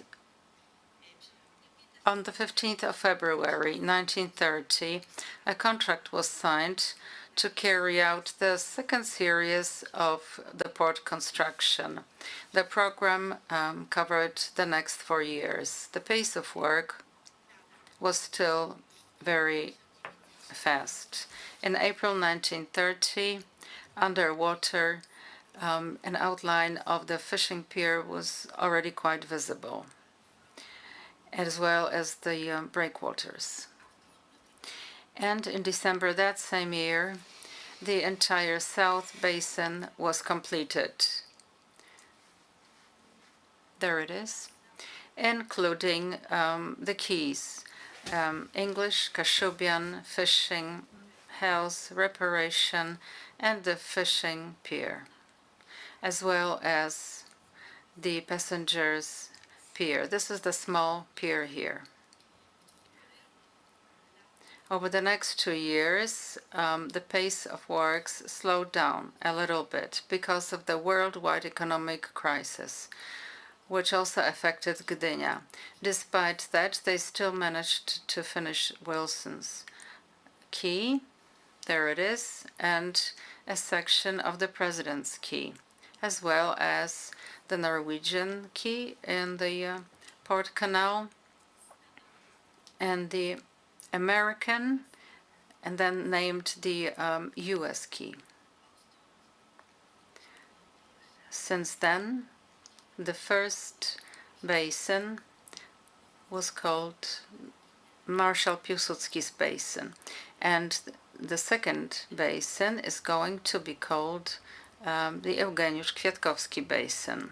Towards the end of the crisis in July 1934, another contract was signed, the final one in the interwar period. This contract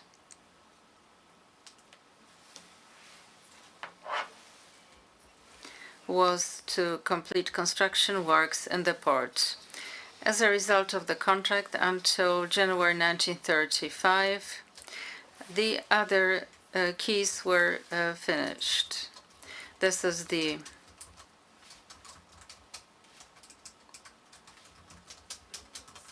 Romanian quay. That's the one, the longer one, and Yugoslavian quay, right here.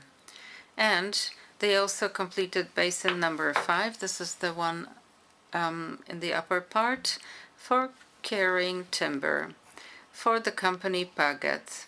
And this is how they completed almost the entire commercial port.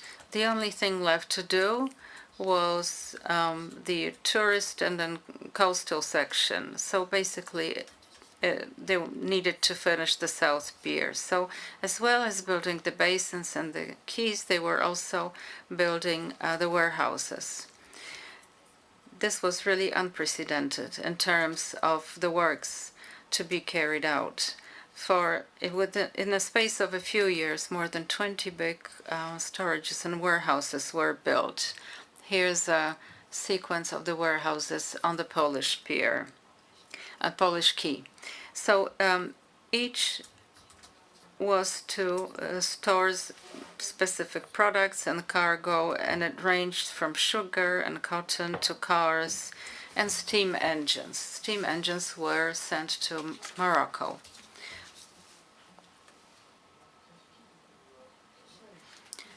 The first big complex of buildings was built on the Polish quay. So they were warehouses. And so in 1930, in the first line of the quay,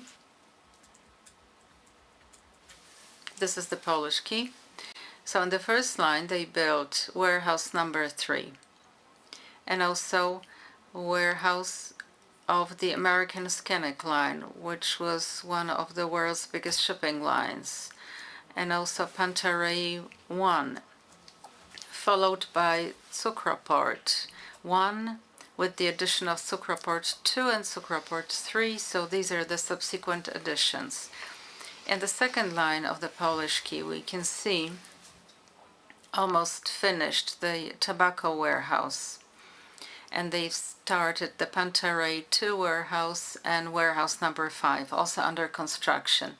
In between these, there will be another warehouse of the company's poem. The architecture was really very interesting. They represented different shades of modernism, from the moderate variation, which underlines the vertical elements of the composition, which is what you can see in the oil warehouse, or warehouse number 3, or the Pantarei and the Cukroport, all the way to constructivist forms that are visible in Cukroport 3. But there is a difference when it comes to the tobacco warehouse. And you've heard about that in a previous presentation today. But next to it,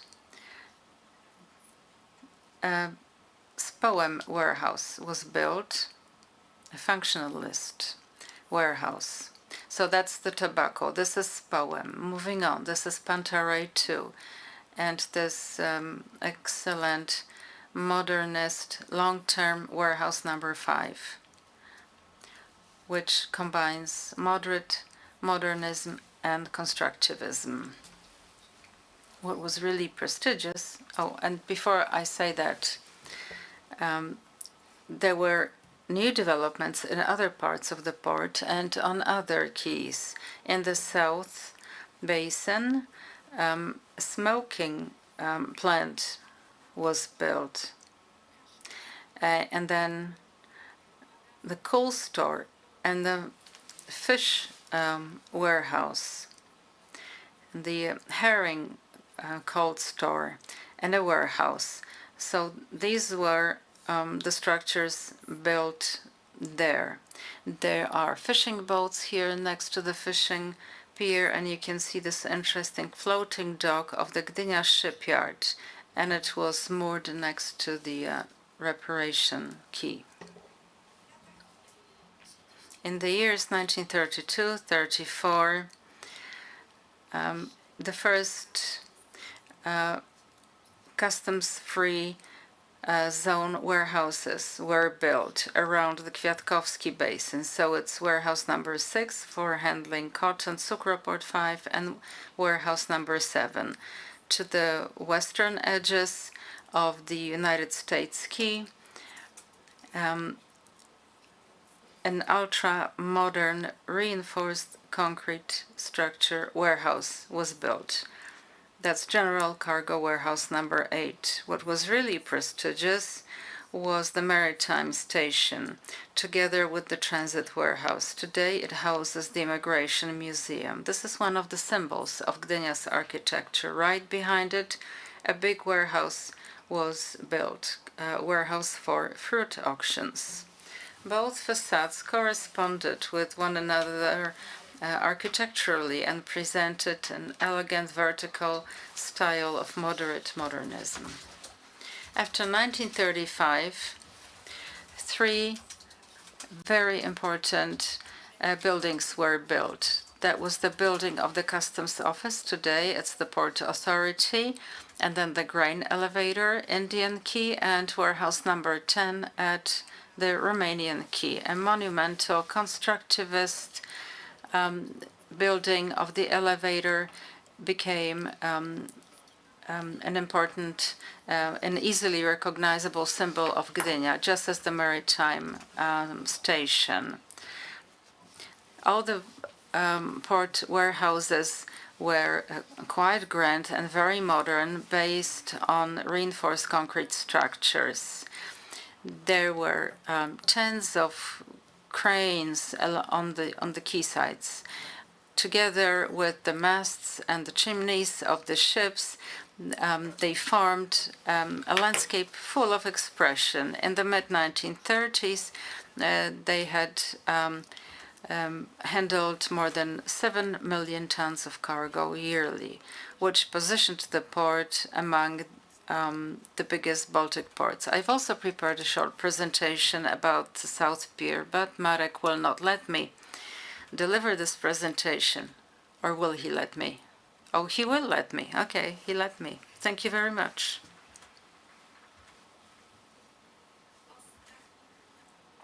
But I'll be very quick. So the final stage in the building of the port was to build the southernmost pier, which is the so-called South Pier. But before that happened, the form of the pier itself went through an interesting evolution. The first designs were really modest, because Tadeusz Wenda only designed for a slight widening of the existing pier. But 2 years later, what was built was a much wider South Pier, finished off with a trapezoid basin of the Yachting Club. But in 1931, there was a completely new idea, which was really very fortunate for the city. The port's designer, in cooperation with a town planner, that was Jerzy Müller, presented a new concept for the pier. The March 1931 idea was quite revolutionary. And what it entailed was a widening of the structure up to 150 meters and making it longer up to 600 meters, so much so that it would also allow city center developments. And there's an interesting thing, something that I only realized quite recently. When you look at the plan, you can see that Wenda made it very clear here on the plan that the axis of the South Pier is supposed to be an elongation of the Kościuszki Square. He even included the specific angle he wanted to see, so it's no coincidence. This was actually planned by Wenda to go like that. The geometry of the pier changed in 1933. It was enlarged from the east with the addition of the eastern breakthrough, which ran askew in relation to the other quays. So as a result, the port has the form it has today. The form of the South Pier was to become the core of the future grand district of the city. However, it was never finished, not before World War II. However, in 1938, in the South Pier, a grand boulevard was built, which was called the Alley of the Unification of the Polish Land. It was an extension of the Kościuszki Square, but also became the main composition element of the city center. With its unique form, the South Pier was the crowning of the entire port investment, but it also implemented the idea of the symbiosis between the city and the port. Finally, construction of the Gdynia port was a great success of the economic thoughts and engineering thoughts in the interwar period. It was a great architectural achievement, presenting different and very interesting variations of modernism. We still admire this, especially the spatial form of the port, even though many of the warehouses are gone by now. But what is still intact is the quaysides of the port, with their characteristic shape being so suggestive and thoroughly modernistic. It was described in 1934 by the writer Wacław Sieroszewski, who described it as the shape of opened fingers of a hand commanding towards the sea. Thank you.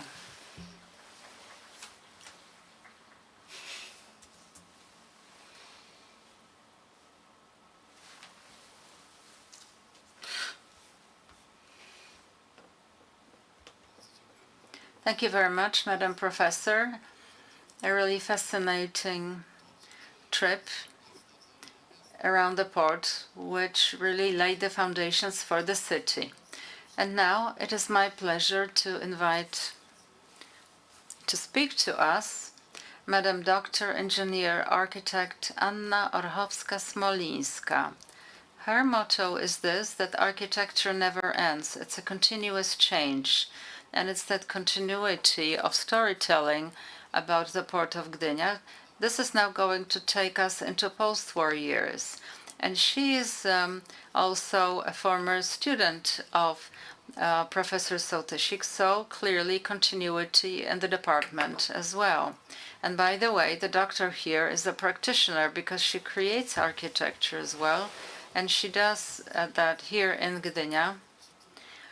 And she is inspired by Gdynia's modernism. She's the author of many prestigious exteriors and interiors, such as the regional court in Gdynia or the Port Authority in Gdynia. And I'm sure she will tell us all about this. So over to you, and please be mindful of the 20 minutes. Yes, thank you very much for the introduction.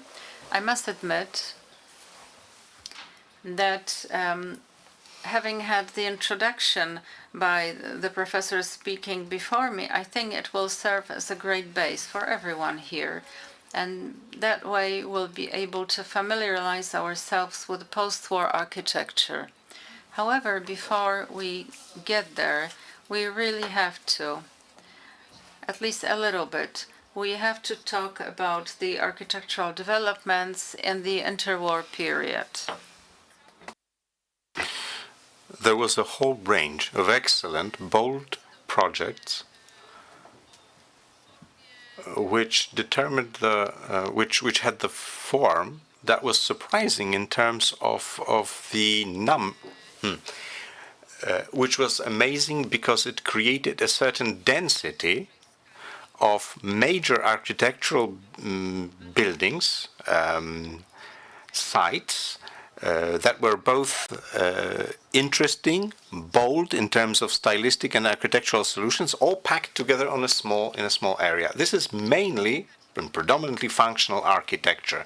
Such architecture which fits very well into the concept for a universal seaport, a sort of port which was able to take any cargo that Gdynia and the Polish state was ready to accept and handle through the port in Gdynia. 1939 is the year when the face of the port changed a little bit. But it has to be stated quite clearly that the German invasion and the taking over of the seaport and the city itself and the transformation of everything, including the name, it was not Gdynia, it was Gottenhaven, but the port became an excellent port and basis for Kriegsmarine. So this entire complex, which was predominantly commercial and universal in nature, into strictly naval area, the support for the military effort of the German Navy, the Kriegsmarine, the Germans seemed to have strongly approved of the port and its design.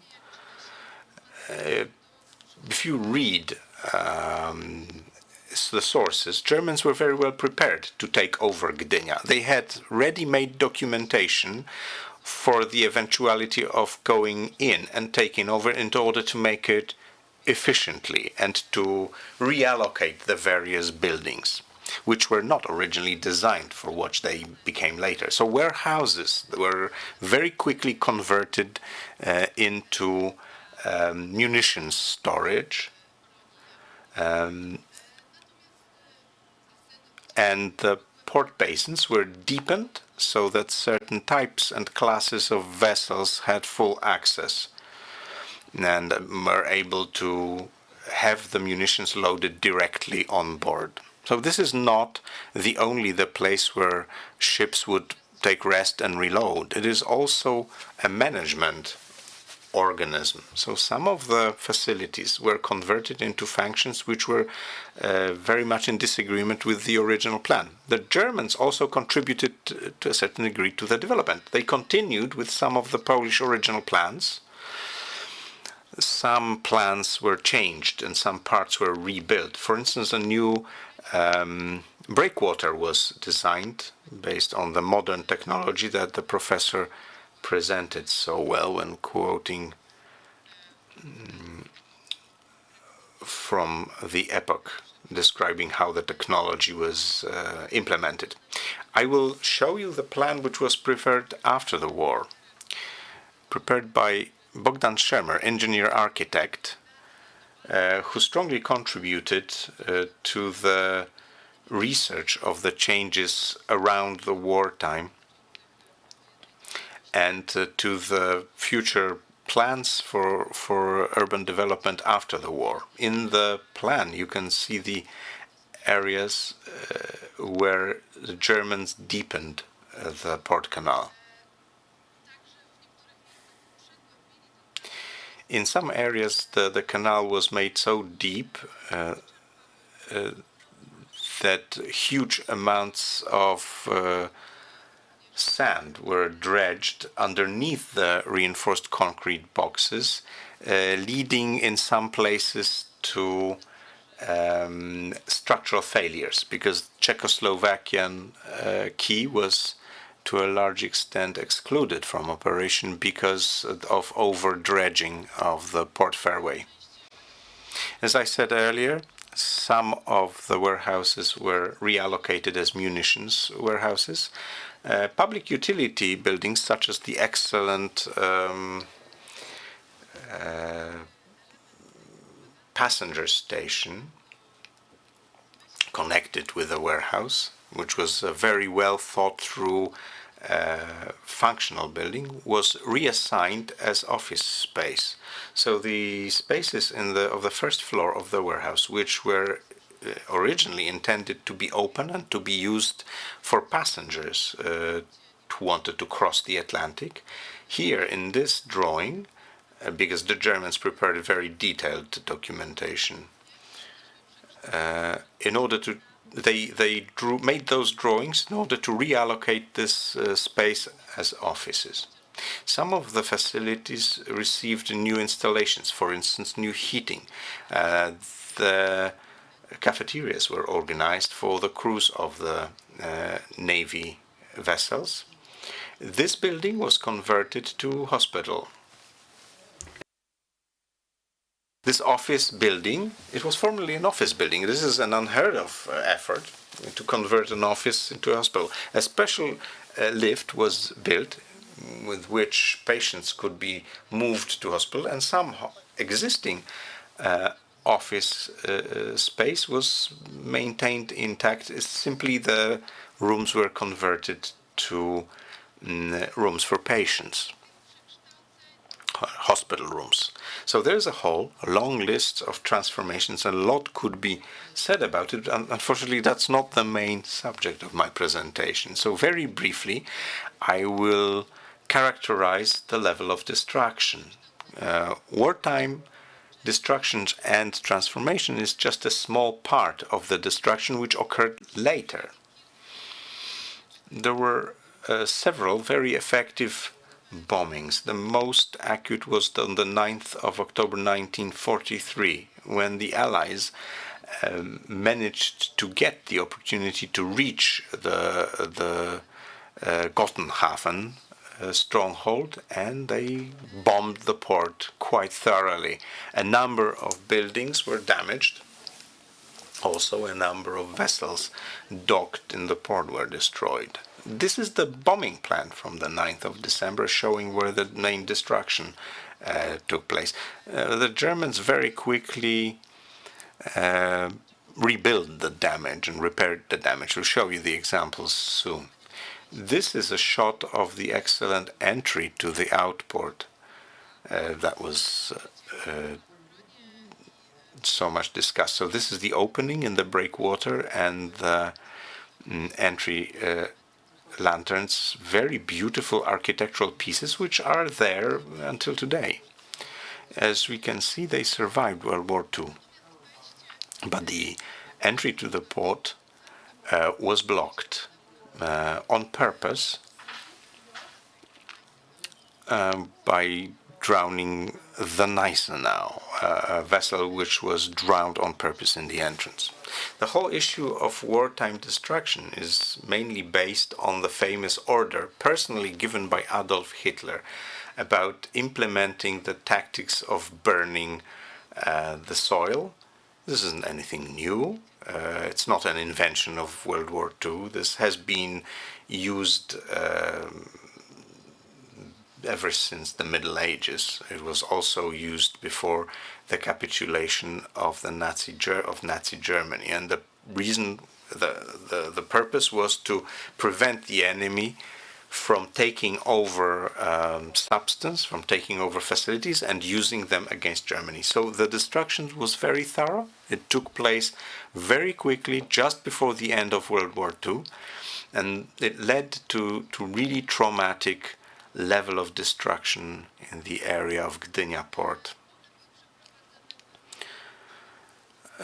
The destruction was carried out tactically. The reinforced concrete boxes had drilled holes in them where explosives were planted and then ignited.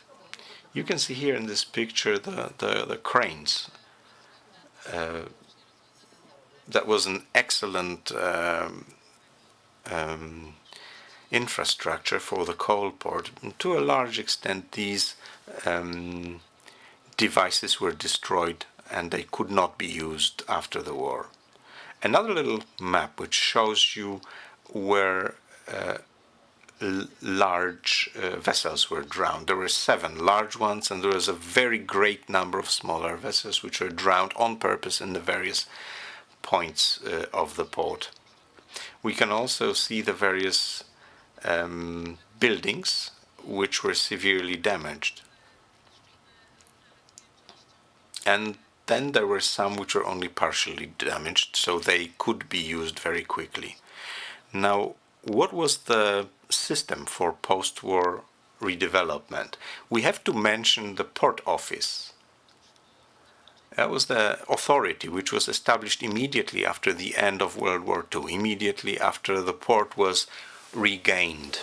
Also the port in Gdańsk and the port in Szczecin were regained. Suddenly we had 3 major seaports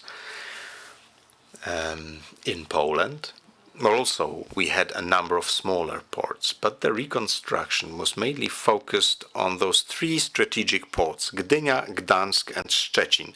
Gdynia certainly was the most modern port with the best equipment, but it was at the same time the most severely damaged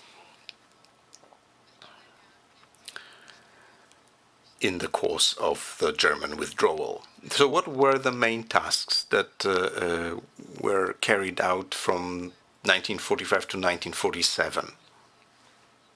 Those were the tasks of the Port Authority. Well, first and foremost, it was the removal of wreckage. Following the tactical approach of the Germans to destruction, there was a tactical approach of the Port Authority to reconstruction. So there were a number of crews and a number of original, unusual technical solutions that were used in the face of this type of disaster. So a lot of innovation was used. Gneisenau, as well as other vessels, had to wait their time. We see here that on the 1st of September 1947, a photo was taken by Włodzimierz Głasko. I'll mention that name a little later again. So what we can see here is the stage of dismantling and cutting up the steel sheets of the Gneisenau. It is being prepared for removal. The damage of handling devices, as you can see, this is a crane. Some of them were fished out, and some of them years later, because that was not a very urgent job. So removing or fishing out, picking up those devices sometimes took place several years later. And we can see what would happen to this type of device in the course of several years underwater. Another stage would be dismantling into elements and scrapping. This was very difficult and labor-intensive work. 50% of the equipment have to be scrapped. 10% required major overhaul, and 40% could be used again after partial overhaul. The damage to breakwater is where you can see the tactics involving making drill holes and planting explosives in them. On average, the range of one package of explosives was 7 to 10 meters. So these were major destructions. Entire breakwaters had to be rebuilt. And the reconstruction was also linked to certain reshaping because the port was changing. This is a photo from the famous winter of 1947, although it was not the year of the century, but it was very cold, and it allowed for walking on the waters of the Bay of Gdańsk. So on the 16th of February, you could just walk on water. Today, we don't have such winters anymore. The destruction of buildings, they were smaller than in the case of port infrastructure. You can see a certain process and a certain way of work. Very laborious, very hard.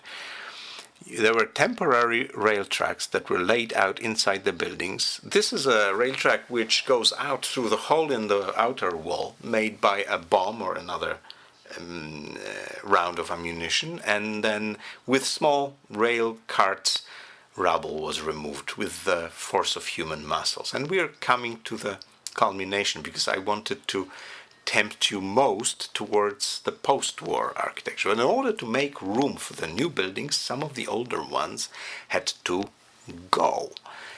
One of them was the Harbor Masters building. We had a very good example, a very nice photograph on the previous photo, and you can see how strongly this building is damaged. The tower is crooked towards the north, leans towards the north. There were a number of structural disasters before demolishing work began. Here you can see that this is just the remnants, and soon it was demolished. Another building, the so-called Tin Man, it was an experimental solution. It was entirely made of steel sheets, a warehouse for bulk goods. You can still see it in the background in great condition. I like this this photo because it shows the corrugated steel sheets, and you can see who used the Polish quay, because this is where the transatlantic liners would dock. So the Tin Man was badly damaged. Not many people cried after it. It was burned out, and the whole building had to be dismantled. As you can see, what remained was a huge plot, good for new development. The Harbor Master's office, which was seen in the previous photographs, well, the function of the Harbor Masters and the observation point, which was necessary for the port, because within a month or two after the end of hostilities, after the war, it started operation. The first ships came in July.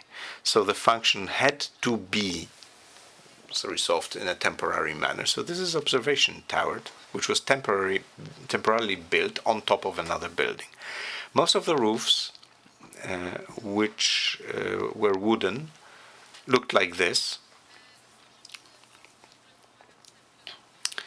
The sea station, the transatlantic passenger station, was, as I said, converted to office space. Before that happened, these beautiful eagles that decorate the front facade, they were, of course, taken off by the Germans, and all of the elements and any symbols of Poland and the Polish nations disappeared very quickly. This is the outlook on the passenger station after the bombing, but please note that this is rebuilt. What we see here is a kind of scar on a wound. This is a temporary reconstruction that took place still during the war. It was done in 1943, 1944. This is what it looked like. And please imagine that this is what it looked like. Of course, the difference between the divide between the two parts of the building were covered with plaster. Nobody knew what happened. And it was only during the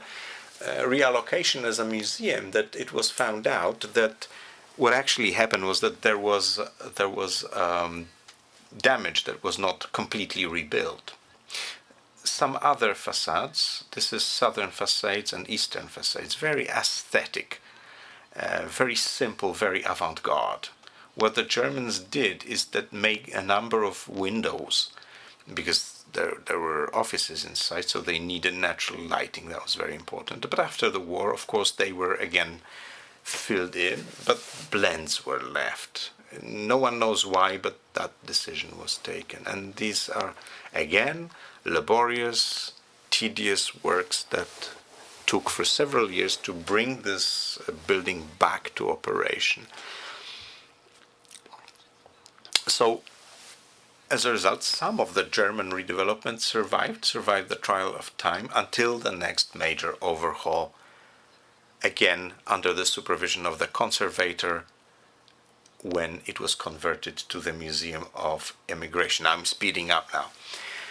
A number of interesting photographs.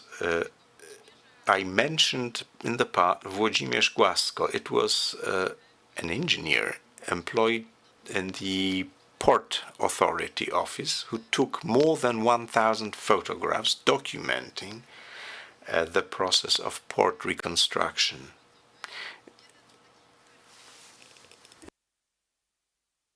This is the fruit auction building. This is the first one that you could see. It was in the back of the passenger station, specifically on the back of the passenger warehouse. It was designed by Władysław Tomaszewski, an eminent architect of the Tri-City later on. And this building is not famous for the front facade, but also for the sides. Very simple, very moderate. It would seem that this is not severely damaged. However, clearly there was structural damage inside. Now, since this was one of the examples of private initiative in the port, so there was private money, it was allowed for private investors to invest in the port. So that was the reason why the reconstruction did not take place. Instead, a new building was created. And now, to conclude, in a nutshell, I'll show you some of the most important, most interesting post-war buildings. The reality changed radically. The port that used to be developed in a different economic reality, in a different political reality of the 1920s and 30s, after the war was not the port, it was one of the three major ports. So its role changed slightly. Also, the technology for handling changed. As you can see in this photo,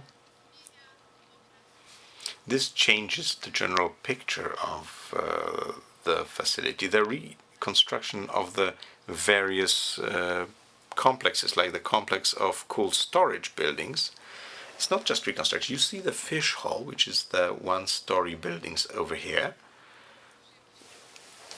And I had the pleasure of talking about it during the previous conference. Now, this building was completely dismantled. And then, in that place, the cold storage number 1 was built, which to this day exists in this condition. This is a photograph taken during the previous conference. When we were very close, we were actually able to go inside cold storage number 1. This is a not very well-known warehouse of the fish center. You can see that it is most probably reclaimed brick, probably from neighboring buildings. This is an interesting building. In 2003, I was doing the first documentation in the port, and I was puzzled by the unusual format. It seemed unfinished. It was only the analysis of the documentation that was found in the Port Redevelopment Authority office that I realized that this is a part of the former Warta warehouse, which was part of the fruit auction building. And we can see that that's the element. These are the famous consoles, the brick expressionist architecture by engineer Tomaszewski. Unfortunately, this building is no more. Another interesting office building. In its place right now, we have a different, more modern complex, which was just now completed to support the passenger terminal, but interesting expressionist format. Now, these are some buildings that are very strictly 1930s and early 1950s. For instance, the Porto Rob Distribution Center. The name itself is a bit confusing because the intention was that in this building, employees would be dispatched to work in various parts of the port. But what it really did was it served as a kind of hall, a kind of meeting hall, dance hall. This is another very interesting piece of architecture, Baltona warehouse and office, avant-garde post-war architecture. In my opinion, an excellent example of avant-garde building. It's built at the turn of the 1950s, 1960s, and now this is the bulk storage complex. I'm almost finishing. With some new buildings added. Pole, cold storage, W storage, and I'll start with this. The W storage, in my opinion, is the real hit in terms of post-war avant-garde in the area of Gdynia seaport. I will tell you from starters that we've said goodbye to this building in 2015. It was very playful form, very characteristic for the 1960s. This is what this looked like just before its demolition. I think that the form speaks for itself. The V supports, the overhang, the roof over the entrance, and a number of highly avant-garde elements like this attic. This is maybe less impressive warehouse eye, but very interesting wide windows, so glass and flat wall, well fitting in the historic interwar architecture. These buildings were very well fitted into their architectural context in the second line of the Polish wave. This is Lakpol. I'll have the opportunity to tell you more about these buildings during the site trip.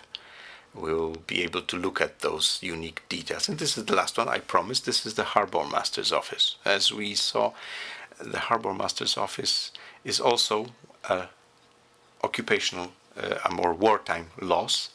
This is very interesting architecture, especially in its original shape. A fantastic overhang supported on very delicate pillars, shows the main attributes of it. Unfortunately, now the entire overhang is built up. It's finished with different materials. There was additional insulation, and this here clearly is stone clad.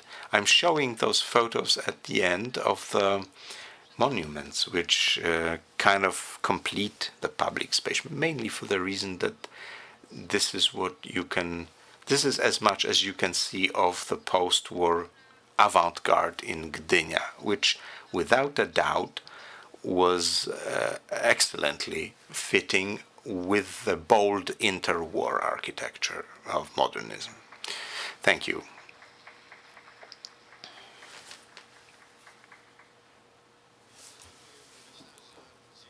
Thank you very much.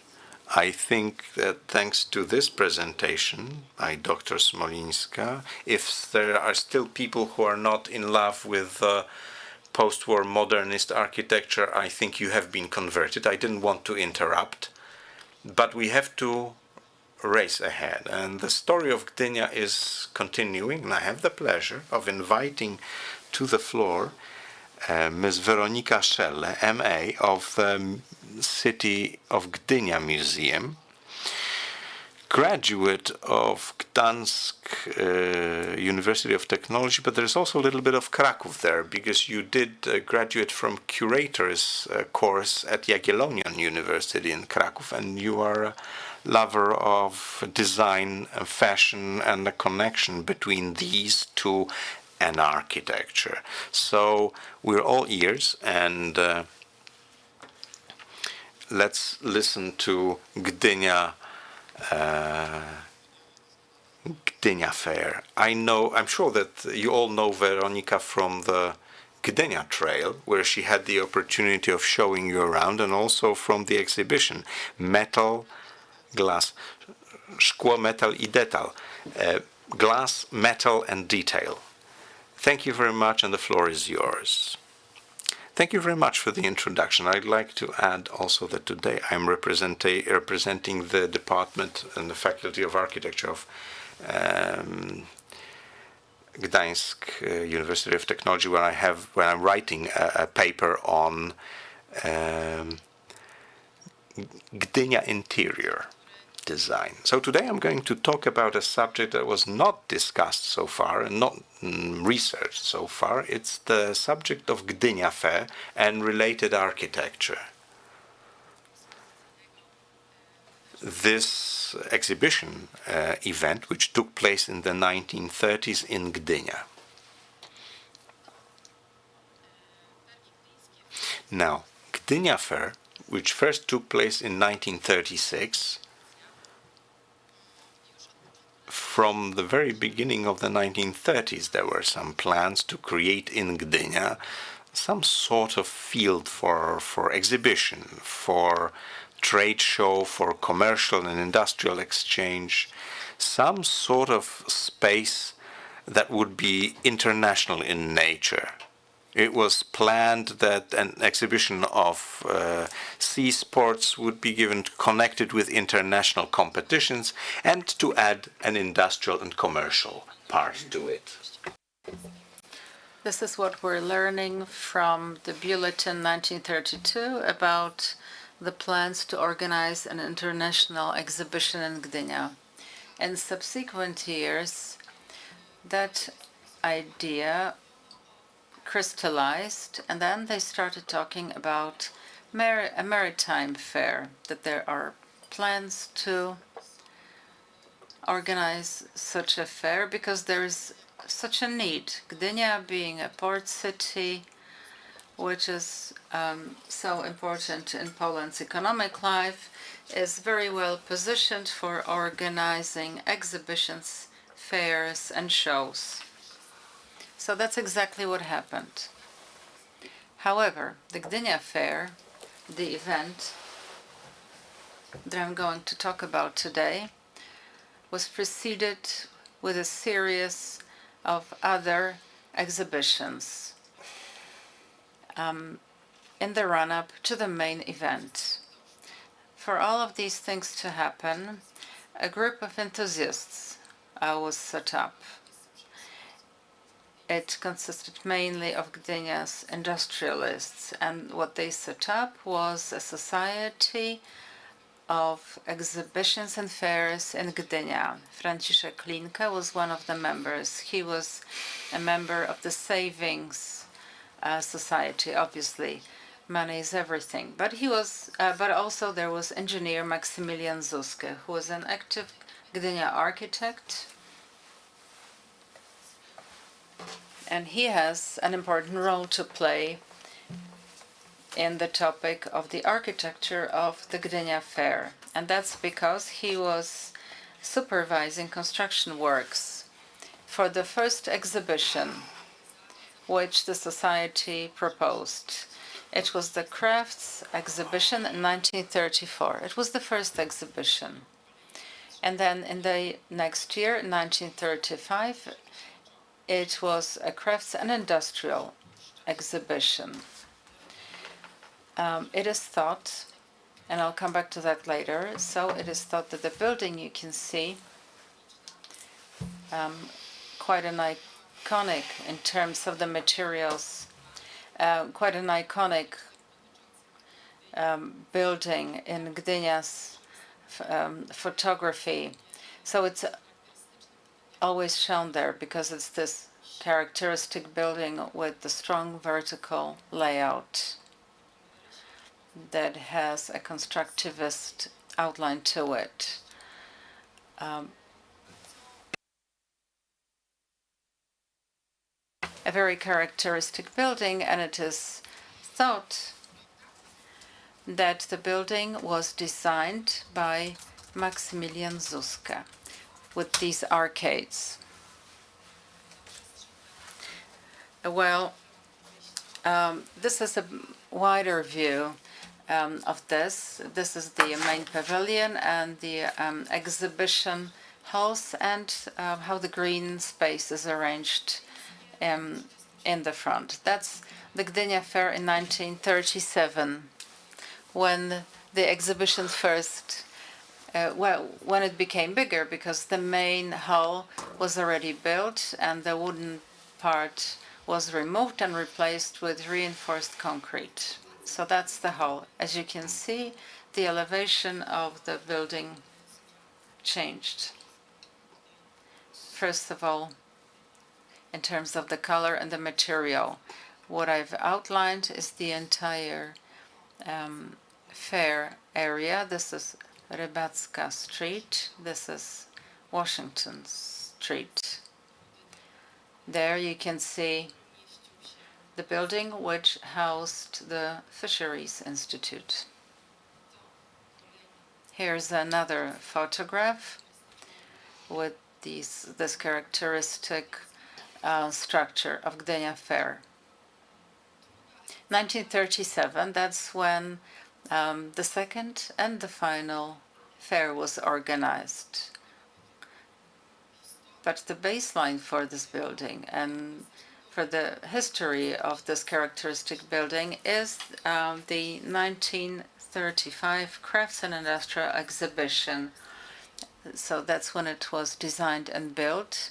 You can still see this structure, see-through structure, with some semi-rounded or circular elements. This is the view from the fisheries side. And here, the inside, the yard, the exhibition square, with different smaller and bigger architectural forms. They were mostly referred to as kiosks. Here's a kiosk of the Polish Association of the tin industry. 2 years later, it was changed and transformed, so no more windows. This is the design of the Sea League Pavilion. They also had their own pavilion during the Gdynia Fair. It was designed by Maksymilian Zuska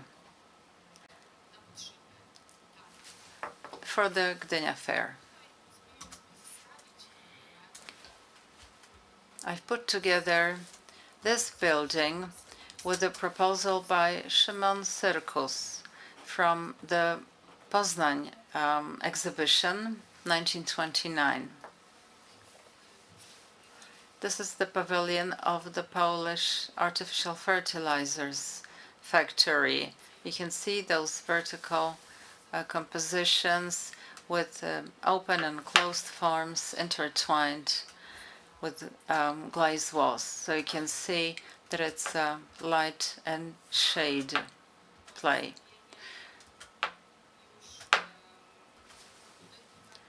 Now this is the fair building, which in 1937, this is just after the end of the fair, in July 1937, and it was, soon afterwards, it was transformed, it was converted into a hotel. And that's in contrast to the proposal by Szymon Circus.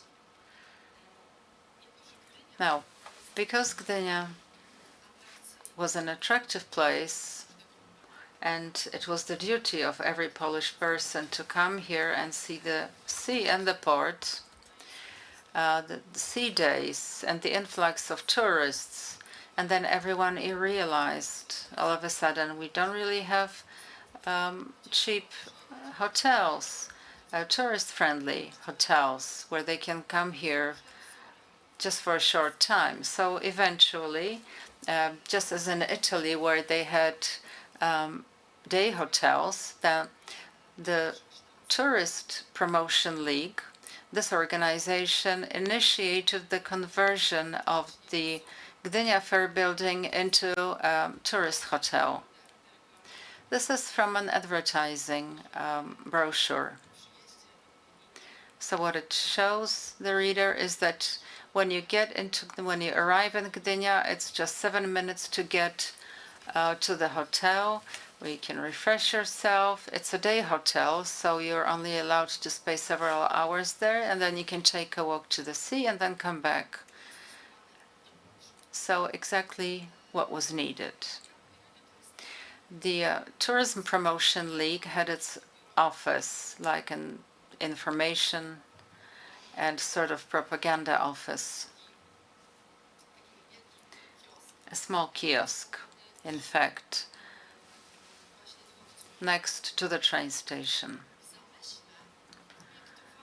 The idea was to design more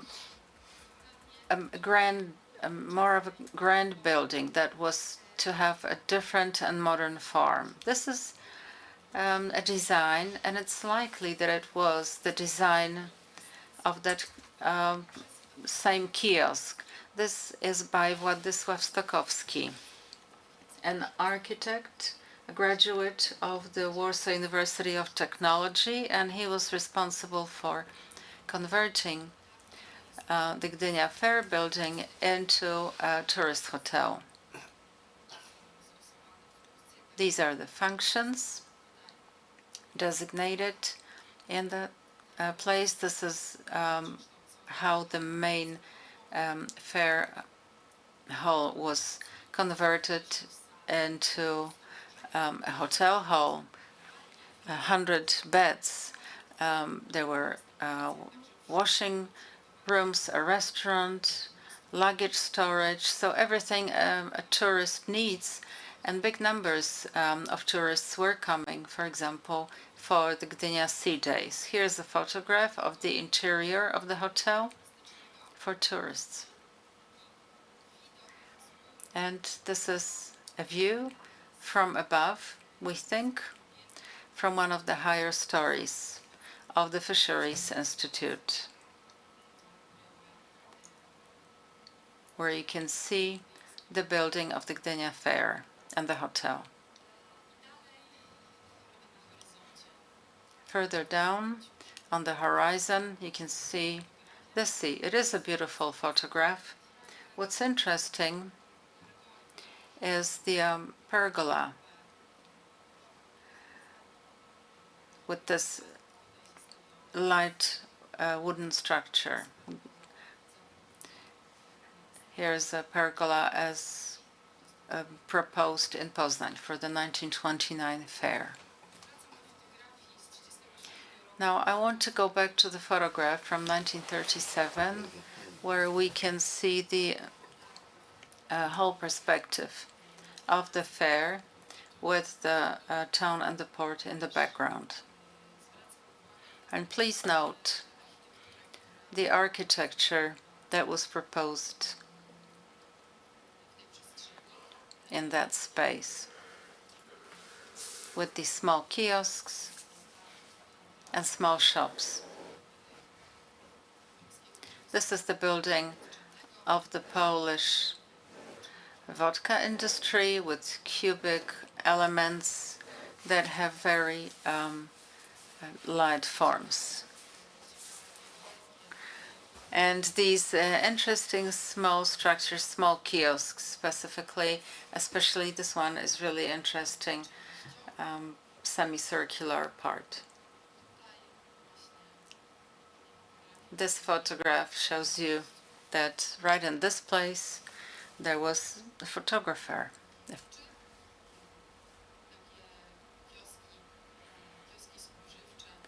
Food kiosks as well, with also selling alcohol. So those kiosks were also available there. And these are the glazed and open and closed sections, semicircular, so clearly visible there. The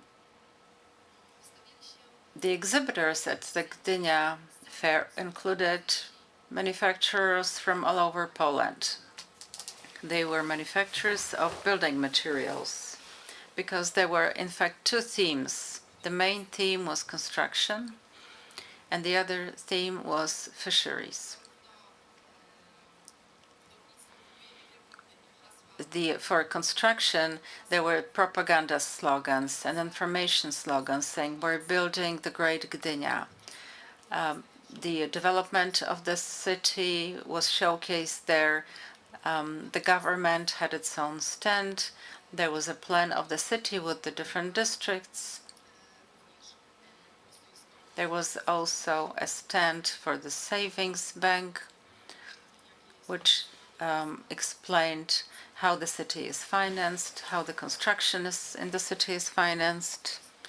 But there was also a stand for the Polish housing reform. Polish architects, the Association of Polish Architects and their branch in Gdynia also had their stand, and it says that in a bulletin of the association that the stand was designed by Jan Gąsiorowski, an architect. Well, I'm afraid all of the pre-war documents have been lost, and I wasn't able to see the photographs or the plans.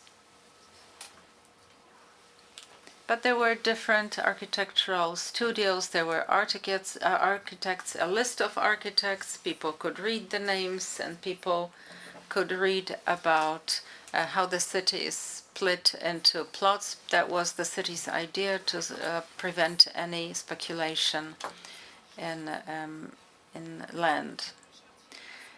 So Ryszard Zieliński was a manufacturer and company owner. He produced fantastic glassware. So he was one of the exhibitors. This is the interior of his stand. It says Glass Concrete RZ, which is an abbreviation of the owner's name.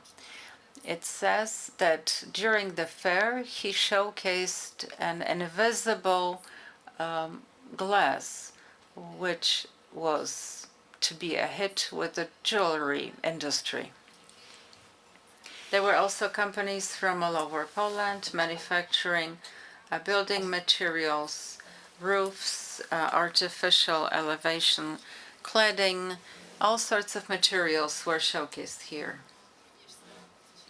And the town of Starachowice also had its stand. This is a photograph from another famous exhibition, one of the most famous exhibitions in the interwar period. Please note the shape of the stands, sort of semicircular lines. This is the building of the restaurant called Polish Fish.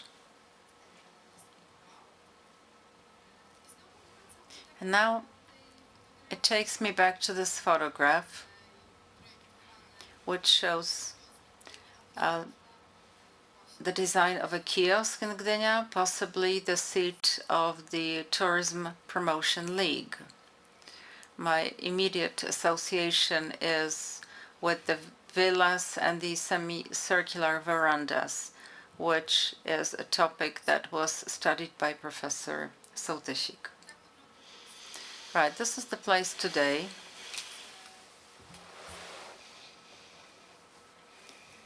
This is where the fair building originally stood. And that's the perspective with more development, and the trees are taller. You don't get to see, well, it's simply not there. But I think that it's an interesting topic and still not thoroughly understood. We are still querying this topic, and I hope I'll be able to find out more about this. And once I do, I'd like to put it down on paper. Thank you very much. Thank you. And also thank you to sticking to the time regime. So as you could see, the fair is important for the economy, for the civilization, and for the city and how it was created. And now this will be continued with another presentation. It'll be a possibility to compare the Gdynia and the Polish model with what was happening in Levant and the model of society that was born in Tel Aviv. And this is going to be delivered by Dr. Artur Tanikowski from the National Institute of Architecture and Town Planning. But also for years, he worked for the Museum of Polish Jews. He was the curator of exhibitions, art historian, obviously. And I think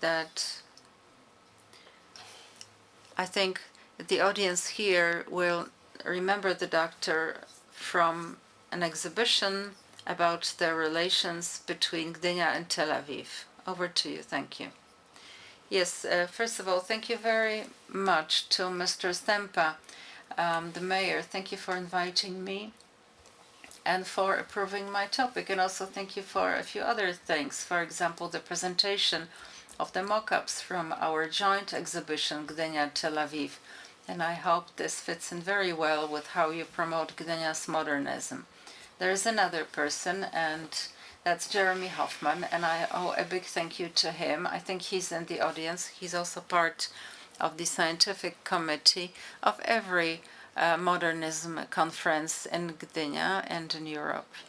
So just as the person speaking before me, I'm also studying a specific topic, and that topic will be highlighted by me, which is Polish presence in Tel Aviv.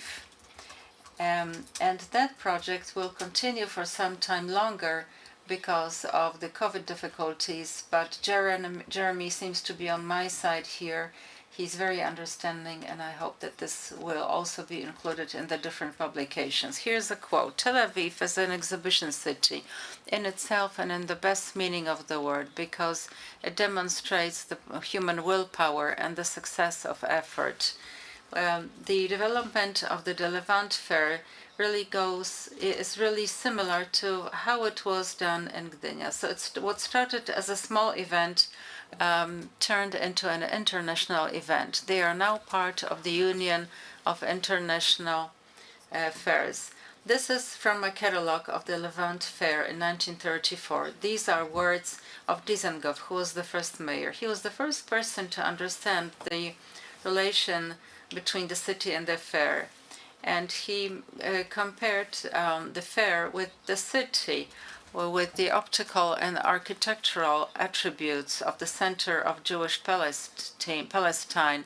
The idea was to promote new ideas, as it was originally presented in New York Museum of Modern Art. Levant Fair, just as other colonial and world fairs, sometimes referred to as Expo, they were in fact a miniature, a small city, a teaching model or a template of how trade was conducted between the East and the West, between the new and the old world, the original countries, the mother countries, and the colonies. The fairs were compared to the modern city, and you can find it in the words of Nathan Schwalbe. Tel Aviv showed itself in its beauty during the Levant Fair. It demonstrated to his people and other people that it wants to be part of a very fast development. This was really how the youth energy and the unresolving hope of the Jewish community continued, and it wanted to rival the Haifa, but it did not forget about the agricultural areas, and it prepared a hinterland for both cities, and its potential was enormous. End of quote.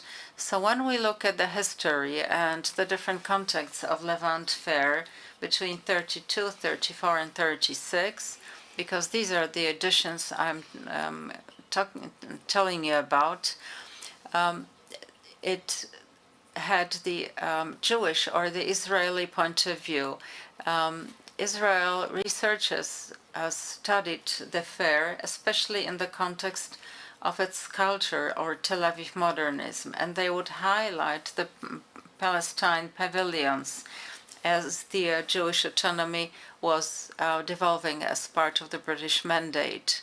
Plus, there were Jewish architects who were there temporarily or for permanently. So it's good to know this. The first fair was held, but it's not quite clear. This could have been in 32 or 34 in the Zionist Club in Rothschild Boulevard, and then in the School for Girls in Nevescanin.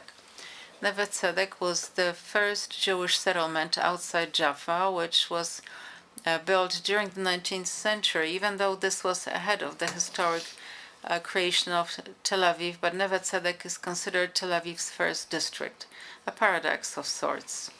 The next edition was in the Ahada Amama school that was in Tel Aviv already. In the first editions, the event was called Exhibition Promoting Goods Produced in Israel, or the Exhibition of Palestine and the Middle East. It was local.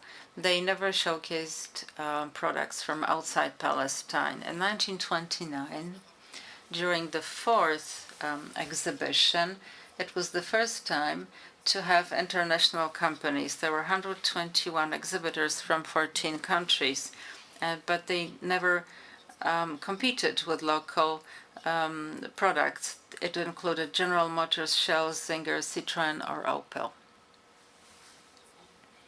Some of them had built big pavilions or had big stands. The exhibition was 25,000 square meters. The main architect was Ariel Hananin, and he was supported by Pinkas Hit, who was born in Lviv. And well, until 1932, the fair infrastructure was only temporary, and it was taken apart after every event. Until the early 1930s, temporary pavilions were built in the eclectic style very often, but local architects in their designs were looking for a symbolic language to be representative for the Jewish community of Palestine. The success of the 1929 exhibition encouraged the exhibition committee to make the next exhibition even more international. And there was no more the requirement for the products to not compete with local products. So the Levant Fair was not to be restricted to Palestine only. And so the first Levant Fair and the fifth Tel Aviv Fair from the mid-1920s, in 1932 they were taken to a new district, Nevescanin, the place for Tel Aviv's main bus station, shortly. So the fair brought together 300 companies, local and international ones, 120,000 visitors. And in the most recent fair, that's 1932, there were more than 1,200 companies, as well as governmental pavilions. 800 of them were from abroad, and there were about 300,000 visitors. The fair occupied an area of 50,000 square meters, which is double the original size. When it comes to the fair architecture, in 1932, there were quite distinct but not radical changes. Can I just say the Polish pavilion, we think, is one of these two buildings. We're about to see them on a photograph. This plan here doesn't have an exact legend to it. The international pavilions, the national pavilions are shown here. And I'm still putting together the photographic documentation for this, especially for the 1932 fair. Pavilion 19 was probably the British pavilion. This is most likely the Romanian pavilion. 21 could have been Czechoslovakian, but anyway, there is a photograph which is not very clear. I could see the Bata label or brand. So I think 22 must have been the Polish pavilion, especially because there is another photograph which shows a Luna Park, which was the entertainment part of the fair. And they said that the Polish pavilion is perfectly located because it's on the way to the amusement park. This is the admission with the characteristic logo, which is the camel with the wings. Since 1932, it became the emblem, sort of a romantic and oriental emblem of the Levant Fair. When it comes to the architecture in 1932, there were some clear changes, but far from radical. Many of the pavilions received flat roofs and box-like buildings. The Polish pavilion, for example, followed the Zakopane style, and there were clear references to national styles with vernacular accents.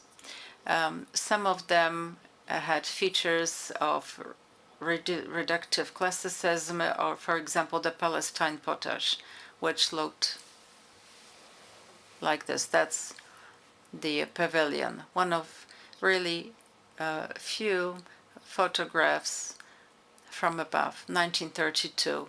And this is the Polish pavilion back there, part of the frontage. And we'll come back to that shortly. This is Romanian, this is the British pavilion, and this one, I think, is the Czech pavilion.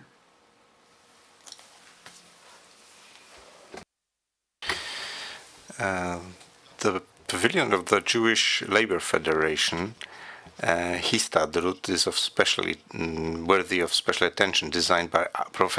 Ariel Sharon. It was, quote, the first and perhaps last modernist building erected in Tel Aviv worthy of the name of avant-garde or even constructivist. It was definitely the most clear attempt to create the local fair architecture. Open, modular, easily damaged, but easily to dismantle and easy to reassembly. And above all, eliminating the discrepancy between internal and external design and the building and the exposition. It was composed of 4 parallel repeatable structures designed in trapezoid shape of diverse height and size, built of wooden planks and Utah sheets.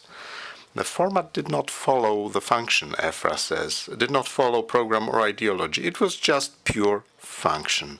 Ideology in its naked manifestation. The Utah sheets in the pavilions were tinted with symbolic colors appropriate for the various subjects. Red for trade unions, yellow for municipal, green for farming, yellow for citrus fruit.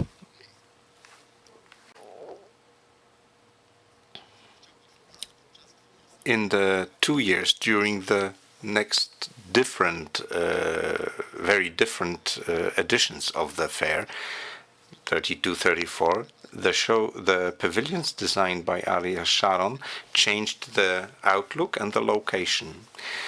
In 32, it was boldly exposed and very political.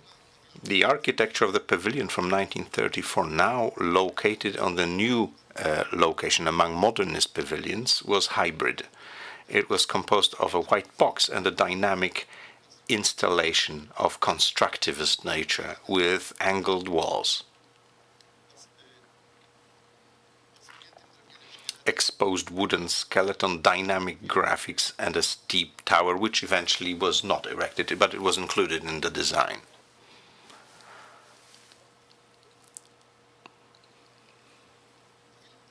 The Polish pavilions at the Levantine trade show in 1932 was 32 square meters and was located in the most busy location on the way to the carnival.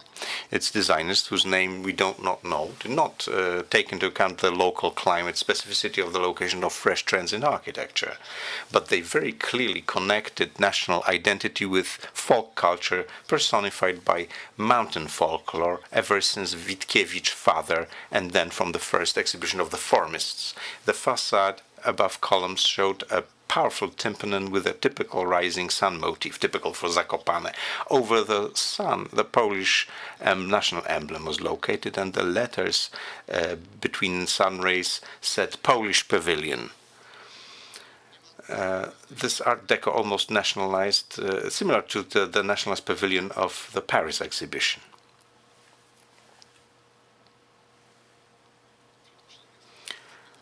Among the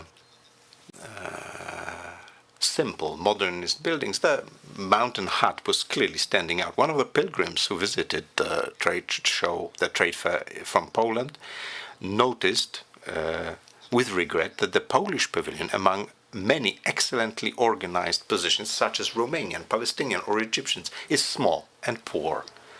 it definitely shows the economic crisis. Clearly, our industry is not powerful enough to expand outside and present its values abroad.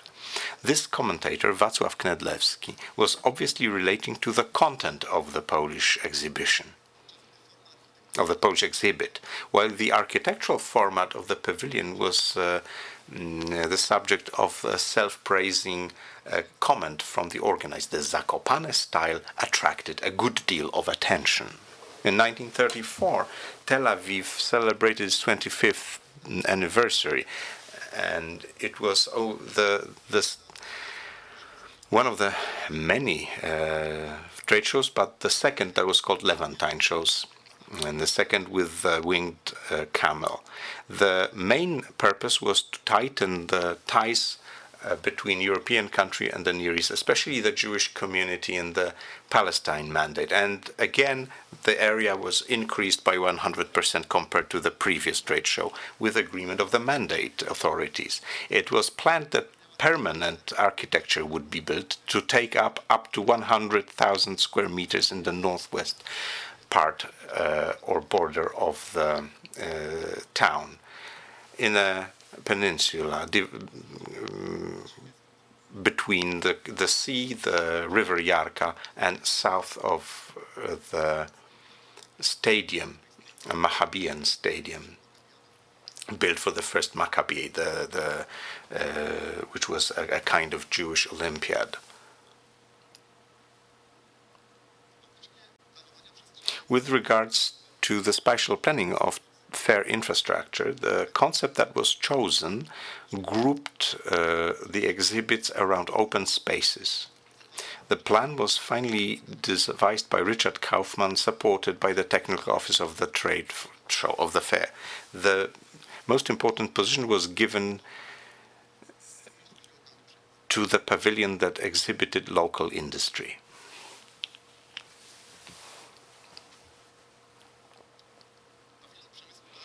The Palestinian industry pavilion was at the end of the main alleyway, and it was the background for the central square of the fair, marked with the letter A on the map. The square, which on the right-hand side was flanked by the main Polish pavilion.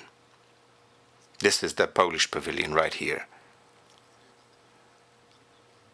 And it's also indicated by the second plan. Number 14, Polish Pavilion, is right here. And this is the Palestinian Industry Pavilion.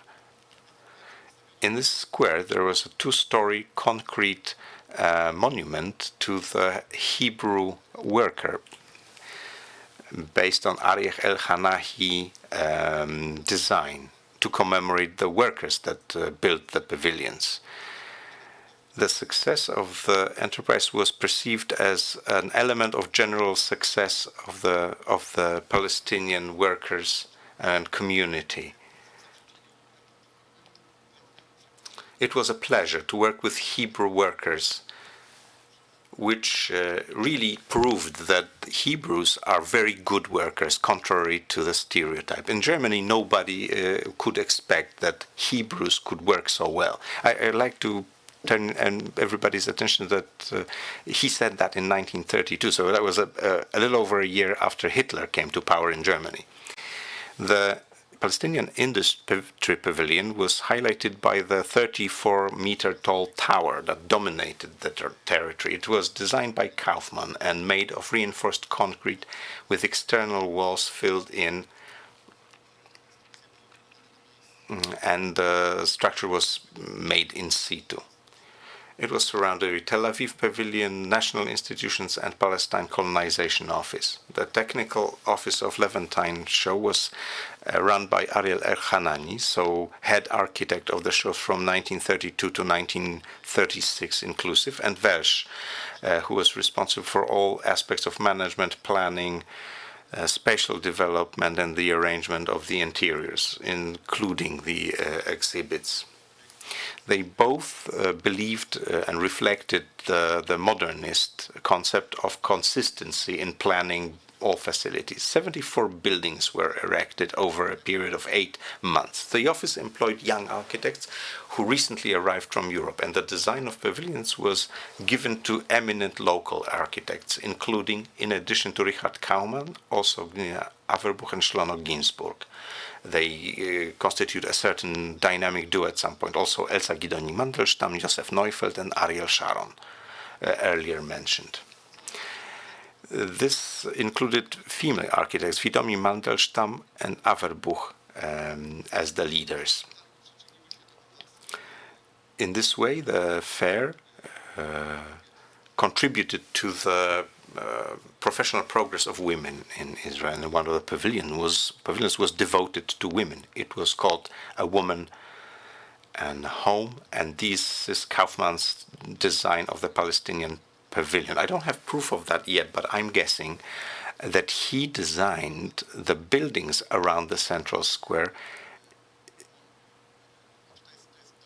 It is proved, that is, that he built the main Polish pavilions as one of 3, but the main one he wanted to position and compile appropriately in form and proportion in close proximity to the Palestinian pavilions.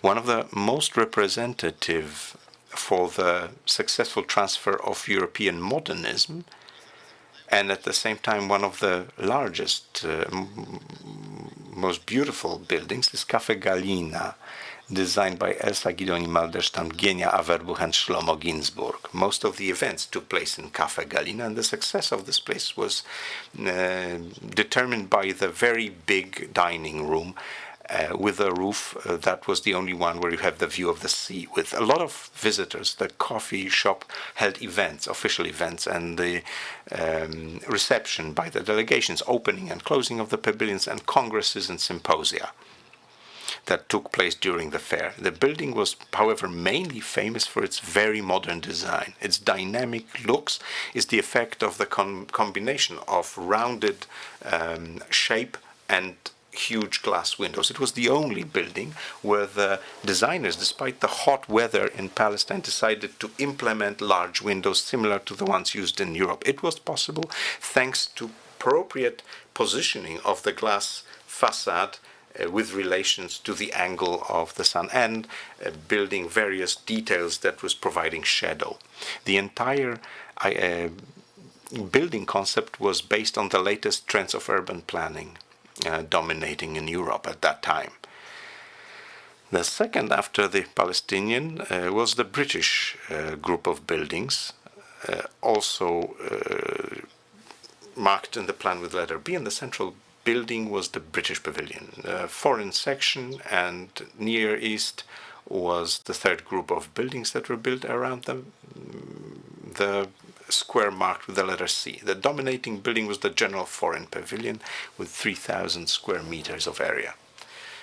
On the sides of the foreign square was Belgian Pavilion, which I think from today's look of the area was probably preserved in the best condition of them all.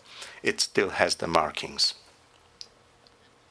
So Belgian Pavilion and Czechoslovak Pavilion were flanking the foreign square. The view of the river on the other side was closed by the Cafe Galina. Other pavilions were located directly north of the foreign square, and the last one marked with around that was a restaurant, farming exhibits, and construction exhibits. In the construction exhibit, some model homes were built of different materials, which was of great local value because the provision of a well-planned but inexpensive housing was of utmost importance in the country of immigrants, which was Palestine in that age. Many of the buildings in the show were designed by Ariel El-Hahani, who was also responsible for the design of the main entry square. One point of interest was the white metal column, which was 16 meters tall, topped with a flying camel, which was the main emblem of the fair. The lighting, the nighttime lighting, was designed with the thought of emphasizing and highlighting the main architectural features of the buildings, but also to create the traditional Oriental night atmosphere, which it was believed would meet the intentions of the show. Now, very quickly about the Polish pavilion. Polish pavilions in 1930, there were 3 of them. Together with 4 kiosks, they covered 1,100 square meters, so 5 times bigger than the Zakopane from 2 years before. Altogether, the Polish exhibit, so the total area of the pavilions and the kiosks, was the 2nd largest, as occupied by any non-Palestinian institutions. It was 2nd to the British in area. The pavilions were very functionalist. They had flat roofs, square shapes, and horizontal axis. The main one was designed by Richard Kaufmann, the other ones by the Łódź-based architect Władysław Lichtenstein. Łódź Pavilion got the gold medal of the fair. Reinforced concrete pavilion, which would also be used later during the subsequent editions of the fair. I'm still showing you the pavilions during construction. This is the central pavilion, Polish.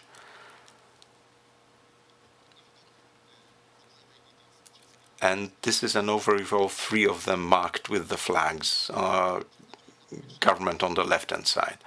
The permanent one, the government, in the subsequent fairs housed the exhibits of the Polish Savings Association, Polish Colonial League, the Gdynia America League, and other institutions of organization. Therefore, the first one was the official central one. Pavilion number 2 was devoted to the city of Łódź, and it only had textile exhibits. Pavilion 3 was where other groups of Polish industries were housed.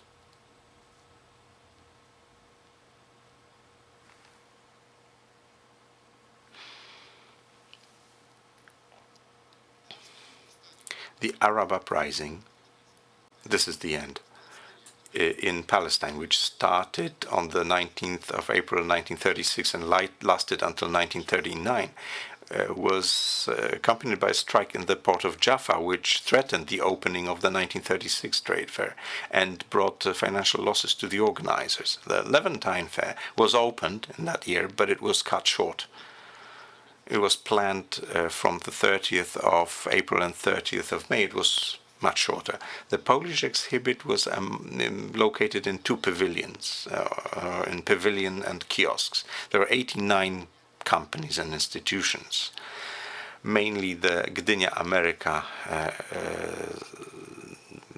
shipment and the Colonial League. One of the exhibits was supposed to be Polish books, and a special department was devoted to Marshal Józef Piłsudski. Now, in summary, as a result of political tensions right after the end of the fairs, the area went into decline. In 1934, Willy Welsch emphasized the connection between the local modern architecture and the Jewish nature of the country, giving this architecture national importance. According to him, the Zionistic ideology was expressed in modern architecture, which can be seen as represented during the Levantine Fair as national. It was interpreted in a similar way by other researchers of the period, who would place the 1934 trade show as one of the antennates of modernist shows. This was undermined by others who said that it was not the show of modern design, but just a show of square exhibits with nothing strange other than the flying camel and the monument of a Hebrew worker. This is another view of the Polish pavilion. The critic also mentioned the almost surreal discrepancy between the handmade artisanal elements and industrial artifacts versus the frightening white of the blank walls. Now, this comment is very